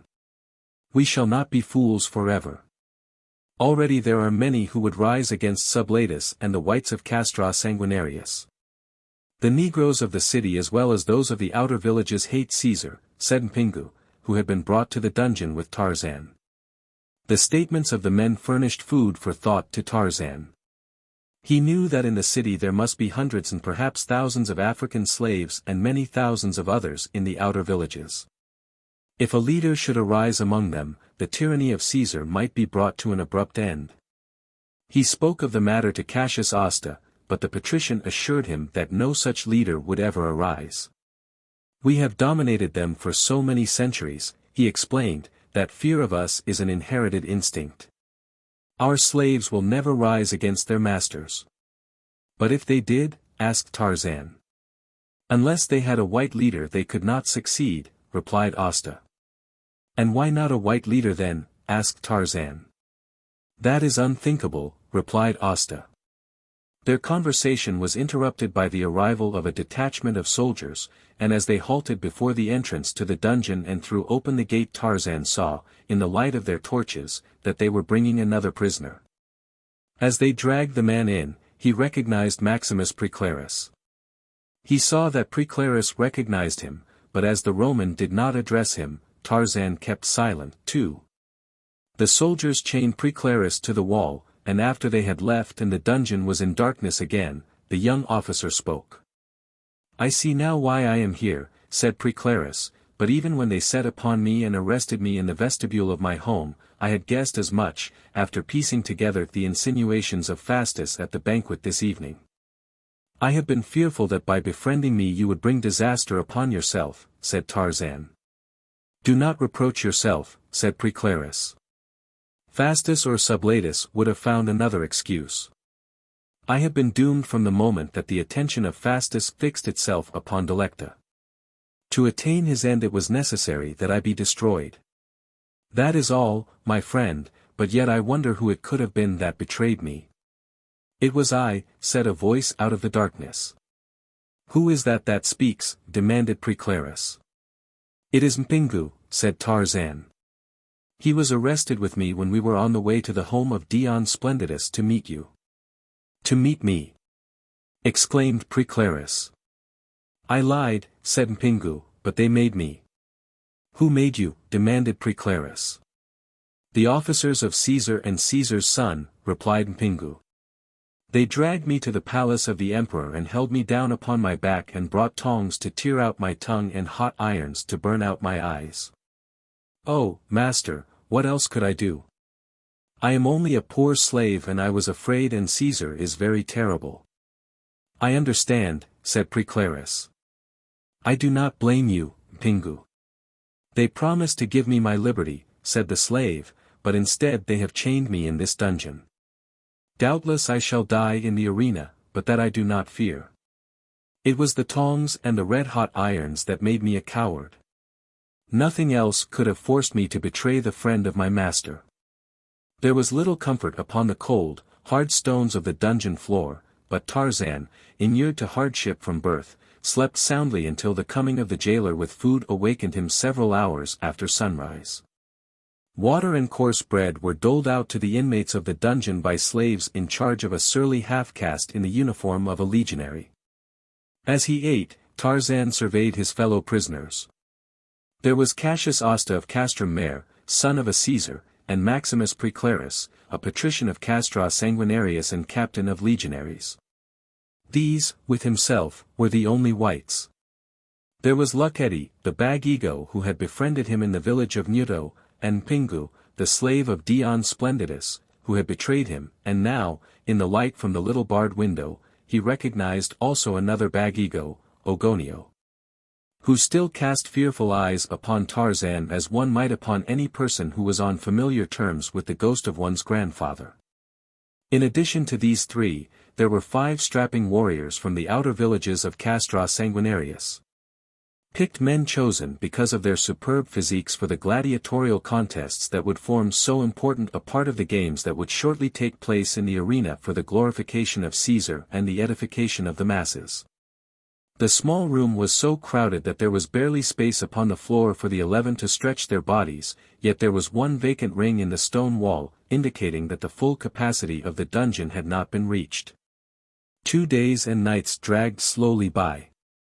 The inmates of the cell amused themselves as best they could, though the Negroes were too downcast to take a lively interest in anything other than their own sad forebodings. Tarzan talked much with these and especially with the 5 warriors from the outer villages. From long experience with them he knew the minds and the hearts of these men, and it was not difficult for him to win their confidence and, presently, he was able to instill within them something of his own courageous self-reliance, which could never accept or admit absolute defeat. He talked with Praeclarus about Castra Sanguinarius and with Cassius Asta about Castrum Mare. He learned all that they could tell him about the forthcoming triumph and games, about the military methods of their people, their laws and their customs until he, who all his life had been accounted taciturn, might easily have been indicted for loquacity by his fellow prisoners, yet, though they might not realize it, he asked them nothing without a well-defined purpose. Upon the 3rd day of his incarceration another prisoner was brought to the crowded cell in which Tarzan was chained. He was a young white man in the tunic and cuirass of an officer. He was received in silence by the other prisoners, as seemed to be the custom among them, but after he had been fastened to the remaining ring and the soldiers who had brought him had departed, Cassius Asta greeted him with suppressed excitement. "Caecilius Metellus," he exclaimed. The other turned in the direction of Asta's voice, his eyes not yet accustomed to the gloom of the dungeon. "Asta," he exclaimed. "I would know that voice were I to hear it rising from the blackest depths of Tartarus." "What ill fortune brought you here?" demanded Asta. "It is no ill fortune that unites me with my best friend," replied Metellus. "But tell me how it happened," insisted Cassius Asta. "Many things have happened since you left Castrum Mare," replied Metellus. "Fulvus Fupus has wormed his way into the favor of the emperor to such an extent that all of your former friends are under suspicion and in actual danger. Mallius Lepus is in prison. Septimus Favonius is out of favor with the emperor and would be in prison himself were it not that Fupus is in love with Favonia, his daughter. But the most outrageous news that I have to communicate to you is that Validus Augustus has adopted Fulvus Fupus and has named him as his successor to the imperial purple." "Fupus a Caesar," cried Asta, in derision. "And sweet Favonia? It cannot be that she favors Fulvus Fupus." "No," replied Metellus, "and that fact lies at the bottom of all the trouble. She loves another, and Fupus, in his desire to possess her, has utilized the emperor's jealousy of you to destroy every obstacle that stands in his way." "And whom does Favonia love?" asked Cassius Asta. "It cannot be Mallius Lepus, her cousin." "No," replied Metellus, "it is a stranger. One whom you have never known." "How can that be?" demanded Cassius Asta. "Do I not know every patrician in Castrum Mare?" "He is not of Castrum Mare." "Not a Sanguinarian?" demanded Cassius Asta. "No, he is a barbarian chieftain from Germania." "What nonsense is this?" demanded Asta. "I speak the truth," replied Metellus. "He came shortly after you departed from Castrum Mare, and being a scholar well versed in the history of ancient and modern Rome he won the favor of Validus Augustus. But he brought ruin upon himself and upon Mallius Lepus and upon Septimus Favonius by winning the love of Favonia and with it the jealous hatred of Fulvus Fupus. What is his name? Asked Cassius Asta. He calls himself Erich von Harben, replied Metellus. Erich von Harben, repeated Tarzan. I know him. Where is he now? Is he safe? Caecilius Metellus turned his eyes in the direction of the ape-man. How do you know Erich von Harben, Sanguinarian? He demanded. Perhaps then the story that Fulvus Fupus told Validus Augustus is true, that this Erich von Harben is in reality a spy from Castra Sanguinarius. No, said Maximus Preclarus. Do not excite yourself. This Erich von Harben has never been in Castra Sanguinarius, and my friend here is not himself a Sanguinarian. He is a white barbarian from the outer world, and if his story be true, and I have no reason to doubt it, he came here in search of this Erich von Harben. You may believe this story, Metellus, said Cassius Asta. These both are honorable men, and since we have been in prison together we have become good friends. What they tell you is the truth. Tell me something of von Harben, insisted Tarzan. Where is he now, and is he in danger from the machinations of this Fulvus Fupus? He is in prison with Mallius Lepus in Castrum Mare, replied Metellus, and if he survives the games, which he will not, Fupus will find some other means to destroy him. When are the games held? Asked Tarzan.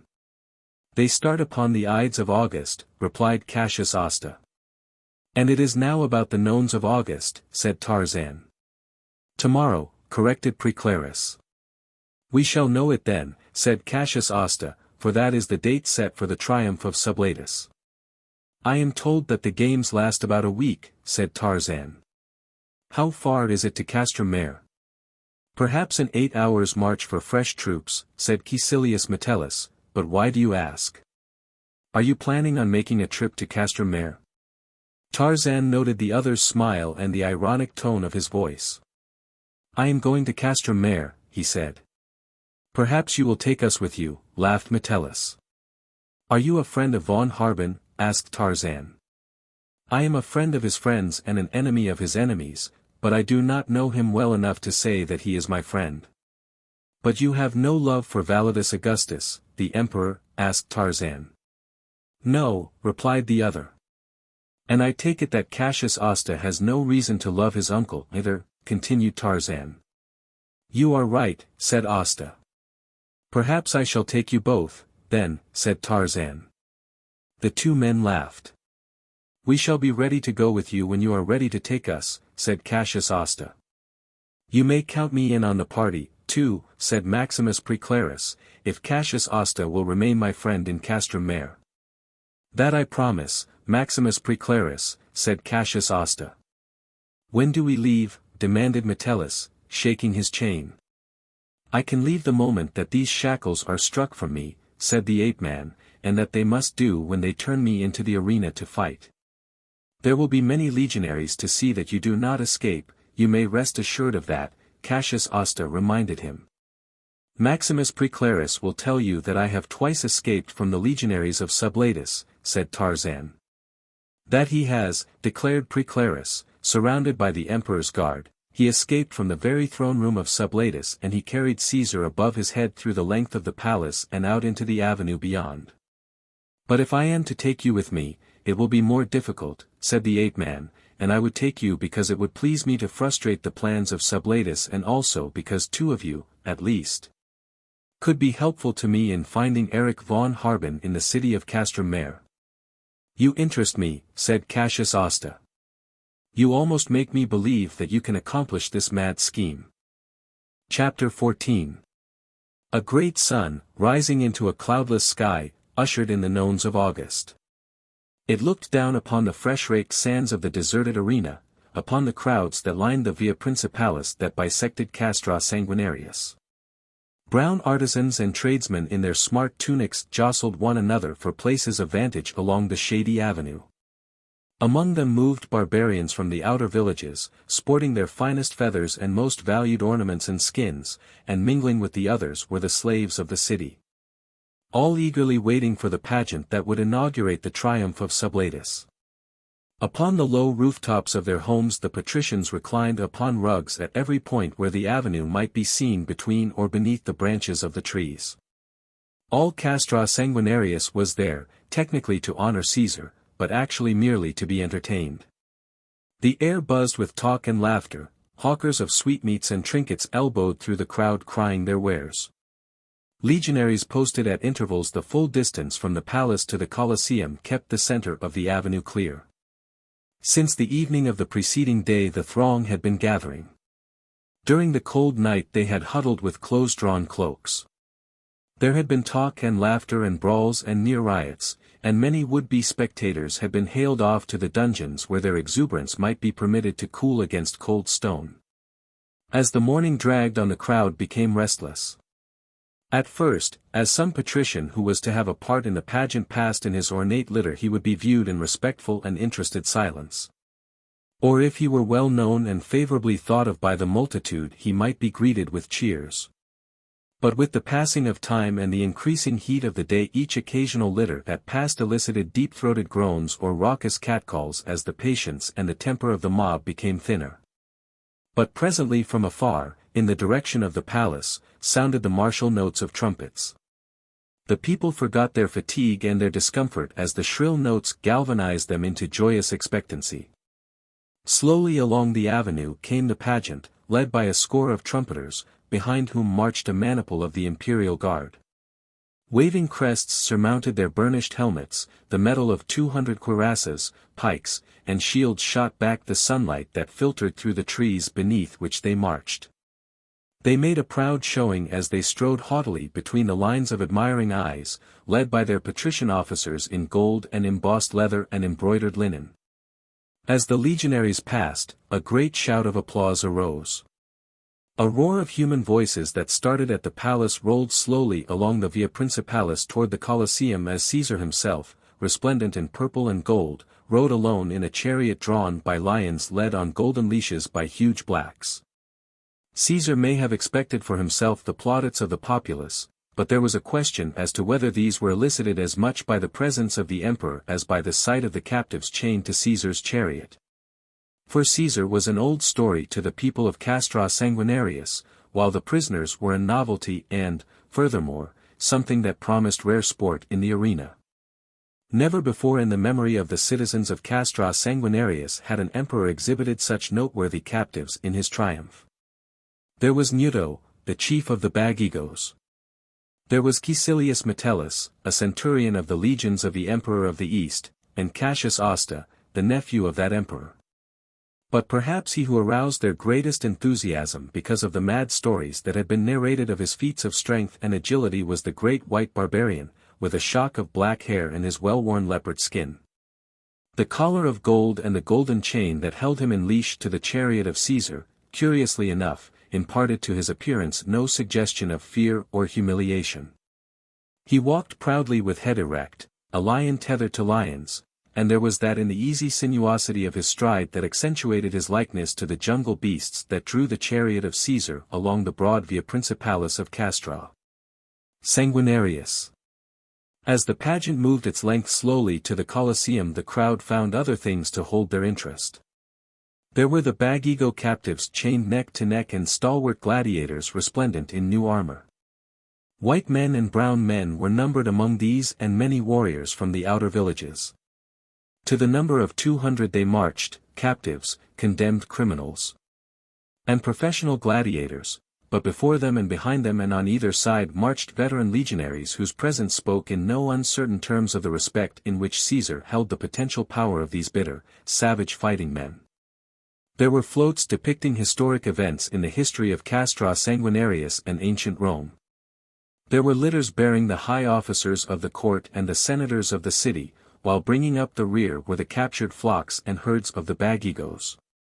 That Sublatus failed to exhibit Maximus Praeclarus in his triumph evidenced the popularity of this noble young Roman, but Delecta, watching the procession from the roof of her father's house, was filled with anxiety when she noted the absence of her lover, for she knew that sometimes men who entered the dungeons of Caesar were never heard of more, but there was none who could tell her whether Maximus Praeclarus lived or not. And so with her mother she made her way to the Colosseum to witness the opening of the games. Her heart was heavy lest she should see Maximus Praeclarus entered there, and his blood upon the white sand, yet, also, she feared that she might not see him and thus be faced by the almost definite assurance that he had been secretly done to death by the agents of Fastus. A great multitude had gathered in the Colosseum to witness the entry of Caesar and the pageant of his triumph, and the majority of these remained in their seats for the opening of the games, which commenced early in the afternoon. It was not until then that the sections reserved for the patricians began to fill. The loge reserved for Dion Splendidus, the senator, was close to that of Caesar. It afforded an excellent view of the arena and with cushions and rugs was so furnished as to afford the maximum comfort to those who occupied it. Never had a Caesar essayed so pretentious a fate. Entertainment of the rarest description was vouchsafed each lucky spectator, yet never before in her life had Delecta loathed and dreaded any occurrence as she now loathed and dreaded the games that were about to open. Always heretofore her interest in the contestants had been impersonal. Professional gladiators were not of the class to come within the ken or acquaintance of the daughter of a patrician. The warriors and slaves were to her of no greater importance than the beasts against which they sometimes contended, while the condemned criminals, many of whom expiated their sins within the arena, aroused within her heart only the remotest suggestion of sympathy. She was a sweet and lovely girl, whose sensibilities would doubtless have been shocked by the brutality of the prize ring or a varsity football game, but she could look upon the bloody cruelties of a Roman arena without a qualm. Because by custom and heredity they had become a part of the national life of her people. But today she trembled. She saw the games as a personal menace to her own happiness and the life of one she loved, yet by no outward sign did she divulge her perturbation. Calm, serene, and entirely beautiful, Delecta, the daughter of Dion Splendidus, awaited the signal for the opening of the games that was marked by the arrival of Caesar. Sublatus came, and after he had taken his seat there emerged from one of the barred gates at the far end of the arena at the head of a procession, again led by trumpeters, who were followed by those who were to take part in the games during the week. It consisted for the most part of the same captives who had been exhibited in the pageant, to which were added a number of wild beasts, some of which were led or dragged along by slaves, while others, more powerful and ferocious, were drawn in wheeled cages. These consisted principally of lions and leopards, but there were also a couple of bull buffaloes and several cages in which were confined huge man-like apes. The participants were formed in a solid phalanx facing Sublatus, where they were addressed by the emperor, freedom and reward being promised the victors, and then, sullen and glowering, they were herded back to their dungeons and cages. Delecta's eyes scanned the faces of the contestants as they stood in solid rank before the loge of Caesar, but nowhere among them could she discover Maximus Praeclarus. Breathless and tense, with fearful apprehension, she leaned forward in her seat across the top of the arena wall as a man entered the loge from behind and sat upon the bench beside her. "He is not there," said the man. The girl turned quickly toward the speaker. "Fastus," she exclaimed. "How do you know that he is not there?" "It is by my order," replied the prince. "He is dead," cried Delecta. "You have had him killed." "No," denied Fastus, "he is safe in his cell." "What is to become of him?" asked the girl. "His fate lies in your hands," replied Fastus. "Give him up and promise to become the wife of Fastus and I will see that he is not forced to appear in the arena." "He would not have it so," said the girl. Fastus shrugged. "As you will," he said, "but remember that his life is in your hands." "With sword, or dagger, or pike he has no equal," said the girl, proudly. "If he were entered in the contest, he would be victorious." "Caesar has been known to pit unarmed men against lions," Fastus reminded her, tauntingly.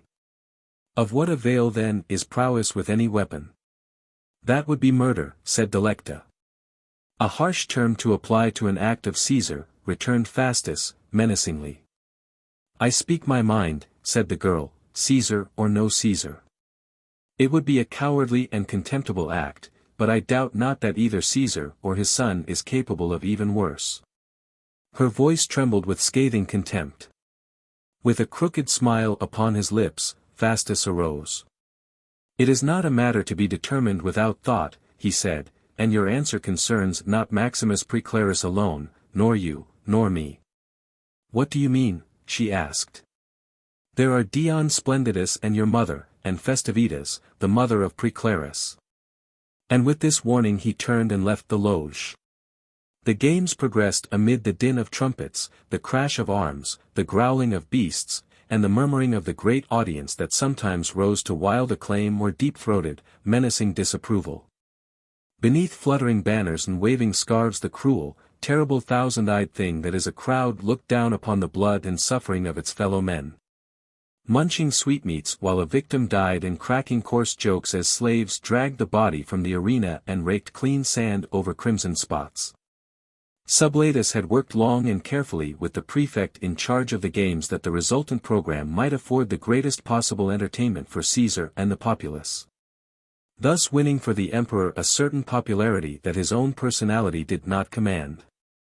Always the most popular events were those in which men of the patrician class participated, and so he counted much upon Cassius Asta and Caecilius Metellus, but of even greater value for his purpose was the giant white barbarian, who already had captured the imagination of the people because of his exploits.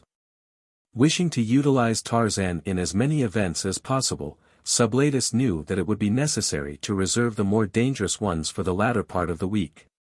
And so upon the first afternoon of the games Tarzan found himself thrust into the arena, unarmed, in company with a burly murderer, whom the master of the games had clothed in loincloth and leopard skin similar to Tarzan. A guard escorted them across the arena and halted them in the sand below the emperor, where the master of the games announced that these two would fight with bare hands in any way that they saw fit and that he who remained alive or alone in the arena at the end of the combat would be considered victorious. "The gate to the dungeons will be left open," he said, "and if either contestant gets enough he may quit the arena, but whoever does so forfeits the contest to the other." The crowd booed. It was not to see such tame exhibitions as this that they had come to the Colosseum. They wanted blood. They wanted thrills, but they waited, for perhaps this contest might afford comedy, that they enjoyed, too. If one greatly outclassed the other, it would be amusing to see the weaker seek escape. They cheered Tarzan and they cheered the low-browed murderer. They shouted insults at the noble patrician who was master of the games, for they knew the safety and irresponsibility of numbers. As the word was given the contestants to engage one another, Tarzan turned to face the low-browed, hulking brute against whom he had been pitted, and he saw that someone had been at pains to select a worthy antagonist for him. The man was somewhat shorter than Tarzan, but great, hard muscles bulged beneath his brown hide, bulking so thick across his back and shoulders as almost to suggest deformity. His long arms hung almost to his knees, and his thick, gnarled legs suggested a man of bronze upon a pedestal of granite. The fellow circled Tarzan, looking for an opening. He scowled ferociously as though to frighten his adversary. "There is the gate, barbarian," he cried in a low voice, pointing to the far end of the arena. "Escape while you are yet alive." The crowd roared in approbation. It enjoyed glorious sallies such as these. "I shall tear you limb from limb," shouted the murderer, and again the crowd applauded. "I am here," said Tarzan, calmly. "Flee," screamed the murderer, and lowering his head he charged like an angry bull. The ape-man sprang into the air and came down upon his antagonist, and what happened so quickly that no one there, other than Tarzan, knew how it had been accomplished, only he knew that he clamped a reverse headlock upon the murderer. What the crowd saw was the hulking figure hurtling to a hard fall. They saw him lying half-stunned upon the sand, while the giant barbarian stood with folded arms looking down upon him. The fickle crowd rose from its benches, shrieking with delight. "Habit! Habit!" they cried, and thousands of closed fists were outstretched with the thumbs pointing downward, but Tarzan only stood there waiting, as the murderer, shaking his head to clear his brain, crawled slowly to his feet. The fellow looked about him half bewildered, and then his eyes found Tarzan, and with a growl of rage he charged again. Again the terrible hold was clamped upon him, and again he was hurled heavily to the floor of the arena. The crowd screamed with delight. Every thumb in the Colosseum was pointed downward. They wanted Tarzan to kill his adversary. The ape-man looked up into Caesar's loge, where sat the master of the games with Sublatus. "Is not this enough?" he demanded, pointing at the prostrate figure of the stunned gladiator. The prefect waved a hand in an all-including gesture which took in the audience. "They demand his death," he said. "While he remains alive in the arena, you are not the victor." "Does Caesar require that I kill this defenseless man?" demanded Tarzan, looking straight into the face of Sublatus. "You have heard the noble prefect," replied the emperor, haughtily. "Good," said Tarzan. "The rules of the contest shall be fulfilled." He stooped and seized the unconscious form of his antagonist and raised it above his head. "Thus I carried your emperor from his throne room to the avenue," he shouted to the audience. Screams of delight measured the appreciation of the populace, while Caesar went white and red in anger and mortification. He half rose from his seat, but what he contemplated was never fulfilled, for at that instant Tarzan swung the body of the murderer downward and back like a huge pendulum and then upward with a mighty surge, hurling it over the arena wall, full into the loge of Sublatus, where it struck Caesar, knocking him to the floor. "I am alive and alone in the arena," shouted Tarzan, turning to the people, "and by the terms of the contest I am victor," and not even Caesar dared question the decision that was voiced by the shrieking, screaming, applauding multitude. Chapter 15. Bloody days followed restless nights in comfortless cells, where lice and rats joined forces to banish rest. When the games began there had been 12 inmates in the cell occupied by Tarzan, but now 3 empty rings dangled against the stone wall, and each day they wondered whose turn was next. The others did not reproach Tarzan because of his failure to free them, since they had never taken his optimism seriously. They could not conceive of contestants escaping from the arena during the games. It simply was not done, and that was all that there was to it. It never had been done, and it never would be. "We know you meant well," said Preclarus, "but we knew better than you."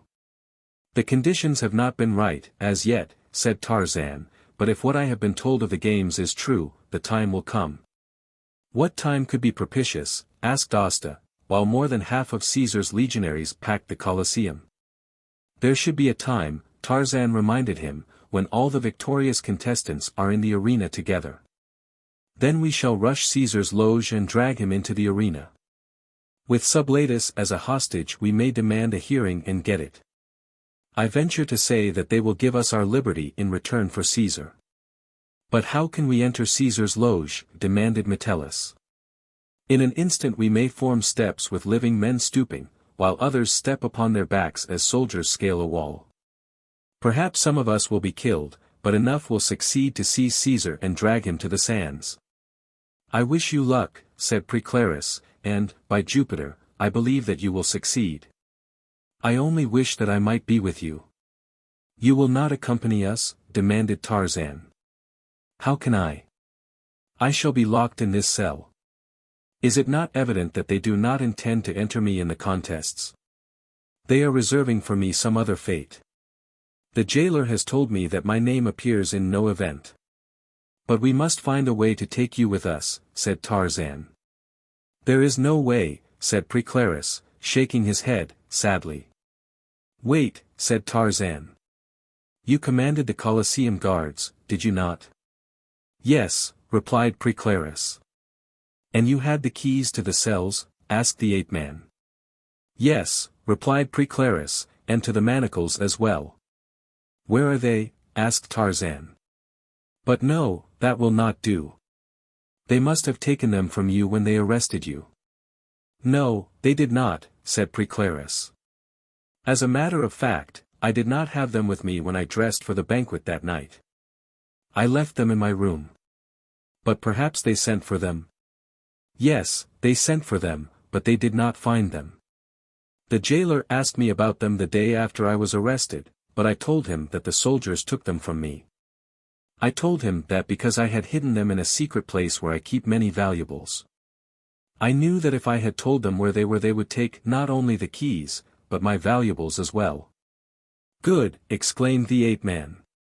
With the keys our problem is solved. But how are you going to get them? Demanded Preclaris, with a rueful smile. I do not know, said Tarzan. All I know is that we must have the keys. We know, too, that we should have our liberty, said Asta, but knowing it does not make us free. Their conversation was interrupted by the approach of soldiers along the corridor. Presently a detachment of the palace guard halted outside their cell.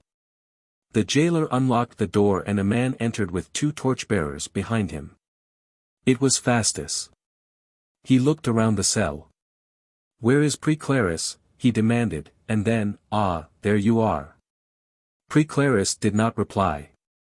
Stand up, slave, ordered Fastus, arrogantly.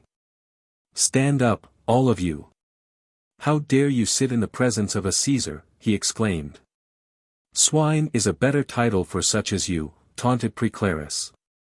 Drag them up. Beat them with your pikes, cried Fastus to the soldiers outside the doorway. The commander of the Colosseum Guard, who stood just behind Fastus, blocked the doorway. Stand back, he said to the legionaries. No one gives orders here except Caesar and myself, and you are not Caesar yet, Fastus. I shall be one day, snapped the prince, and it will be a sad day for you. It will be a sad day for all Castra Sanguinarius, replied the officer. You said that you wished to speak to Preclaris. Say what you have to say and be gone. Not even Caesar's son may interfere with my charges. Fastus trembled with anger, but he knew that he was powerless.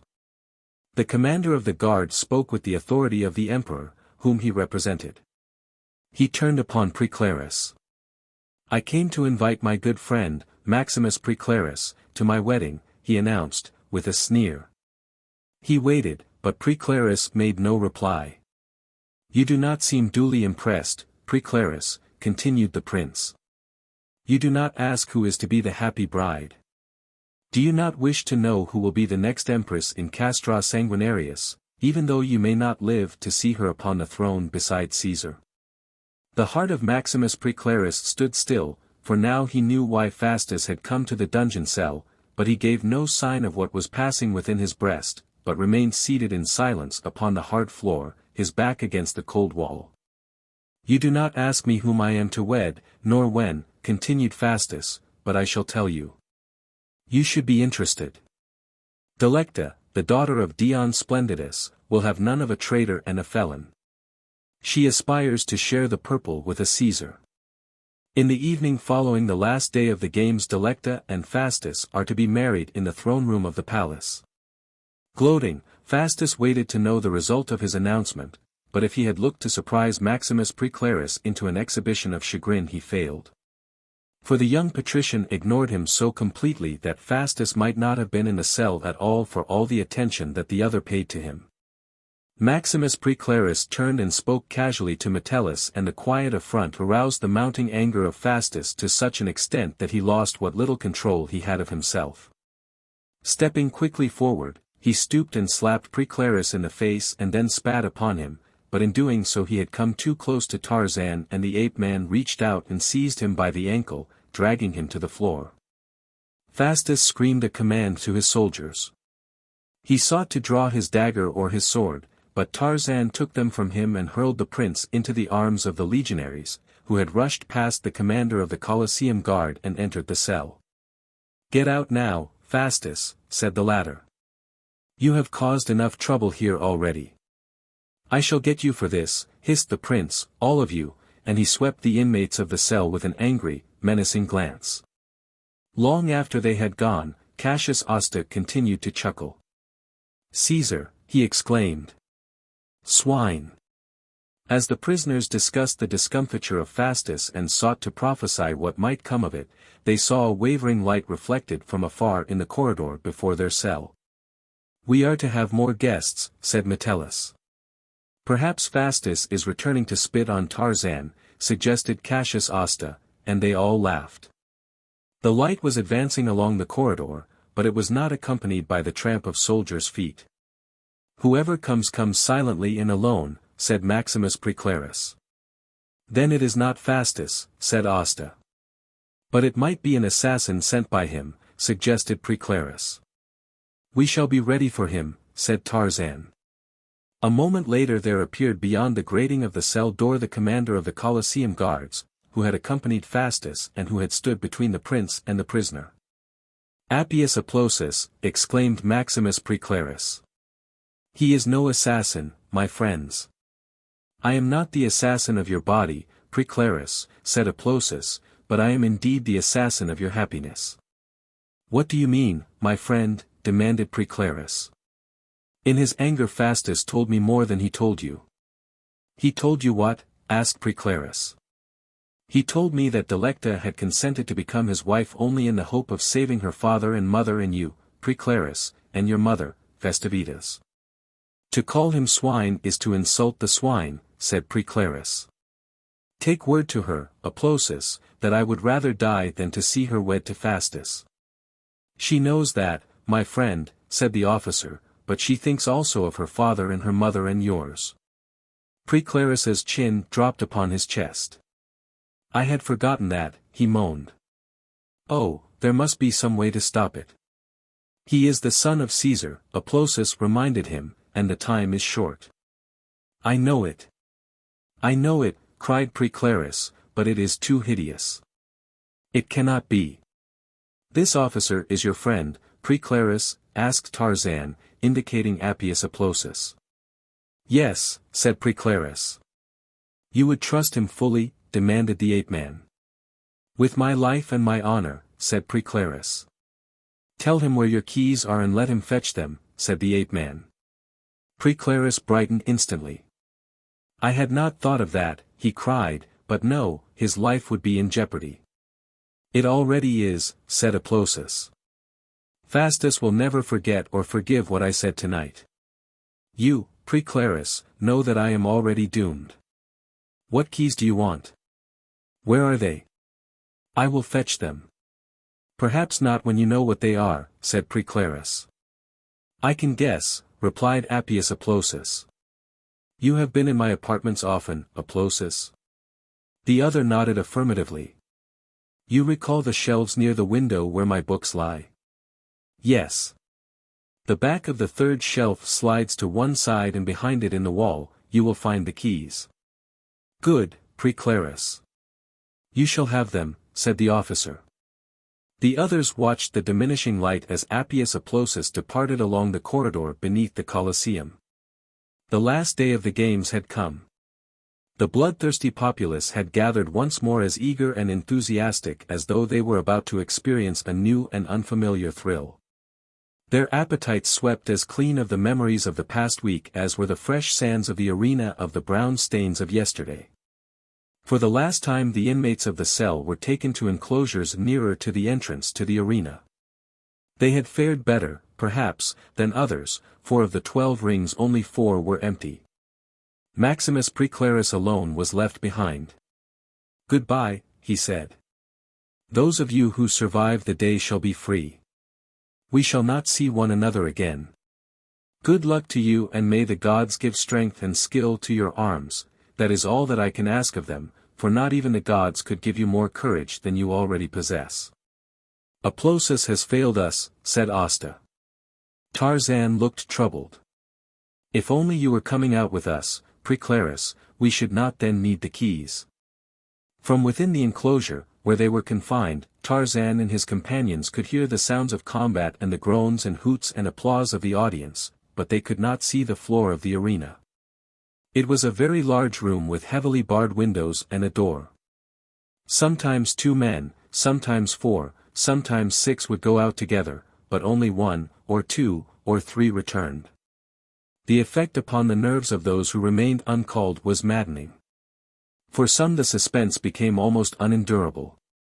2 attempted suicide and others tried to pick quarrels with their fellow prisoners, but there were many guards within the room and the prisoners were unarmed. Their weapons being issued to them only after they had quit the enclosure and were about to enter the arena.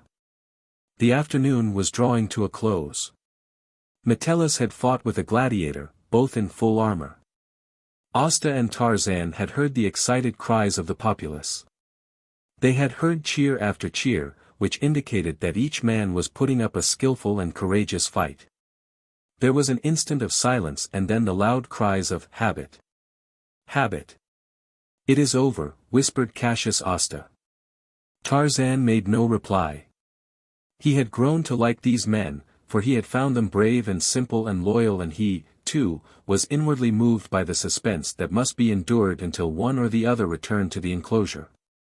But he gave no outward sign of his perturbation, and while Cassius Asta paced nervously to and fro, Tarzan of the Apes stood silently, with folded arms, watching the door.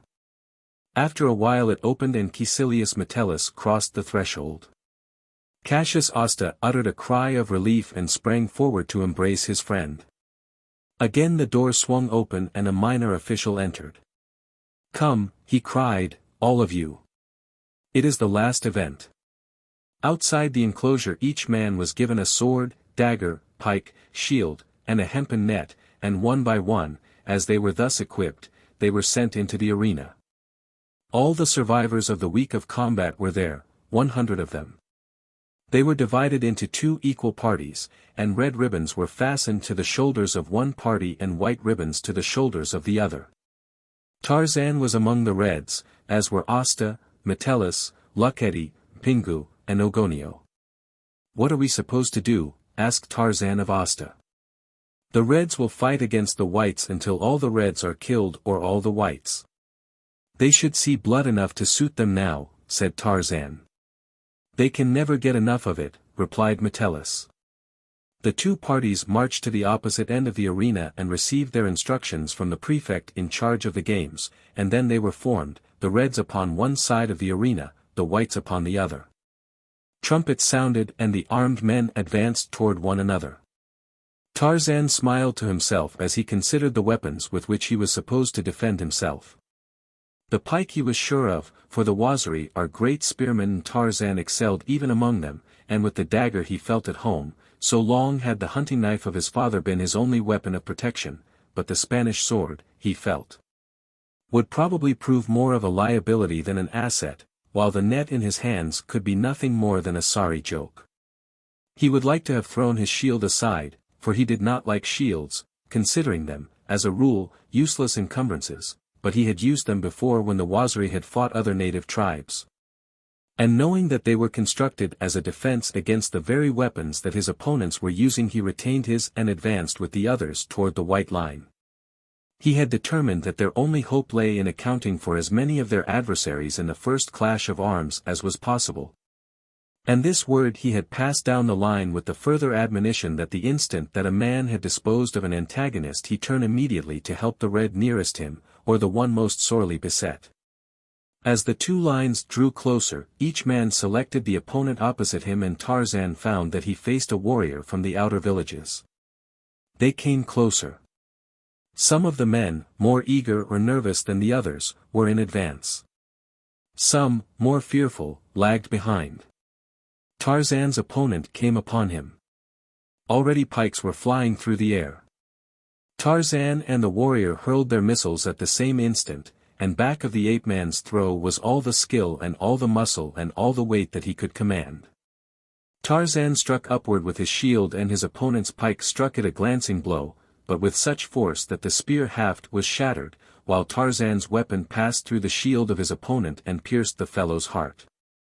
There were 2 others down, one killed and one wounded, and the Colosseum was a babel of voices and a bedlam of noise. Tarzan sprang quickly to aid one of his fellows, but another white, who had killed his red opponent, ran to interfere. Tarzan's net annoyed him, so he threw it at a white who was pressing one of the reds and took on his fresh opponent, who had drawn his sword. His adversary was a professional gladiator, a man trained in the use of all his weapons, and Tarzan soon realized that only through great strength and agility might he expect to hold his own with this opponent. The fellow did not rush. He came in slowly and carefully, feeling out Tarzan. He was cautious because he was an old hand at the business and was imbued with but a single hope, to live. He cared as little for the hoots and jibes of the people as he did for their applause, and he hated Caesar. He soon discovered that Tarzan was adopting defensive tactics only, but whether this was for the purpose of feeling out his opponent or whether it was part of a plan that would lead up to a sudden and swift surprise, the gladiator could not guess. Nor did he care particularly, for he knew that he was master of his weapon and many a corpse had been burned that in life had thought to surprise him. Judging Tarzan's skill with the sword by his skill with the shield, the gladiator thought that he was pitted against a highly skilled adversary, and he waited patiently for Tarzan to open up his offense and reveal his style. But Tarzan had no style that could be compared with that of the gladiator. What he was awaiting was a lucky chance, the only thing that he felt could assure him victory over this wary and highly skilled swordsman, but the gladiator gave him no openings and he was hoping that one of his companions would be free to come to his assistance. When, suddenly and without warning, a net dropped over his shoulders from behind. Chapter 16. Cassius Osta split the helmet of a burly thief who opposed him, and as he turned to look for a new opponent he saw a wight cast a net over Tarzan's head and shoulders from the rear. While the ape-man was engaged with a professional gladiator. Cassius was nearer the gladiator than Tarzan's other opponent and with a cry he hurled himself upon him.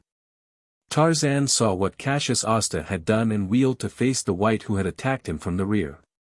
The gladiator found Cassius Osta a very different opponent from Tarzan. Perhaps he was not as skillful with his shield. Perhaps he was not as powerful, but never in all his experience had the gladiator met such a swordsman. The crowd had been watching Tarzan from the beginning of the event because his great height and his nakedness and his leopard skin marked him from all others. They noticed that the first cast of his pike had split the shield of his opponent and dropped him dead, and they watched his encounter with the gladiator, which did not please them at all. It was far too slow and they hooted and voiced catcalls. When the wight cast the net over him they howled with delight, for they did not know from one day to the next, or from 1 minute to the next, what their own minds would be the next day or the next minute. They were cruel and stupid, but they were no different from the crowds of any place or any time. As Tarzan, entangled in the net, turned to face the new menace, the wight leaped toward him to finish him with a dagger, and Tarzan caught the net with the fingers of both his hands and tore it asunder as though it had been made of paper. But the fellow was upon him in the same instant. The dagger hand struck as Tarzan seized the dagger wrist. Blood poured from beneath the leopard skin from a wound over Tarzan's heart, so close had he been to death. But his hand stopped the other just in time, and now steel fingers closed upon that wrist until the man cried out with pain as he felt his bones crushed together. The ape-man drew his antagonist toward him and seized him by the throat and shook him as a terrier shakes a rat, while the air trembled to the delighted screams of the mob. An instant later Tarzan cast the lifeless form aside, picked up his sword and shield that he had been forced to abandon, and sought for new foes. Thus the battle waged around the arena, each side seeking to gain the advantage in numbers so that they might set upon the remnant of their opponents and destroy them. Cassius Osta had disposed of the gladiator that he had drawn away from Tarzan and was now engaged with another swordsman when a second fell upon him. 2 to 1 are heavy odds, but Cassius Osta tried to hold the second off until another red could come to his assistance. This, however, did not conform with the ideas of the whites who were engaging him, and they fell upon him with redoubled fury to prevent the very thing that he hoped for. He saw an opening and quick as lightning his sword leaped into it, severing the jugular vein of one of his antagonists, but his guard was down for the instant and a glancing blow struck his helmet and, though it did not pierce it, it sent him stumbling to the sand, half-stunned. "Habit! Habit!" cried the people, for Cassius Osta had fallen close to one side of the arena where a great number of people could see him. Standing over him, his antagonist raised his forefinger to the audience and every thumb went down. With a smile the wight raised his sword to drive it through Osta's throat, but as he paused an instant, facing the crowd, in a little play to the galleries for effect, Tarzan leaped across the soft sand, casting aside his sword and shield. Reverting to the primitive, to the beast, to save his friend. It was like the charge of a lion. The crowd saw and was frozen into silence. They saw him spring in his stride several yards before he reached the opposing gladiator and, like a jungle beast, fall upon the shoulders and back of his prey.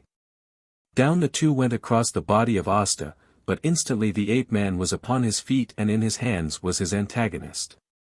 He shook him as he had shaken the other, shook him into unconsciousness, choking him as he shook him to death, and cast his body from him. The crowd went wild. They stood upon their benches and shrieked and waved scarves and helmets and threw many flowers and sweetmeats into the arena. Tarzan stooped and lifted Cassius Asta to his feet as he saw that he was not killed and consciousness was returning.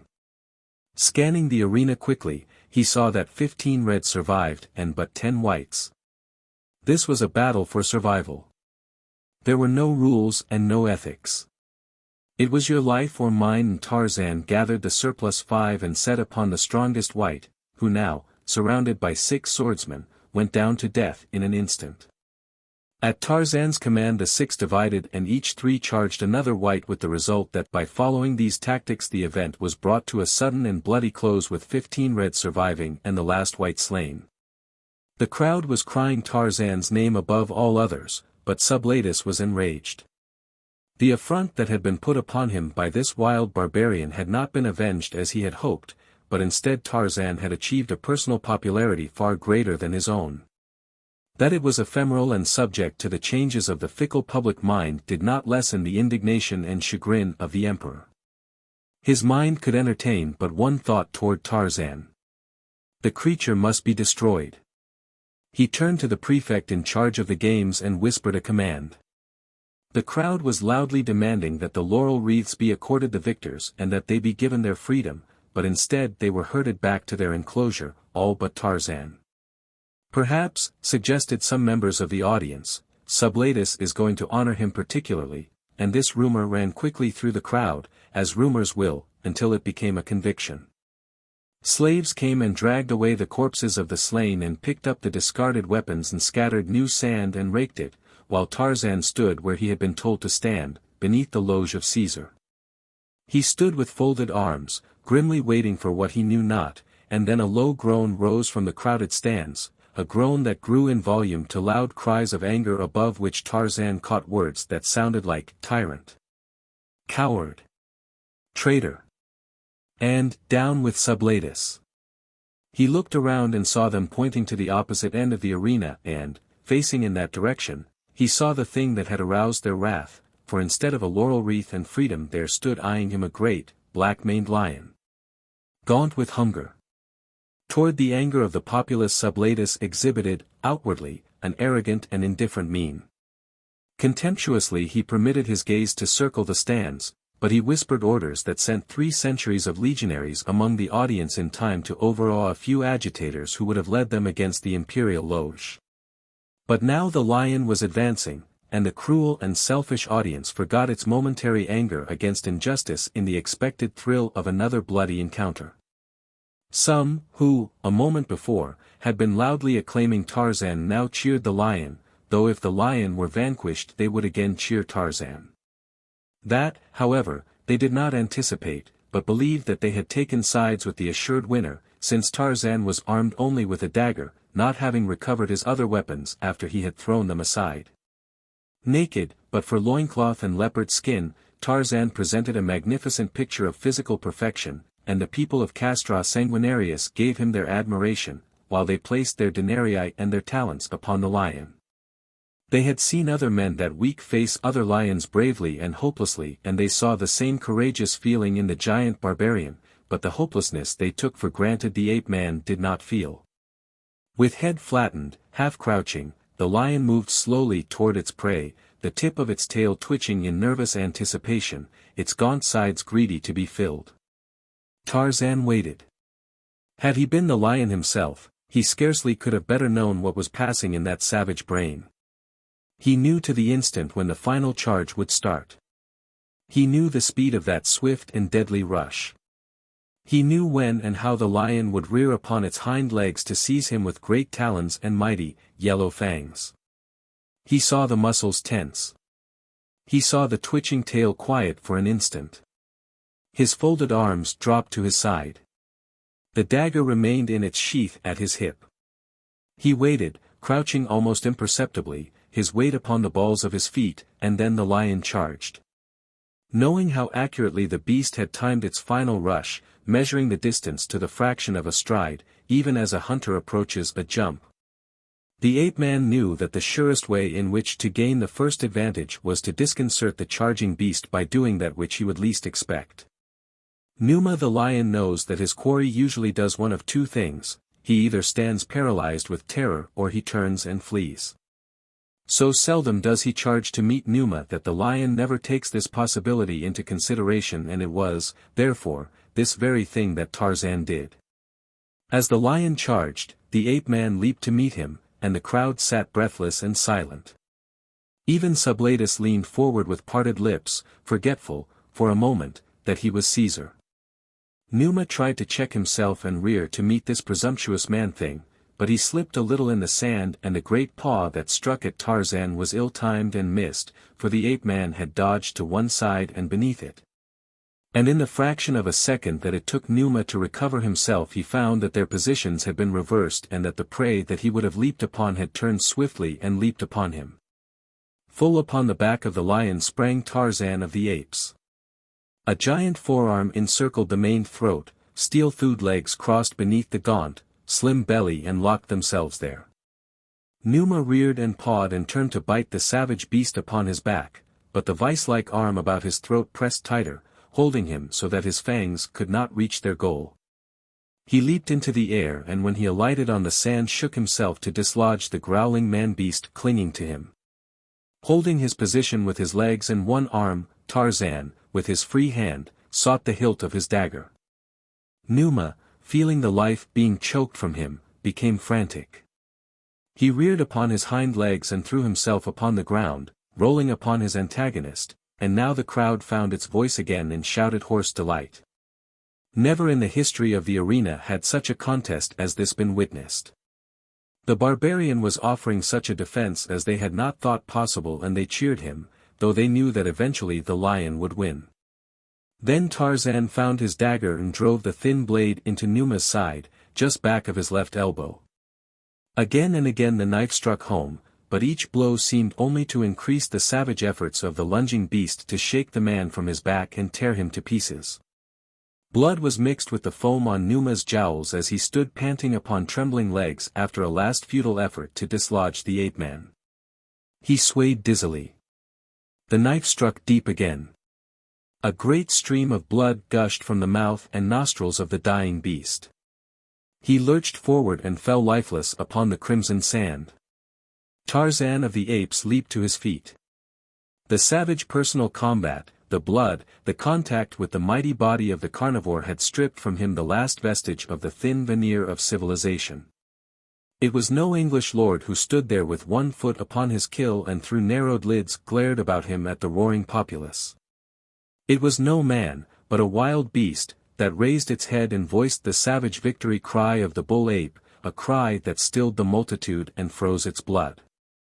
But, in an instant, the spell that had seized him passed. His expression changed. The shadow of a smile crossed his face as he stooped and, wiping the blood from his dagger upon Numa's mane, returned the weapon to its sheath. Caesar's jealousy had turned to terror as he realized the meaning of the tremendous ovation the giant barbarian was receiving from the people of Castra Sanguinarius. He well knew, though he tried to conceal the fact, that he held no place in popular favor and that Fastus, his son, was equally hated and despised. This barbarian was a friend of Maximus Preclarus, whom he had wronged, and Maximus Preclarus, whose popularity with the troops was second to none, was loved by Delecta, the daughter of Dion Splendidus. Who might easily aspire to the purple with the support of such a popular idol as Tarzan must become if he were given his freedom in accordance with the customs and rules governing the contests. While Tarzan waited in the arena and the people cheered themselves hoarse, more legionaries filed into the stands until the wall bristled with glittering pikes. Caesar whispered in consultation with the prefect of the games. Trumpets blared and the prefect arose and raised his open palm for silence. Gradually the din subsided and the people waited, listening, expecting the honors that were customarily bestowed upon the outstanding hero of the games. The prefect cleared his throat. This barbarian has furnished such extraordinary entertainment that Caesar, as a special favor to his loyal subjects, has decided to add one more event to the games in which the barbarian may again demonstrate his supremacy. This event will, but what further the prefect said was drowned in a murmur of surprise, disapproval, and anger, for the people had sensed by this time the vicious and unfair trick that Sublatus was about to play upon their favorite. They cared nothing for fair play, for though the individual may prate of it at home, it has no place in mob psychology, but the mob knew what it wanted. It wanted to idolize a popular hero. It did not care to see him fight again that day, and it wanted to thwart Sublatus, whom it hated. Menacing were the cries and threats directed toward Caesar, and only the glittering pikes kept the mob at bay. In the arena the slaves were working rapidly, fallen Numa had been dragged away, the sand swept, and as the last slave disappeared, leaving Tarzan again alone within the enclosure, those menacing gates at the far end swung open once more. Chapter 17. As Tarzan looked toward the far end of the arena, he saw 6 bull apes being herded through the gateway. They had heard the victory cry roll thunderously from the arena a few minutes before, and they came now from their cages filled with excitement and ferocity. Already had they long been surly and irritable from confinement and from the teasing and baiting to which they had been subjected by the cruel Sanguinarians. Before them they saw a man-thing, a hated Tarmangani. He represented the creatures that had captured them and teased them and hurt them. "I am Gaiat," growled one of the bull apes. "I kill." "I am Zutho," bellowed another. "I kill." "Kill the Tarmangani," barked Goyad, as the 6 lumbered forward, sometimes erect upon their hind feet, sometimes swinging with gnarled knuckles to the ground. The crowd hooted and groaned. "Down with Caesar! Death to Sublatus!" rose distinctly above the tumult. To a man they were upon their feet, but the glittering pikes held them in awe as one or two, with more courage than brains, sought to reach the loge of Caesar, but ended upon the pikes of the legionaries instead. Their bodies, lying in the aisles, served as a warning to the others. Sublatus turned and whispered to a guest in the imperial loge. "This should be a lesson to all who would dare affront Caesar," he said. "Quite right," replied the other. "Glorious Caesar is, indeed, all-powerful," but the fellow's lips were blue from terror as he saw how great and menacing was the crowd and how slim and few looked the glittering pikes that stood between it and the imperial loge. As the apes approached, Zutho was in the lead. "I am Zutho," he cried. "I kill." "Look well, Zutho, before you kill your friend," replied the ape-man. "I am Tarzan of the apes." Zutho stopped, bewildered. The others crowded about him. "The Tarmangani spoke in the language of the great apes," said Zutho. "I know him," said Goyad. "He was king of the tribe when I was a young ape." "It is, indeed, Whiteskin," said Gaiat. "Yes," said Tarzan, "I am Whiteskin. We are all prisoners here together. These Tarmangani are my enemies and yours. They wish us to fight, but we shall not." "No," said Zutho, "we shall not fight against Tarzan." "Good," said the ape-man, as they gathered close around him, sniffing that their noses might validate the testimony of their eyes. "What has happened?" growled Sublatus. "Why do they not attack him?" "He has cast a spell upon them," replied Caesar's guest. The people looked on wonderingly. They heard the beasts and the man growling at one another. How could they guess that they were speaking together in their common language? They saw Tarzan turn and walk toward Caesar's loge, his bronzed skin brushing against the black coats of the savage beasts lumbering at his side. The ape-man and the apes halted below Imperial Caesar. Tarzan's eyes ran quickly around the arena. The wall was lined with legionaries, so not even Tarzan might pass these unscathed. He looked up at Sublatus. "Your plan has failed, Caesar. These that you thought would tear me to pieces are my own people. They will not harm me. If there are any others that you would turn against me, let them come now, but be quick, for my patience is growing short, and if I should say the word these apes will follow me into the imperial loge and tear you to shreds." And that is exactly what Tarzan would have done had he not known that while he doubtless could have killed Sublatus, his end would come quickly beneath the pikes of the legionaries.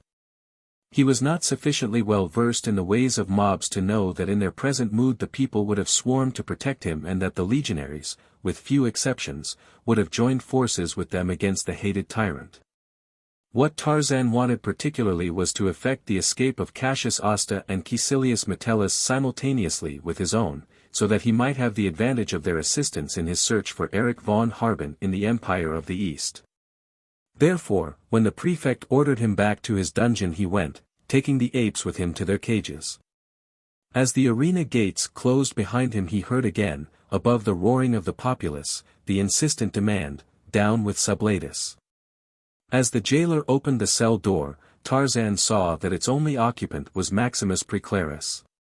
"Welcome, Tarzan," cried the Roman. "I had not thought to see you again. How is it that you are neither dead nor free?"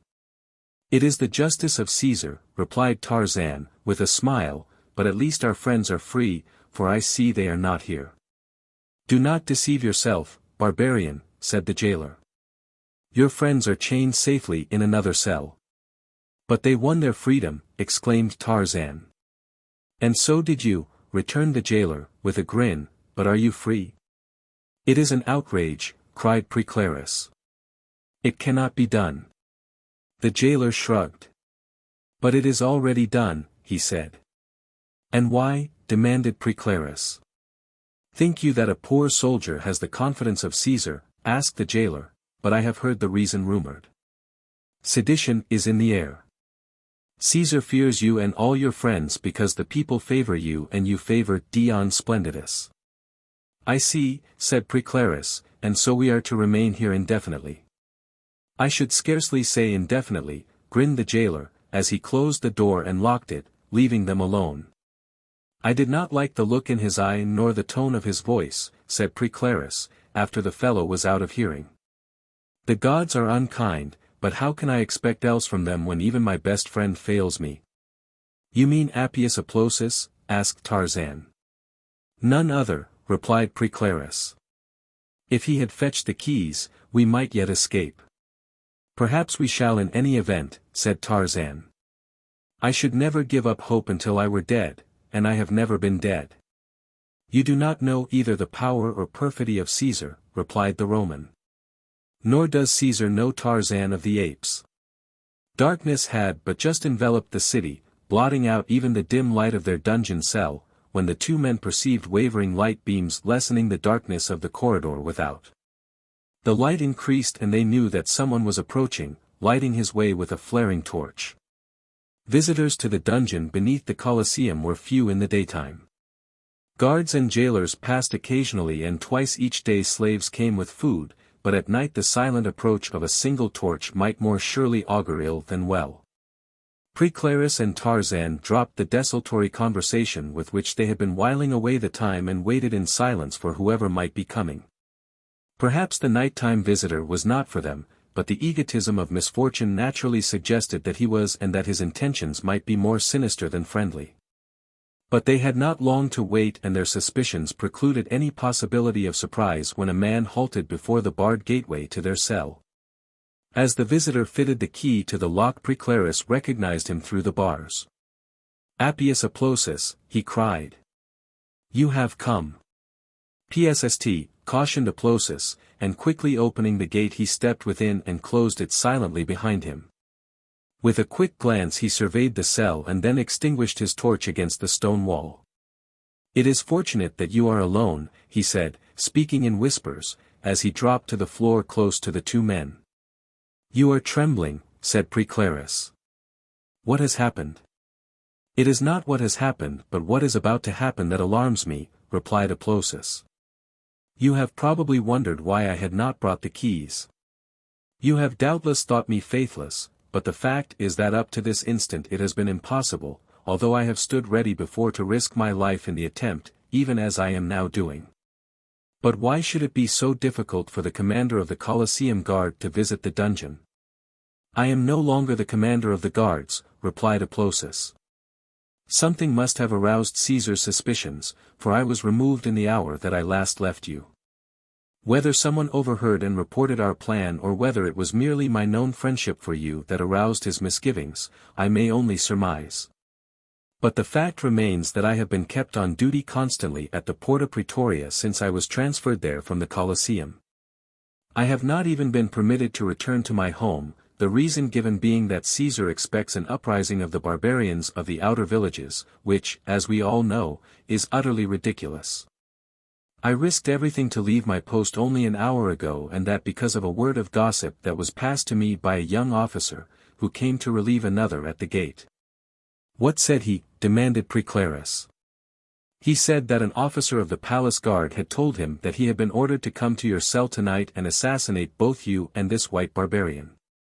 I hastened to Festivitas and together we found the keys that I promised to bring you, but even as I slunk through the shadows of the city streets, endeavoring to reach the Colosseum unobserved or unrecognized, I feared that I might be too late. For Caesar's orders are that you are to be dispatched at once. Here are the keys, Preclarus. If I may do more, command me. No, my friend, replied Preclarus, you have already risked more than enough. Go at once. Return to your post lest Caesar learn and destroy you. Farewell then and good luck, said Aplosus. If you would leave the city, remember that Appius Aplosus commands the Porta Praetoria. I shall not forget, my friend, replied Preclarus, but I shall not impose further risks upon your friendship. Appius Aplosus turned to leave the cell, but he stopped suddenly at the gate. It is too late, he whispered. Look! The faint gleams of distant torchlight were cutting the gloom of the corridor. They come, whispered Preclarus. Make haste. But instead Appius Aplosus stepped quickly to one side of the doorway, out of sight of the corridor beyond, and drew his Spanish sword. Rapidly the torch swung down the corridor. The scraping of sandals on stone could be distinctly heard, and the ape-man knew that whoever came was alone. A man wrapped in a long dark cloak halted before the barred door and, holding his torch above his head, peered within. Maximus Preclarus, he whispered. Are you within? Yes, replied Preclarus.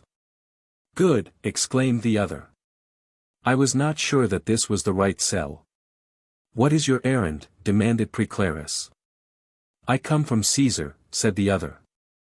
He sends a note. A sharp one? Inquired Preclarus.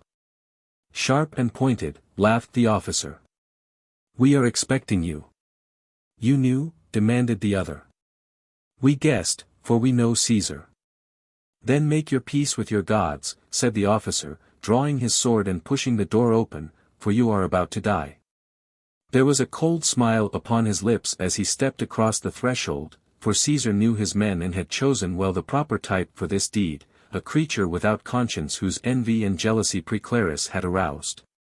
And the smile was still upon his lips as the sword of Appius Aplosus crashed through his helmet to his brain. As the man lunged forward dead, the torch fell from his left hand and was extinguished upon the floor. Now go, whispered Preclarus to Aplosus, and may the gratitude of those you have saved prove a guard against disaster. It could not have turned out better, whispered Aplosus. You have the keys, you have his weapons, and now you have ample time to make your escape before the truth is learned. Goodbye, again. Goodbye, and may the gods protect you. As Aplosus moved cautiously along the dark corridor, Maximus Preclarus fitted keys to their manacles and both men stood erect, freed at last from their hated chains. No need to formulate plans, they had talked and talked of nothing else for weeks, changing them only to meet altered conditions. Now their first concern was to find Asta and Metellus and the others upon whose loyalty they could depend and to gather around them as many of the other prisoners as might be willing to follow them in the daring adventure they contemplated. Through the darkness of the corridor they crept from cell to cell, and in the few that still held prisoners they found none unwilling to pledge his loyalty to any cause or to any leader that might offer freedom. Luckety, Pingu, and Ogonio were among those they liberated. They had almost given up hope of finding the others when they came upon Metellus and Asta in a cell close to the entrance to the arena. With them were a number of professional gladiators, who should have been liberated with the other victors at the end of the games, but who were being kept because of some whim of Caesar that they could not understand and that only inflamed them to anger against the emperor. To a man they pledged themselves to follow wherever Tarzan might lead. "Few of us will come through alive," said the ape-man, when they had all gathered in the large room that was reserved for the contestants before they were ushered into the arena. "But those who do will have been avenged upon Caesar for the wrongs that he has done them. The others will be welcomed by the gods as heroes worthy of every favor," added Preclarus. "We do not care whether your cause be right or wrong, or whether we live or die," said a gladiator, "so long as there is good fighting." "There will be good fighting. I can promise you that," said Tarzan, "and plenty of it." "Then lead on," said the gladiator. "But first I must liberate the rest of my friends," said the ape-man. "We have emptied every cell," said Preclarus. "There are no more." "Oh, yes, my friend," said Tarzan. "There are still others, the great apes." Chapter 18. In the dungeons of Validus Augustus in Castrum Mare, Erich von Harben and Mallius Lepus awaited the triumph of Validus Augustus and the opening of the games upon the morrow. "We have nothing to expect but death," said Lepus, gloomily. "Our friends are in disfavor, or in prison, or in exile. The jealousy of Validus Augustus against his nephew, Cassius Asta, has been invoked against us by Fulvus Fupus to serve his own aims. And the fault is mine," said von Harben. "Do not reproach yourself," replied his friend. "That Favonia gave you her love cannot be held against you. It is only the jealous and scheming mind of Fupus that is to blame." "My love has brought sorrow to Favonia and disaster to her friends," said von Harben, "and here am I, chained to a stone wall, unable to strike a blow in her defense or theirs." "Ah, if Cassius Asta were but here," exclaimed Lepus. "There is a man. With Fupus adopted by Caesar, the whole city would arise against Validus Augustus if Cassius Asta were but here to lead us." And as they conversed sadly and hopelessly in the dungeons of Castrum Mare, noble guests gathered in the throne room of Sublatus in the city of Castra Sanguinarius, at the opposite end of the valley. There were senators in rich robes and high officers of the court and of the army, resplendent in jewels and embroidered linen, who, with their wives and their daughters, formed a gorgeous and glittering company in the pillared chamber, for Fastus, the son of Caesar, was to wed the daughter of Dion Splendidus that evening. In the avenue, beyond the palace gates, a great crowd had assembled, a multitude of people pushing and surging to and fro, but pressing ever upon the gates up to the very pikes of the legionaries. It was a noisy crowd, noisy with a deep-throated roar of anger. "Down with the tyrant! Death to Sublatus! Death to Fastus," was the burden of their hymn of hate. The menacing notes filled the palace, reaching to the throne room, but the haughty patricians pretended not to hear the voice of the cattle. Why should they fear? Had not Sublatus distributed donations to all the troops that very day? Would not the pikes of the legionaries protect the source of their gratuity? It would serve the ungrateful populace right if Sublatus set the legions upon them, for had he not given them such a pageant and such a week of games as Castra Sanguinarius never had known before? For the rabble without, their contempt knew no bounds now that they were within the palace of the emperor. But they did not speak among themselves of the fact that most of them had entered by a back gate after the crowd had upset the litter of a noble senator and spilled its passengers into the dust of the avenue. With pleasure they anticipated the banquet that would follow the marriage ceremony, and while they laughed and chattered over the gossip of the week, the bride sat stark and cold in an upper chamber of the palace surrounded by her female slaves and comforted by her mother. "It shall not be," she said. "I shall never be the wife of Fastus," and in the folds of her flowing robe she clutched the hilt of a slim dagger. In the corridor beneath the Colosseum, Tarzan marshaled his forces. He summoned Lucetti and a chief of one of the outer villages, who had been a fellow prisoner with him and with whom he had fought shoulder to shoulder in the games. "Go to the Porta Praetoria," he said, and ask Appius Applausus to pass you through the city wall as a favor to Maximus Preclarus. Go then among the villages and gather warriors. Tell them that if they would be avenged upon Caesar and free to live their own lives in their own way, they must rise now and join the citizens who are ready to revolt and destroy the tyrant. Hasten, there is no time to be lost. Gather them quickly and lead them into the city by the Porta Praetoria, straight to the palace of Caesar. Warning their followers to silence, Tarzan and Maximus Preclarus led them in the direction of the barracks of the Colosseum Guard, where were quartered the men of Preclarus's own cohort. It was a motley throng of near-naked warriors from the outer villages, slaves from the city, and brown half-castes, among whom were murderers, thieves and professional gladiators. Preclarus and Asta and Metellus and Tarzan led them, and swarming close to Tarzan were Gaiet, Zutho, and Goyad and their 3 fellow apes. Ogonio was certain now that Tarzan was a demon, for who else might command the hairy men of the woods? Doubtless in each of these fierce bodies presided the ghost of some great Bagego chief. If little Nkema had been the ghost of his grandfather, then these must be the ghosts of very great men, indeed. Ogonio did not press too closely to these savage allies, nor as a matter of fact did any of the others, not even the most ferocious of the gladiators.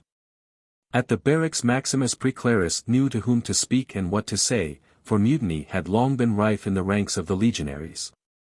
Only their affection for some of their officers, among whom was Preclarus, had kept them thus long in leash, and now they welcomed the opportunity to follow the young patrician to the very gates of Caesar's palace. Following a plan that had been decided upon, Preclarus dispatched a detachment under an officer to the Porta Praetoria with orders to take it by force, if they could not persuade Appius Applausus to join them, and throw it open to the warriors from the outer villages when they should arrive. Along the broad Via Principalis, overhung by giant trees that formed a tunnel of darkness in the night, Tarzan of the Apes led his followers toward the palace in the wake of a few torch-bearers, who lighted the way. As they approached their goal, someone upon the outskirts of the crowd, pressing the palace guard, was attracted by the light of their torches, and quickly the word was passed that Caesar had sent for reinforcements, that more troops were coming. The temper of the crowd, already inflamed, was not improved as this news spread quickly through its ranks. A few, following a self-appointed leader, moved forward menacingly to meet the newcomers. "Who comes?" shouted one. "It is I, Tarzan of the Apes," replied the ape-man. The shout that went up in response to this declaration proved that the fickle populace had not, as yet, turned against him. Within the palace the cries of the people brought a scowl to the face of Caesar and a sneer to many a patrician lip, but their reaction might have been far different had they known the cause of the elation of the mob. "Why are you here?" cried voices. "What are you going to do?"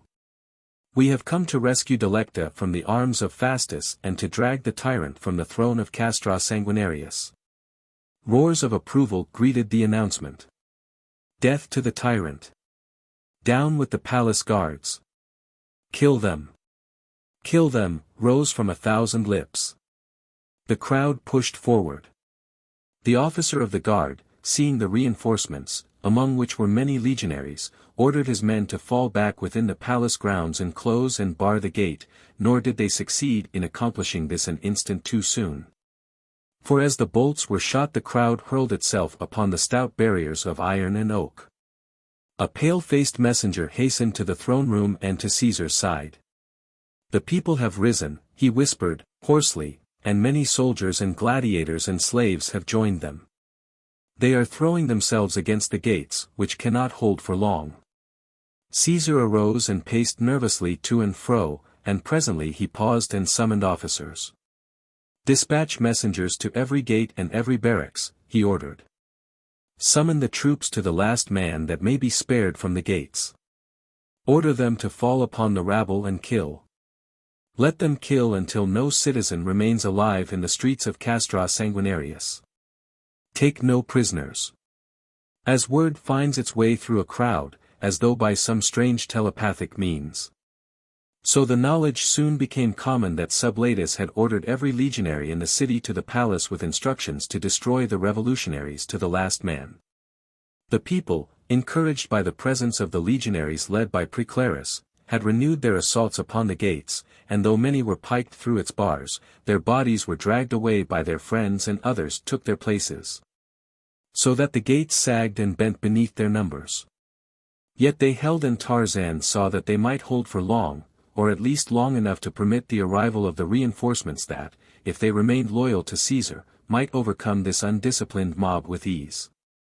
Gathering around him some of those he knew best, Tarzan explained a new plan that was greeted with exclamations of approval, and summoning the apes he moved down the dark avenue, followed by Maximus Preclarus, Cassius Asta, Caecilius Metellus, Mpingu, and a half-dozen of Castra Sanguinarius's most famous gladiators.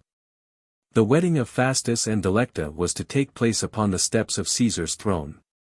The high priest of the temple stood facing the audience, and just below him, and at one side, Fastus waited, while slowly up the center of the long chamber came the bride, followed by the Vestal virgins, who tended the temple's sacred fires. Delecta was pale, but she did not falter as she moved slowly forward to her doom. There were many who whispered that she looked the empress already, so noble was her mien, so stately her carriage. They could not see the slim dagger clutched in her right hand beneath the flowing bridal robes. Up the aisle she moved, but she did not halt before the priest as Fastus had done, and as she should have done, but past him, and mounting the first few steps toward the throne she halted, facing Sublatus. The people of Castra Sanguinarius have been taught through all the ages that they may look to Caesar for protection, she said. Caesar not only makes the law, he is the law. He is either the personification of justice or he is a tyrant. Which, Sublatus, are you? Caesar flushed. What mad whim is this, child? He demanded. Who has set you to speak such words to Caesar? I have not been prompted, replied the girl, wearily. It is my last hope, and though I knew beforehand that it was futile, I felt that I must not cast it aside as useless before putting it to the test. Come. Come, snapped Caesar. Enough of this foolishness. Take your place before the priest and repeat your marriage vows. You cannot refuse me, cried the girl, stubbornly. I appeal to Caesar, which is my right as a citizen of Rome, the mother city that we have never seen, but whose right to citizenship has been handed down to us from our ancient sires. Unless the spark of freedom is to be denied us, you cannot refuse me that right, Sublatus. The emperor paled and then flushed with anger. Come to me tomorrow, he said. You shall have whatever you wish. If you do not hear me now, there will be no tomorrow, she said. I demand my rights now. Well, demanded Caesar, coldly, what favor do you seek? I seek no favor, replied Delecta. I seek the right to know if the thing for which I am paying this awful price has been done, as it was promised. What do you mean? Demanded Sublatus. What proof do you wish? I wish to see Maximus Preclarus here alive and free, replied the girl, before I pledge my troth to Fastus. That, as you well know, was the price of my promise to wed him. Caesar arose angrily. That cannot be, he said. Oh, yes, it can be, cried a voice from the balcony at the side of the chamber, for Maximus Preclarus stands just behind me. Chapter 19. Every eye turned in the direction of the balcony from which came the voice of the speaker. A gasp of astonishment arose from the crowded room. The barbarian! Maximus Preclarus, cried a score of voices. The guard! The guard! Screamed Caesar, as Tarzan leaped from the balcony to one of the tall pillars that supported the roof and slid quickly to the floor, while behind him came 6 hairy apes. A dozen swords flashed from their scabbards as Tarzan and the 6 leaped toward the throne. Women screamed and fainted. Caesar shrank back upon his golden seat, momentarily paralyzed by terror. A noble with bared blade leaped in front of Tarzan to bar his way, but Goliath sprang full upon him. Yellow fangs bit once into his neck and, as the great ape arose and standing on the body of his kill roared forth his victory cry, the other nobles shrank back. Fastus, with a scream, turned and fled, and Tarzan leaped to Delecta's side. As the apes ascended the steps to the dais, Caesar, jabbering with terror, scuttled from his seat and hid, half fainting, behind the great throne that was the symbol of his majesty and his power. But it was not long before the nobles and officers and soldiers in the apartment regained the presence of mind that the sudden advent of this horrid horde had scattered to the four winds, and now, seeing only the wild barbarian and 6 unarmed beasts threatening them, they pushed forward. Just then a small door beneath the balcony from which Tarzan had descended to the floor of the throne room was pushed open, giving entrance to Maximus Preclarus, Cassius Asta, Caecilius Metellus, Pingu, and the others who had accompanied Tarzan over the palace wall beneath the shadows of the great trees into which the ape-man and the apes had assisted their less agile fellows. As Caesar's defenders sprang forward they were met by some of the best swords in Castra Sanguinarius, as in the forefront of the fighting were the very gladiators whose exploits they had cheered during the week. Tarzan passed Delecta to Mpingu, for he and Preclarus must lend a hand in the fighting. Slowly, Delecta's defenders fell back before the greater number of nobles, soldiers, and guardsmen who were summoned from other parts of the palace. Back toward the little door they fell, while shoulder to shoulder with the gladiators and with Maximus Preclarus and Asta and Metellus. Tarzan fought and the great apes spread consternation among all because of their disposition to attack friend as well as foe. And out upon the Via Principalis the crowd surged and the great gates gave to a shrieking mob that poured into the palace grounds, overwhelming the guards, trampling them, trampling their own dead and their own living. But the veteran legionaries who composed the palace guard made a new stand at the entrance to the palace.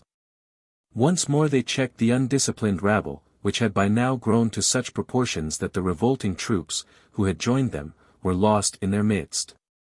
The guard had dragged an onager to the palace steps and were discharging stones into the midst of the crowd, which continued to rush forward to fall upon the pikes of the palace defenders. In the distance trumpets sounded from the direction of the Porta Decumana, and from the Porta Principalis Dextra came the sound of advancing troops. At first those upon the outskirts of the mob, who had heard these sounds, did not interpret them correctly. They cheered and shouted. These cowards that hang always upon the fringe of every crowd, letting others take the risks and do the fighting for them, thought that more troops had revolted and that the reinforcements were for them. But their joy was short-lived, for the first sentry that swung into the Via Principalis from the Porta Decumana fell upon them with pike and sword until those who were not slain escaped, screaming, in all directions. Century after century came at the double. They cleared the Via Principalis and fell upon the mob within the palace court until the revolt dissolved into screaming individuals fleeing through the darkness of the palace grounds, seeking any shelter that they might find, while terrible legionaries pursued them with flaming torches and bloody swords. Back into the little room from which they had come fell Tarzan and his followers. The doorway was small and it was not difficult for a few men to hold it, but when they would have retreated through the window they had entered and gone back into the palace grounds to seek escape across the walls in the shadows of the old trees. They saw the ground swarming with legionaries and realized that the back of the revolt had been broken. The anteroom in which they had taken refuge would barely accommodate them all, but it offered probably the best refuge they could have found in all the palace of Sublatus. For there were but 2 openings in it, the single small doorway leading into the throne room and an even smaller window letting into the palace gardens. The walls were all stone and proof against any weapons at the disposal of the legionaries, yet if the uprising had failed and the legionaries had not joined the people, as they had expected, of what value this temporary sanctuary? The instant that hunger and thirst assailed them this same room would become their prison cell and torture chamber, and perhaps for many of them a vestibule to the grave. "Ah, Delecta," cried Preclarus, in the first moment that he could seize to go to her side, "I have found you only to lose you again. My rashness, perhaps, has brought you death." "Your coming saved me from death," replied the girl, drawing the dagger from her gown and exhibiting it to Preclarus. "I chose this as husband rather than Fastus," she said, "so if I die now I have lived longer than I should have, had you not come, and at least I die happy, for we shall die together." "This is no time to be speaking of dying," said Tarzan. "Did you think a few hours ago that you would ever be together again? Well, here you are. Perhaps in a few more hours everything will be changed and you will be laughing at the fears you are now entertaining. Some of the gladiators, who were standing near and had overheard Tarzan's words, shook their heads. Any of us who gets out of this room alive, said one, will be burned at the stake, or fed to lions, or pulled apart by wild buffalo. We are through, but it has been a good fight, and I for one thank this great barbarian for this glorious end. Tarzan shrugged and turned away. I am not dead yet, he said, and not until I am dead is it time to think of it, and then it will be too late. Maximus Preclarus laughed. Perhaps you are right, he said. What do you suggest?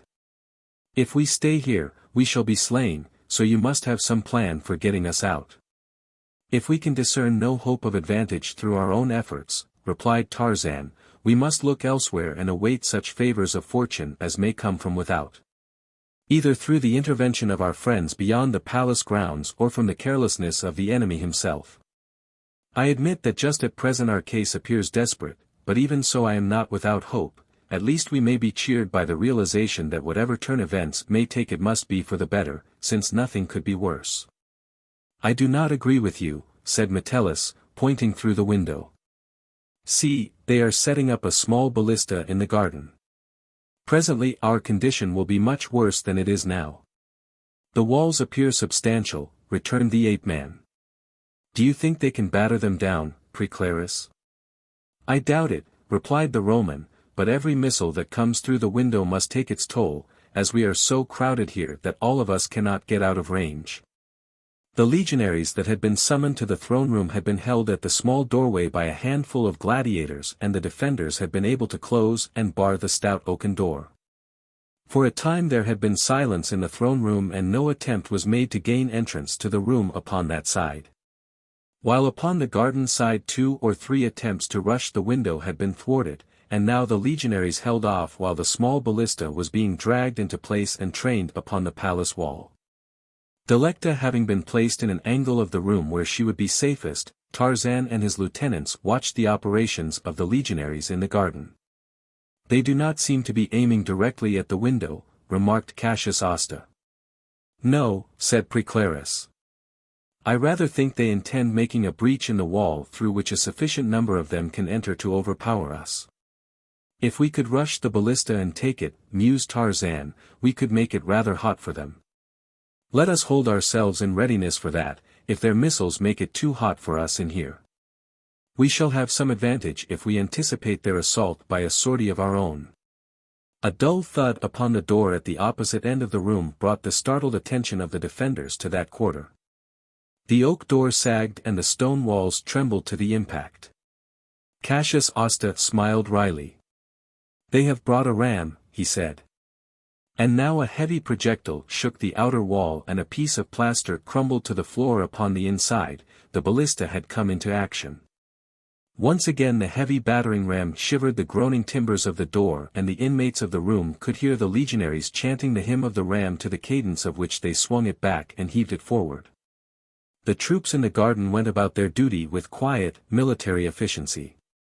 Each time a stone from the ballista struck the wall there was a shout, but there was nothing spontaneous in the demonstration. Which seemed as perfunctory as the mechanical operation of the ancient war engine that delivered its missiles with almost clock-like regularity.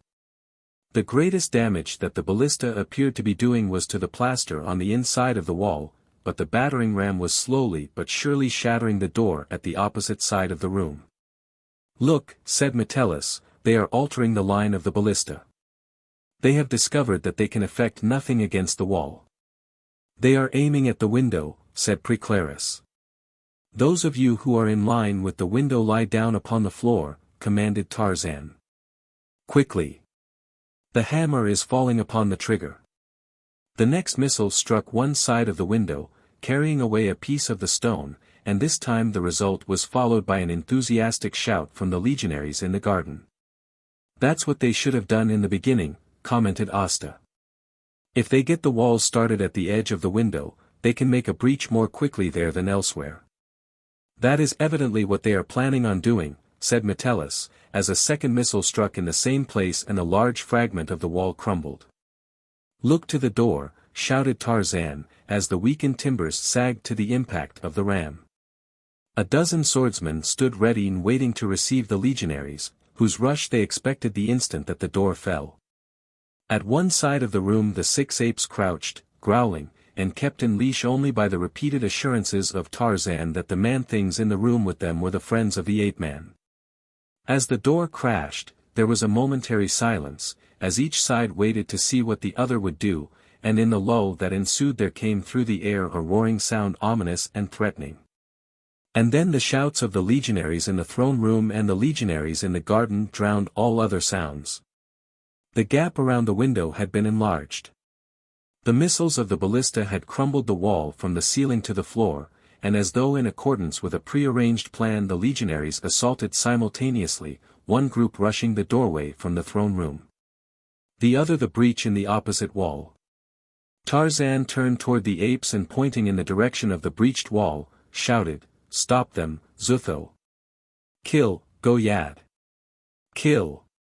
The men near him looked at him in surprise and perhaps they shuddered a little as they heard the growling voice of a beast issue from the throat of the giant barbarian, but instantly they realized he was speaking to his hairy fellows. As they saw the apes spring forward with bared fangs and, growling hideously, throw themselves upon the first legionaries to reach the window. 2 apes went down, pierced by Roman pikes, but before the beastly rage of the other Caesar's soldiers gave back. After them, cried Tarzan to Preclaris. "Follow them into the garden. Capture the ballista and turn it upon the legionaries. We will hold the throne room door until you have seized the ballista, then we shall fall back upon you." After the battling apes rushed the 3 patricians, Maximus Preclaris, Cassius Asta, and Caecilius Metellus, leading gladiators, thieves, murderers, and slaves into the garden, profiting by the temporary advantage the apes had gained for them. Side by side with the remaining gladiators Tarzan fought to hold the legionaries back from the little doorway until the balance of his party had won safely to the garden and seized the ballista. Glancing back he saw Mpingu leading Delecta from the room in the rear of the escaped prisoners. Then he turned again to the defense of the doorway, which his little party held stubbornly until Tarzan saw the ballista in the hands of his own men, and, giving step by step across the room, he and they backed through the breach in the wall. At a shout of command from Preclaris, they leaped to one side. The hammer fell upon the trigger of the ballista, which Preclaris had lined upon the window, and a heavy rock drove full into the faces of the legionaries. For a moment the fates had been kind to Tarzan and his fellows, but it soon became apparent that they were little if any better off here than in the room they had just quitted, for in the garden they were ringed by legionaries. Pikes were flying through the air, and though the ballista and their own good swords were keeping the enemy at a respectful distance, there was none among them who believed that they could for long withstand the superior numbers and the better equipment of their adversaries. There came a pause in the fighting, which must necessarily be the case in hand-to-hand encounters, and as though by tacit agreement each side rested. The 3 whites watched the enemy closely. "They are preparing for a concerted attack with pikes," said Preclaris. "That will right finest to our earthly endeavors," remarked Cassius Asta. "May the gods receive us with rejoicing," said Caecilius Metellus. "I think the gods prefer them to us," said Tarzan. "Why?" demanded Cassius Asta. "Because they have taken so many more of them to heaven this night," replied the ape-man, pointing at the corpses lying about the garden, and Cassius Asta smiled, appreciatively. "They will charge in another moment," said Maximus Preclaris, and turning to Delecta he took her in his arms and kissed her. "Goodbye, dear heart," he said. "How fleeting is happiness! How futile the hopes of mortal man!" "Not goodbye, Preclaris," replied the girl, "for where you go I shall go," and she showed him the slim dagger in her hand. "No," cried the man. "Promise me that you will not do that." "And why not? Is not death sweeter than fastest?" "Perhaps you are right," he said, sadly. "They come," cried Cassius Asta. "Ready," shouted Tarzan. "Give them all we have. Death is hotter than the dungeons of the Colosseum." Chapter 20. From the far end of the garden, above the din of breaking battle, rose a savage cry, a new note that attracted the startled attention of the contestants upon both sides. Tarzan's head snapped to attention. His nostrils sniffed the air. Recognition, hope, surprise, incredulity surged through his consciousness as he stood there with flashing eyes looking out over the heads of his adversaries. In increasing volume the savage roar rolled into the garden of Caesar. The legionaries turned to face the vanguard of an army led by a horde of warriors. Glistening giants from whose proud heads floated white-feathered war bonnets and from whose throats issued the savage war cry that had filled the heart of Tarzan, the Waziri had come. At their head Tarzan saw Maviro and with him was Luckety, but what the ape-man did not see, and what none of those in the garden of Caesar saw until later, was the horde of warriors from the outer villages of Castra Sanguinarius that, following the Waziri into the city, were already overrunning the palace seeking the vengeance that had so long been denied them. As the last of the legionaries in the garden threw down their arms and begged Tarzan's protection, Maviro ran to the ape-man and, kneeling at his feet, kissed his hand. And at the same instant a little monkey dropped from an overhanging tree onto Tarzan's shoulder. "The gods of our ancestors have been good to the Waziri," said Maviro, "otherwise we should have been too late." "I was puzzled as to how you found me," said Tarzan, "until I saw Nkima." "Yes, it was Nkima," said Maviro. "He came back to the country of the Waziri, to the land of Tarzan, and led us here. Many times we would have turned back thinking that he was mad, but he urged us on and we followed him, and now the big Bwana can come back with us to the home of his own people." "No," said Tarzan, shaking his head, "I cannot come yet. The son of my good friend is still in this valley, but you are just in time to help me rescue him, nor is there any time to lose." Legionaries, throwing down their arms, were running from the palace, from which came the shrieks and groans of the dying and the savage hoots and cries of the avenging horde. Preclaris stepped to Tarzan's side. "The barbarians of the outer villages are attacking the city, murdering all who fall into their hands," he cried. "We must gather what men we can and make a stand against them. Will these warriors, who have just come, fight with us against them?" "They will fight as I direct," replied Tarzan, "but I think it will not be necessary to make war upon the barbarians." "Luckety, where are the white officers who command the barbarians?" "Once they neared the palace," replied Luckety, "the warriors became so excited that they broke away from their white leaders and followed their own chieftain." "Go and fetch their greatest chief," directed Tarzan. During the half-hour that followed, Tarzan and his lieutenants were busy reorganizing their forces into which were incorporated the legionaries who had surrendered to them, in caring for the wounded, and planning for the future. From the palace came the hoarse cries of the looting soldiers, and Tarzan had about abandoned hope that Luckety would be able to persuade a chief to come to him when Luckety returned, accompanied by 2 warriors from the outer villages, whose bearing and ornaments proclaimed them chieftains. "You are the man called Tarzan?" demanded one of the chiefs. The ape-man nodded. "I am," he said. "We have been looking for you. This Bag-Ego said that you have promised that no more shall our people be taken into slavery and no longer shall our warriors be condemned to the arena. How can you, who are yourself a barbarian, guarantee this to us?" "If I cannot guarantee it, you have the power to enforce it yourself," replied the ape-man, "and I with my Waziri will aid you, but now you must gather your warriors. Let no one be killed from now on who does not oppose you. Gather your warriors and take them into the avenue before the palace and then come with your sub-chiefs to the throne room of Caesar. There we shall demand and receive justice, not for the moment but for all time. Go." Eventually the looting horde was quieted by their chiefs and withdrawn to the Via Principalis. Waziri warriors manned the shattered gate of Caesar's palace and lined the corridor to the throne room and the aisle to the foot of the throne. They formed a half-circle about the throne itself, and upon the throne of Caesar sat Tarzan of the Apes with Preclaris and Delecta and Cassius Osta and Caecilius Metellus and Maviro about him. While little Nkima sat upon his shoulder and complained bitterly, for Nkima, as usual, was frightened and cold and hungry. "Send legionaries to fetch Sublatus and Fastus," Tarzan directed Preclaris, "for this business must be attended to quickly, as within the hour I march on Castrum Mare. Flushed with excitement, the legionaries that had been sent to fetch Sublatus and Fastus rushed into the throne room. "Sublatus is dead," they cried. "Fastus is dead. The barbarians have slain them. The chambers and corridors above are filled with the bodies of senators, nobles, and officers of the legion." "Are none left alive?" demanded Preclarus, paling. "Yes," replied one of the legionaries, "there were many barricaded in another apartment who withstood the onslaught of the warriors.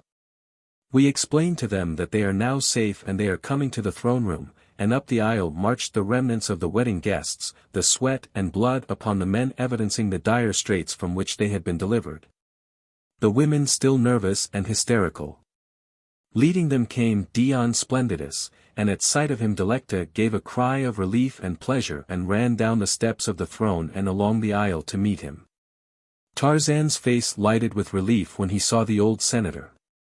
For his weeks in the home of Festivitas and his long incarceration with Maximus Preclarus in the dungeons of the Colosseum had familiarized him with the politics of Castra Sanguinarius. And now the presence of Dion Splendidus was all that he needed to complete the plans that the tyranny and cruelty of Sublatus had forced upon him. He rose from the throne and raised his hand for silence. The hum of voices ceased. "Caesar is dead, but upon someone of you must fall the mantle of Caesar. Long live Tarzan! Long live the new Caesar!" cried one of the gladiators, and instantly every sanguinarian in the room took up the cry. The ape-man smiled and shook his head. "No," he said, "not I, but there is one here to whom I offer the imperial diadem upon the condition that he fulfill the promises I have made to the barbarians of the outer villages. Dion Splendidus, will you accept the imperial purple with the understanding that the men of the outer villages shall be forever free? That no longer shall their girls or their boys be pressed into slavery, or their warriors forced to do battle in the arena?" Dion Splendidus bowed his bead in assent, and thus did Tarzan refuse the diadem and create a Caesar. Chapter 21. The yearly triumph of Validus Augustus, Emperor of the East, had been a poor thing by comparison with that of Sublatus of Castra Sanguinarius. Though dignity and interest was lent the occasion by the presence of the much-advertised barbarian chieftain, who strode in chains behind Caesar's chariot. The vain show of imperial power pleased Validus Augustus, deceiving perhaps the more ignorant of his subjects, and would have given Erich von Harben cause for laughter had he not realized the seriousness of his position. No captive chained to the chariot of the greatest Caesar that ever lived had faced a more hopeless situation than he. What though he knew that a regiment of marines or a squadron of Uhlans might have reduced this entire empire to vassalage? What though he knew that the mayor of many a modern city could have commanded a fighting force far greater and much more effective than this little Caesar? The knowledge was only tantalizing. For the fact remained that Validus Augustus was supreme here, and there was neither regiment of marines nor squadron of Uhlans to question his behavior toward the subject of a great republic that could have swallowed his entire empire without being conscious of any discomfort. The triumph was over. Von Harben had been returned to the cell that he occupied with Mallius Lepus. "You are back early," said Lepus. "How did the triumph of Validus impress you?" "It was not much of a show, if I may judge by the amount of enthusiasm displayed by the people." "The triumphs of Validus are always poor things," said Lepus. "He would rather put 10 talents in his belly or on his back than spend 1 denarius to amuse the people." "And the games," asked von Harben, "will they be as poor?" "They do not amount to much," said Lepus. "We have few criminals here, and as we have to purchase all our slaves, they are too valuable to waste in this way. Many of the contests are between wild beasts, an occasional thief or murderer may be pitted against a gladiator, but for the most part Validus depends upon professional gladiators and political prisoners, enemies or supposed enemies of Caesar. More often they are like you and I, victims of the lying and jealous intrigues of favorites. There are about 20 such in the dungeons now, and they will furnish the most interesting entertainment of the games." "And if we are victorious, we are freed?" asked von Harben. "We shall not be victorious," said Mallius Lepus. Fulvus Fupus has seen to that, you may rest assured. It is terrible, muttered von Harben. You are afraid to die? Asked Mallius Lepus. It is not that, said von Harben. I am thinking of Favonia. And well you may, said Mallius Lepus. My sweet cousin would be happier dead than married to Fulvus Fupus. I feel so helpless, said von Harben. Not a friend, not even my faithful body servant, Gabula. Oh, that reminds me, exclaimed Lepus. They were here looking for him this morning. Looking for him? Is he not confined in the dungeon? He was, but he was detailed with other prisoners to prepare the arena last night, and during the darkness of early morning he is supposed to have escaped, but be that as it may, they were looking for him. Good, exclaimed von Harben. I shall feel better just knowing that he is at large, though there is nothing that he can do for me. Where could he have gone? Castrum Mare is ill-guarded along its waterfront, but the lake itself and the crocodiles form a barrier as efficacious as many legionaries. Gabula may have scaled the wall, but the chances are that he is hiding within the city, protected by other slaves or, possibly, by Septimus Favonius himself. I wish I might feel that the poor, faithful fellow had been able to escape the country and return to his own people, said von Harben. Mallius Lepus shook his head. That is impossible, he said. Though you came down over the cliff, he could not return that way, and even if he could find the pass to the outer world, he would fall into the hands of the soldiers of Castra Sanguinarius or the barbarians of their outer villages. No, there is no chance that Gabula will escape. The time passed quickly, all too quickly, between the hour that Erich von Harben was returned to his cell, following his exhibition in the triumph of Validus Augustus, and the coming of the Colosseum guards to drive them into the arena. The Colosseum was packed. The loges of the patricians were filled. The haughty Caesar of the East sat upon an ornate throne, shaded by a canopy of purple linen. Septimus Favonius sat with bowed head in his loge, and with him was his wife and Favonia. The girl sat with staring eyes fixed upon the gateway from which the contestants were emerging. She saw her cousin, Mallius Lepus, emerge, and with him Erich von Harben, and she shuddered and closed her eyes for a moment. When she opened them again the column was forming and the contestants were marched across the white sands to receive the commands of Caesar. With Mallius Lepus and von Harben marched the 20 political prisoners, all of whom were of the patrician class. Then came the professional gladiators, coarse, brutal men, whose business it was to kill or be killed. Leading these, with a bold swagger, was one who had been champion gladiator of Castrum Mare for 5 years. If the people had an idol, it was he. They roared their approval of him. Claudius Taurus. Claudius Taurus rose above a babel of voices. A few mean thieves, some frightened slaves, and a half-dozen lions completed the victims that were to make a Roman holiday. Erich von Harben had often been fascinated by the stories of the games of ancient Rome. Often had he pictured the Colosseum packed with its thousands and the contestants upon the white sand of the arena, but now he realized that they had been but pictures, but the photographs of his imagination.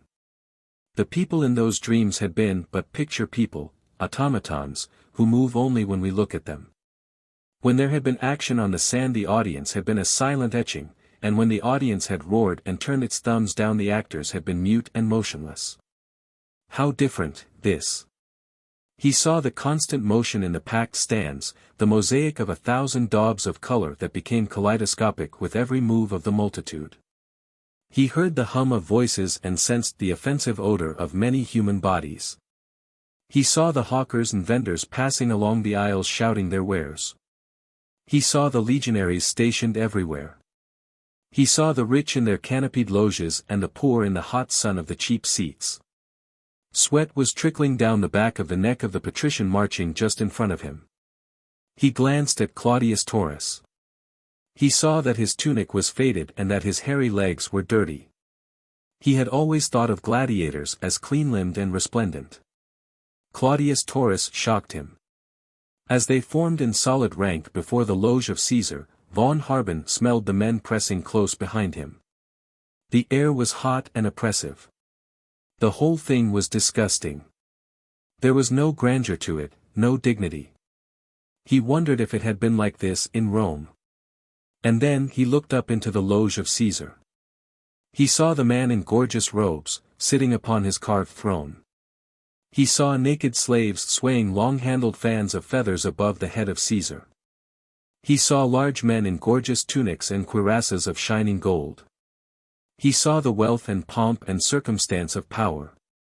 And something told him that after all ancient Rome had probably been much as this was, that its populace had smelled and that its gladiators had had hairy legs with dirt on them and that its patricians had sweated behind the ears. Perhaps Validus Augustus was as great a Caesar as any of them, for did he not rule half of his known world? Few of them had done more than this.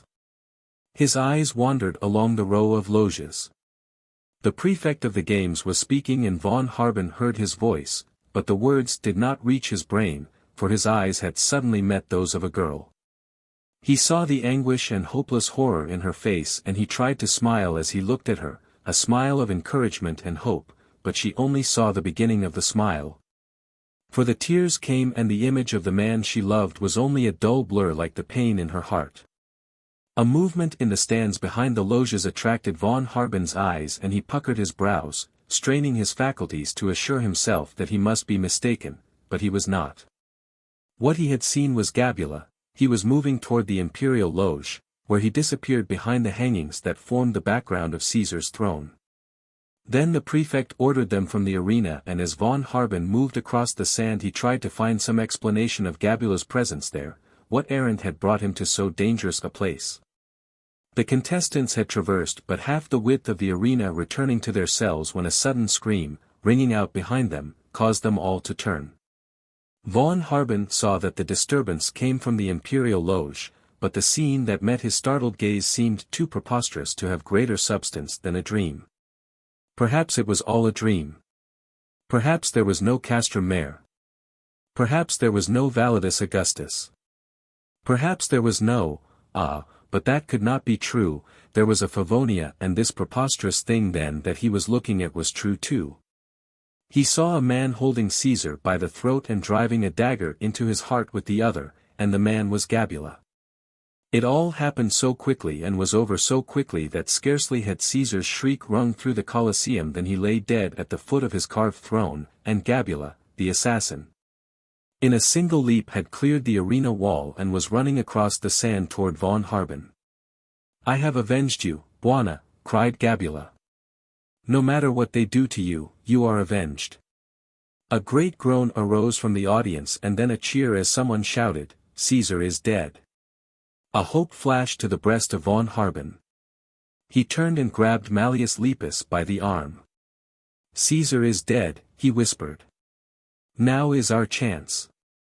"What do you mean?" demanded Mallius Lepus. "In the confusion we can escape. We can hide in the city and at night we can take Favonia with us and go away." "Where?" asked Mallius Lepus. "God!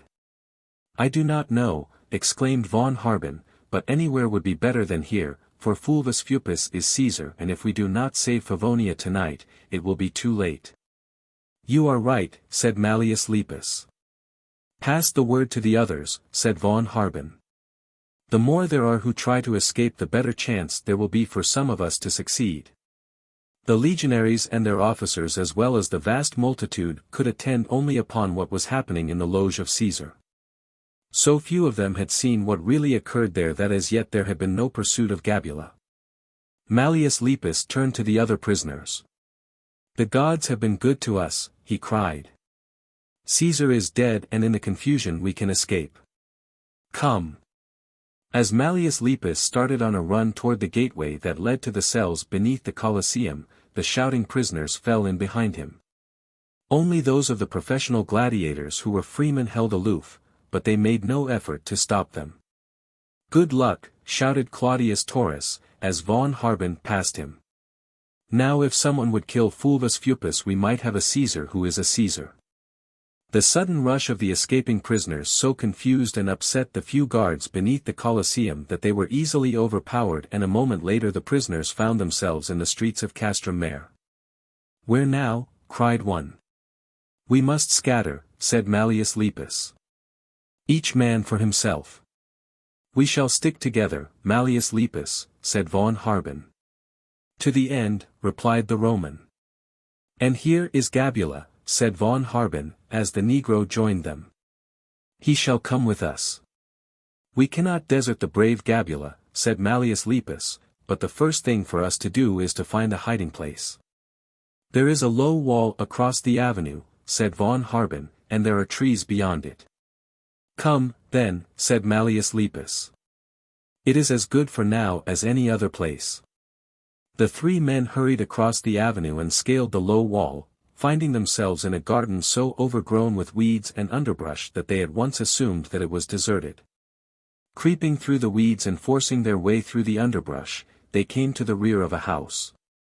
A broken door, hanging by one hinge, windows from which the wooden blinds had fallen, an accumulation of rubbish upon the threshold marked the dilapidated structure as a deserted house. "Perhaps this is just the place for us to hide until night," said von Harben. "Its proximity to the Colosseum is its greatest advantage," said Mallius Lepus, "for they will be sure to believe that we have rushed as far from our dungeon as we could. Let us go in and investigate. We must be sure that the place is uninhabited." The rear room, which had been the kitchen, had a crumbling brick oven in one corner, a bench and a dilapidated table. Crossing the kitchen, they entered an apartment beyond and saw that these two rooms constituted all that there was to the house. The front room was large, and as the blinds at the windows facing the avenue had not fallen, it was dark within it. In one corner they saw a ladder reaching to a trapdoor in the ceiling, which evidently led to the roof of the building. And 2 or 3 feet below the ceiling and running entirely across the end of the room where the ladder arose was a false ceiling, which formed a tiny loft just below the roof beams, a place utilized by former tenants as a storage room. A more careful examination of the room revealed nothing more than a pile of filthy rags against one wall, the remains perhaps of some homeless beggar's bed. "It could not have been better," said Mallius Lepus, "if this had been built for us. Why, we have 3 exits if we are hard pressed, one into the back garden, one into the avenue in front, and the third to the roof. We can remain in safety, then," said von Harben, "until after dark, when it should be easy to make our way unseen through the dark streets to the home of Septimus Favonius." Chapter 22. East along the Via Mare from Castra Sanguinarius marched 5,000 men. The white plumes of the Waziri nodded at the back of Tarzan. Stalwart legionaries followed Maximus Preclarus, while the warriors of the outer villages brought up the rear. Sweating slaves dragged catapults, ballistae, testodones, huge battering rams, and other ancient engines of war. There were scaling ladders and wall hooks and devices for throwing fireballs into the defenses of an enemy. The heavy engines had delayed the march, and Tarzan had chafed at the delay, but he had to listen to Maximus Preclarus and Cassius Asta and Caecilius Metellus, all of whom had assured him that the fort, which defended the only road to Castrum Mare, could not be taken by assault without the aid of these mechanical engines of war. Along the hot and dusty Via Mare the Waziri swung, chanting the war songs of their people. The hardened legionaries, their heavy helmets dangling against their breasts from cords that passed about their necks, their packs on forked sticks across their shoulders, their great oblong shields hanging in their leather covers at their backs, cursed and grumbled as became veterans, while the warriors from the outer villages laughed and sang and chattered as might a party of picnickers. As they approached the fort with its moat and embankment and palisade and towers, slaves were bearing the body of Validus Augustus to his palace within the city, and Fulvus Fupus, surrounded by fawning sycophants, was proclaiming himself Caesar.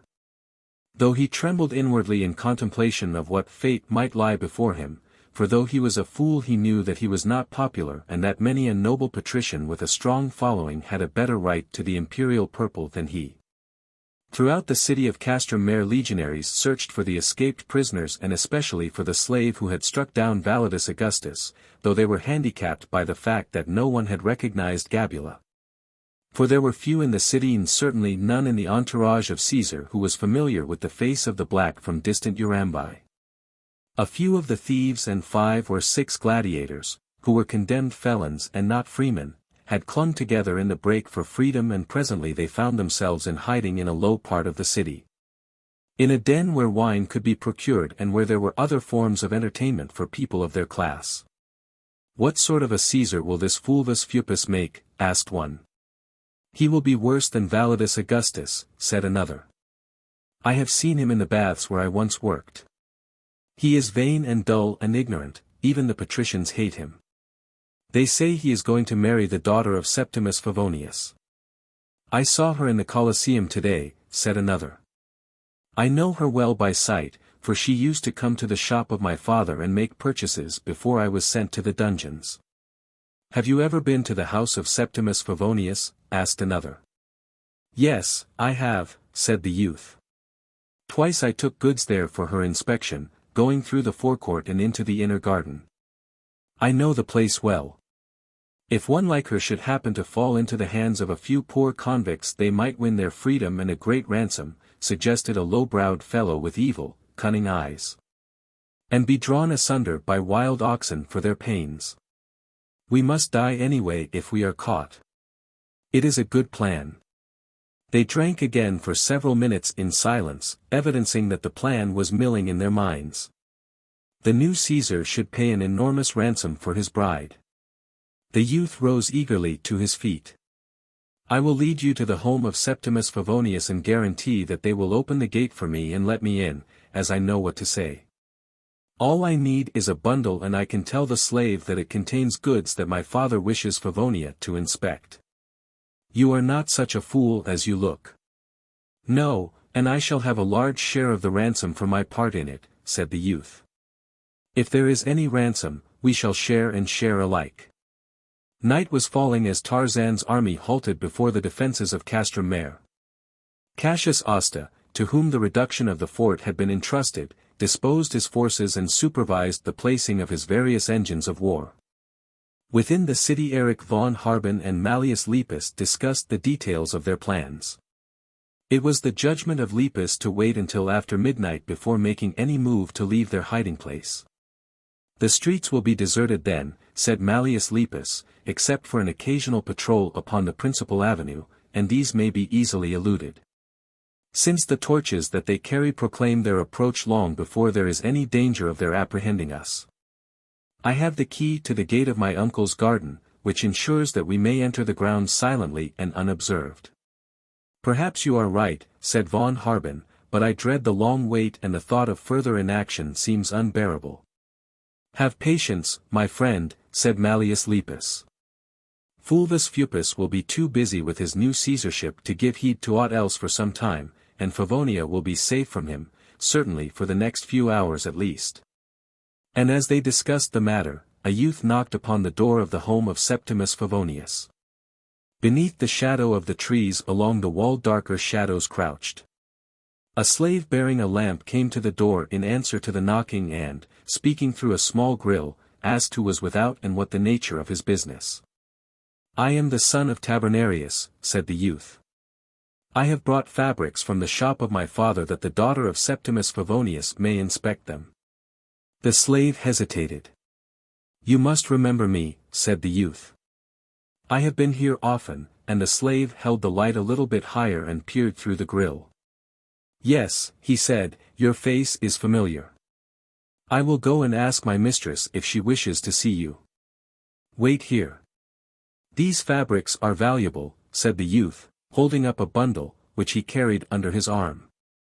"Let me stand just within the vestibule lest thieves set upon me and rob me." "Very well," said the slave, and opening the gate he permitted the youth to enter. "Remain here until I return."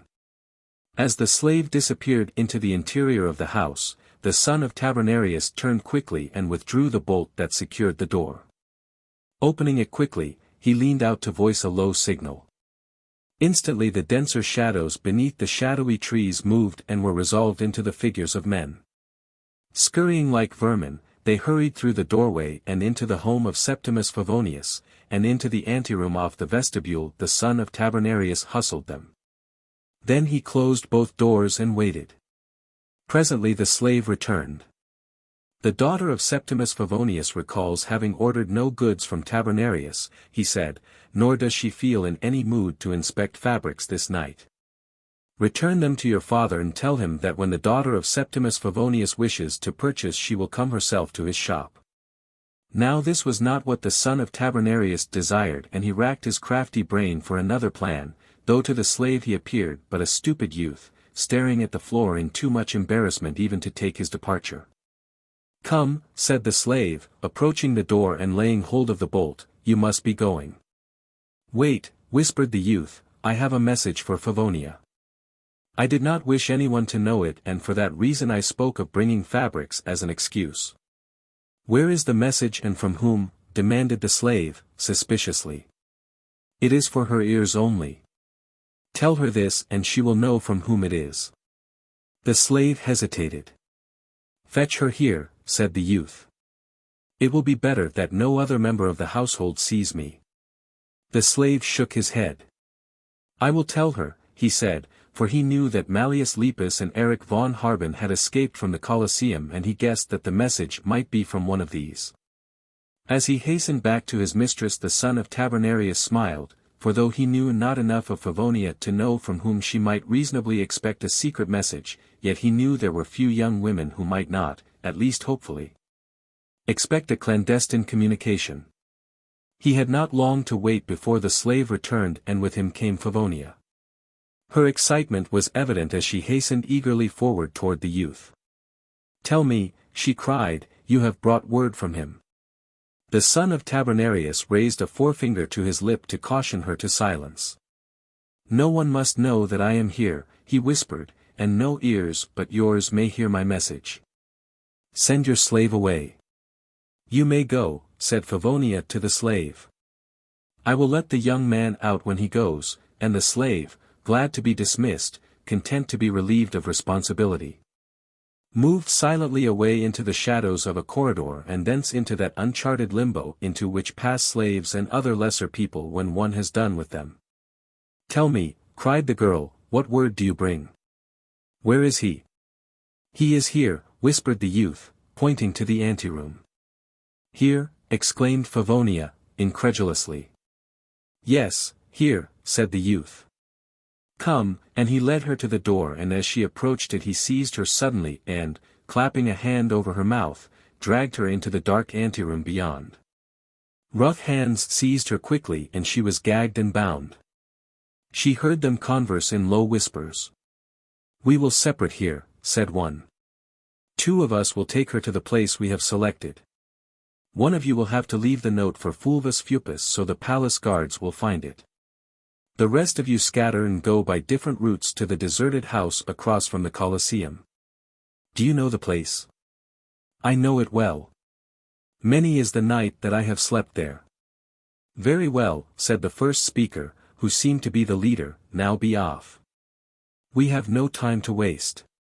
Wait, said the son of Tabernarius, the division of the ransom has not yet been decided. Without me you could have done nothing.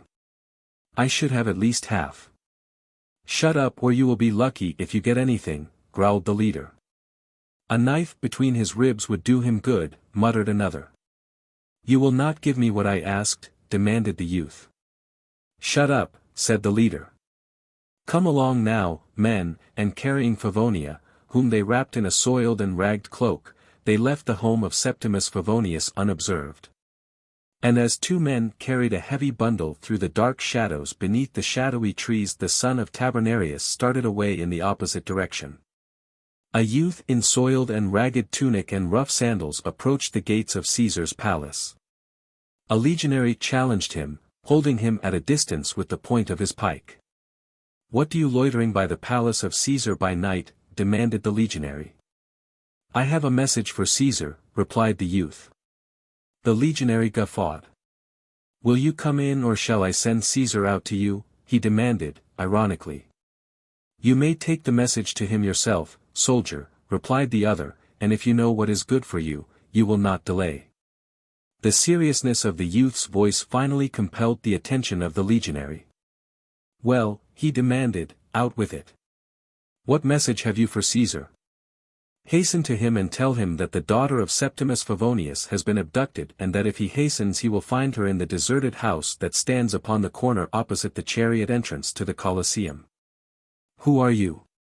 demanded the legionary. "Never mind," said the youth. "Tomorrow I shall come for my reward," and he turned and sped away before the legionary could detain him. "At this rate midnight will never come," said von Harben. Mallius Lepus laid a hand upon the shoulder of his friend.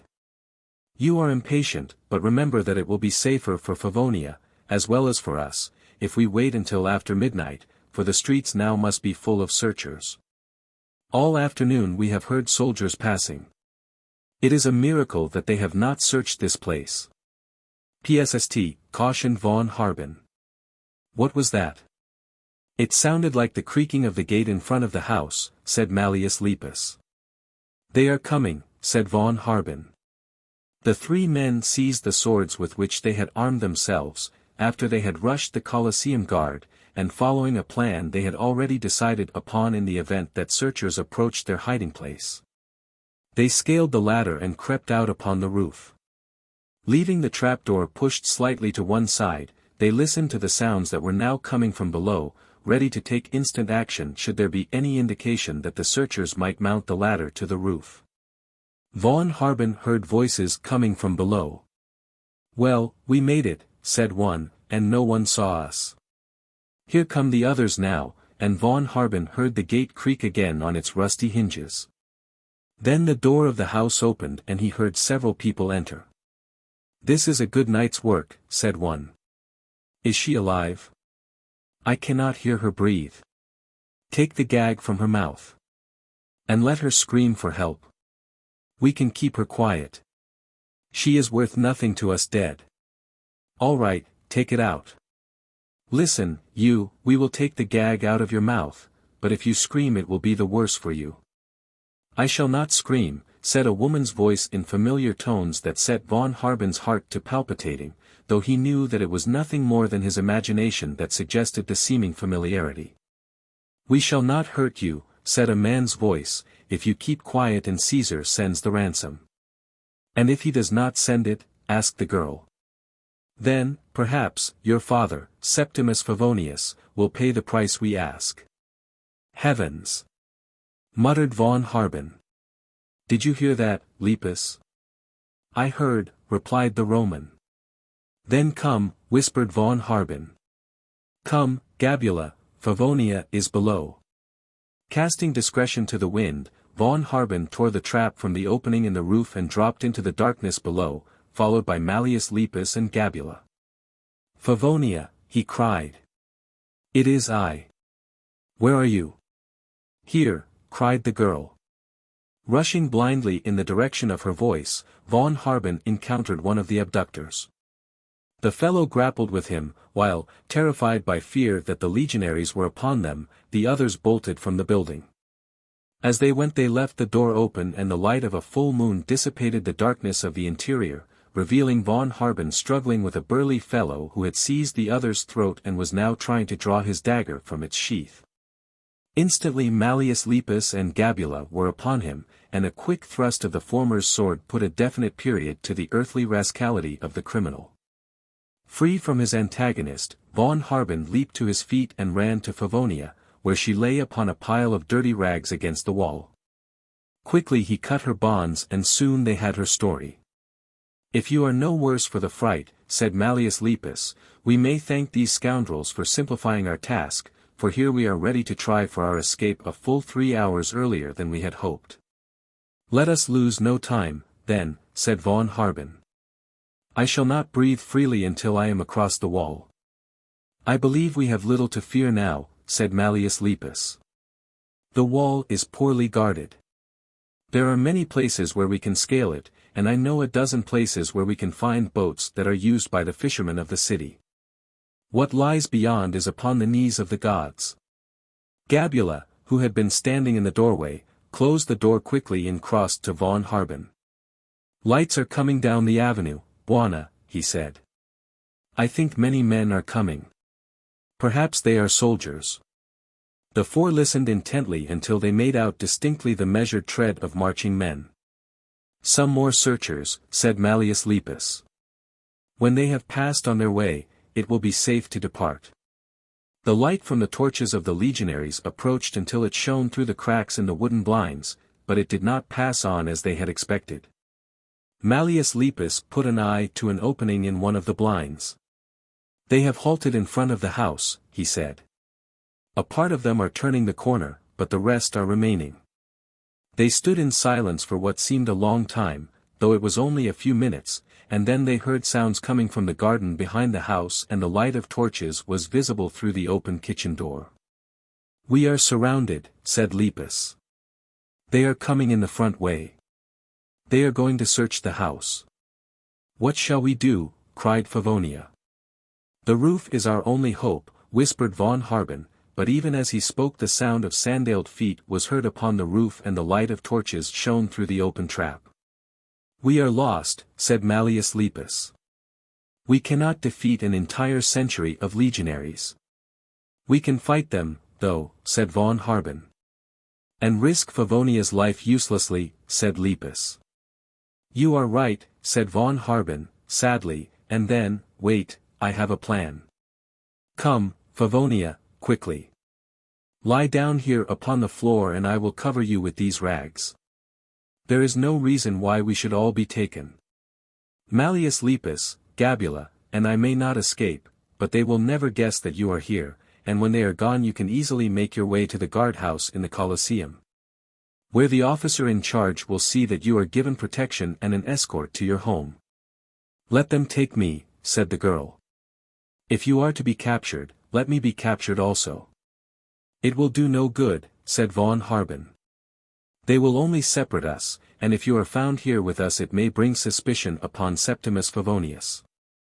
Without further argument she threw herself upon the floor, resigned in the face of von Harben's argument, and he covered her over with the rags that had been a beggar's bed. Chapter 23. By the time that Cassius Osta had disposed his forces and placed his engines of war before the defences of Castrum Mare, he discovered that it was too dark to open his assault that day. But he could carry out another plan that he had, and so he advanced toward the gate, accompanied by Tarzan, Metellus, and Preclaris, and preceded by torch-bearers and a legionary bearing a flag of truce.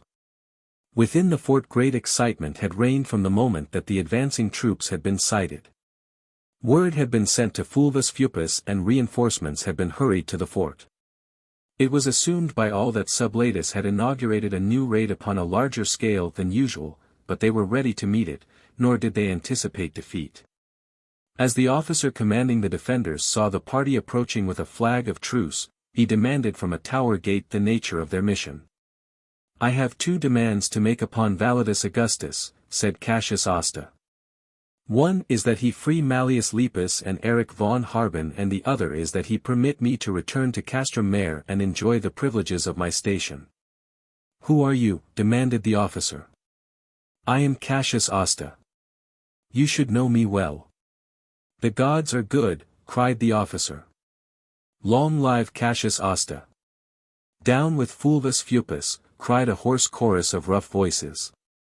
Someone threw open the gates, and the officer, an old friend of Cassius Osta, rushed out and embraced him. What is the meaning of all this? Demanded Cassius Osta. What has happened? Validus Augustus is dead.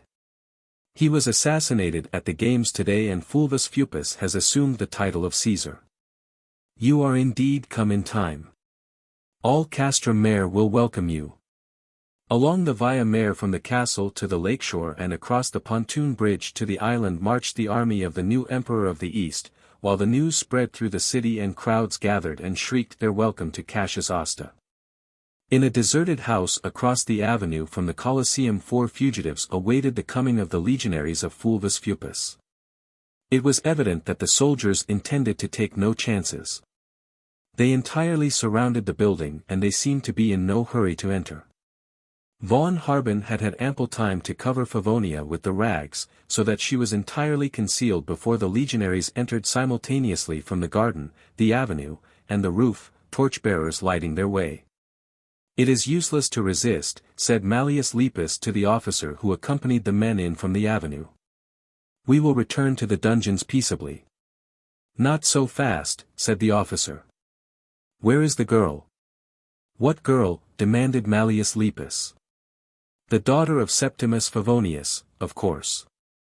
How should we know? Demanded von Harben. You abducted her and brought her here, replied the officer. Search the room, he commanded, and a moment later a legionary uncovered Favonia and raised her to her feet. The officer laughed as he ordered the 3 men disarmed. Wait, said von Harben. What are you going to do with the daughter of Septimus Favonius?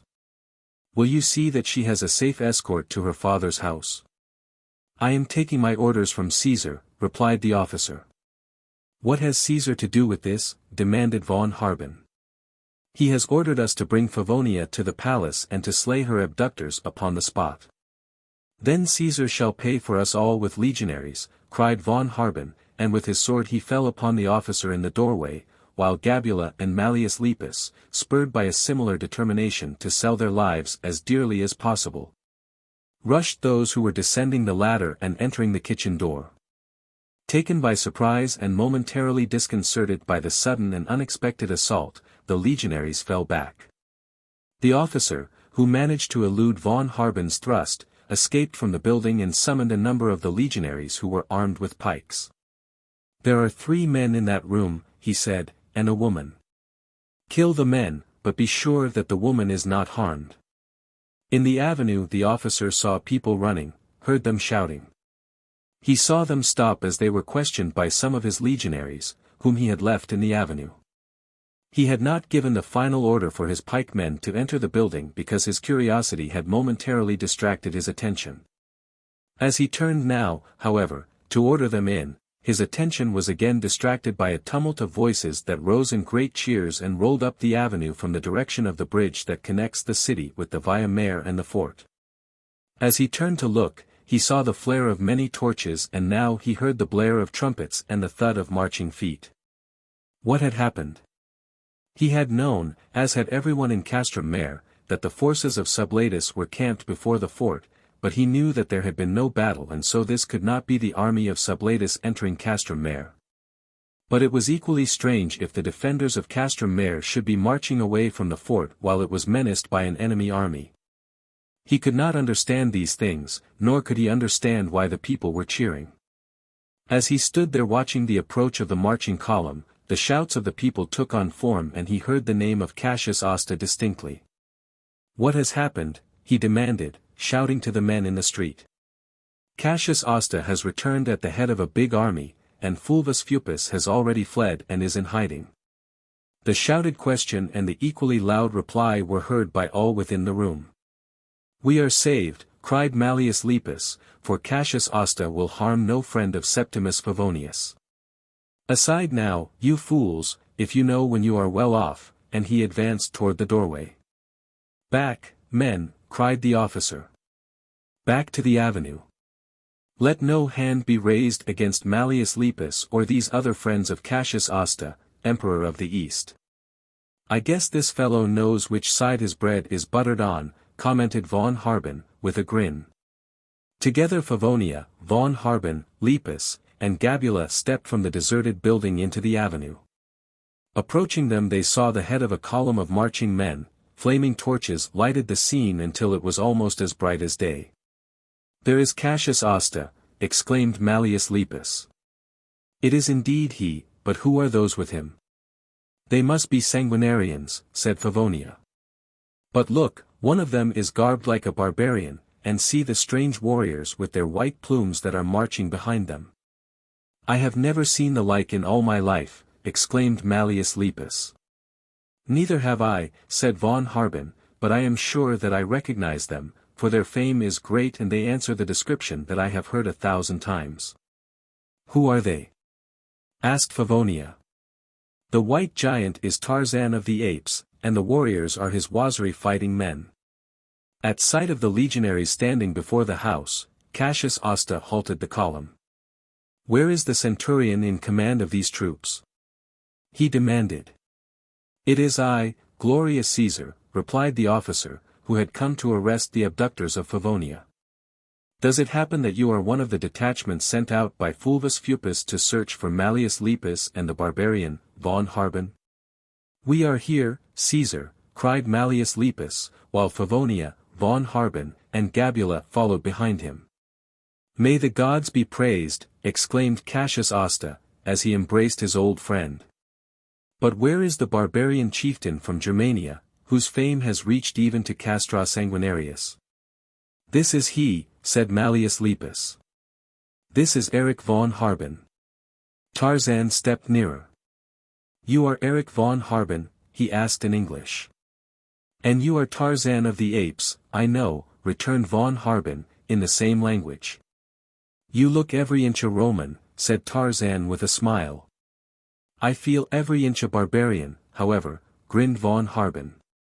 Roman or barbarian, your father will be glad when I bring you back to him.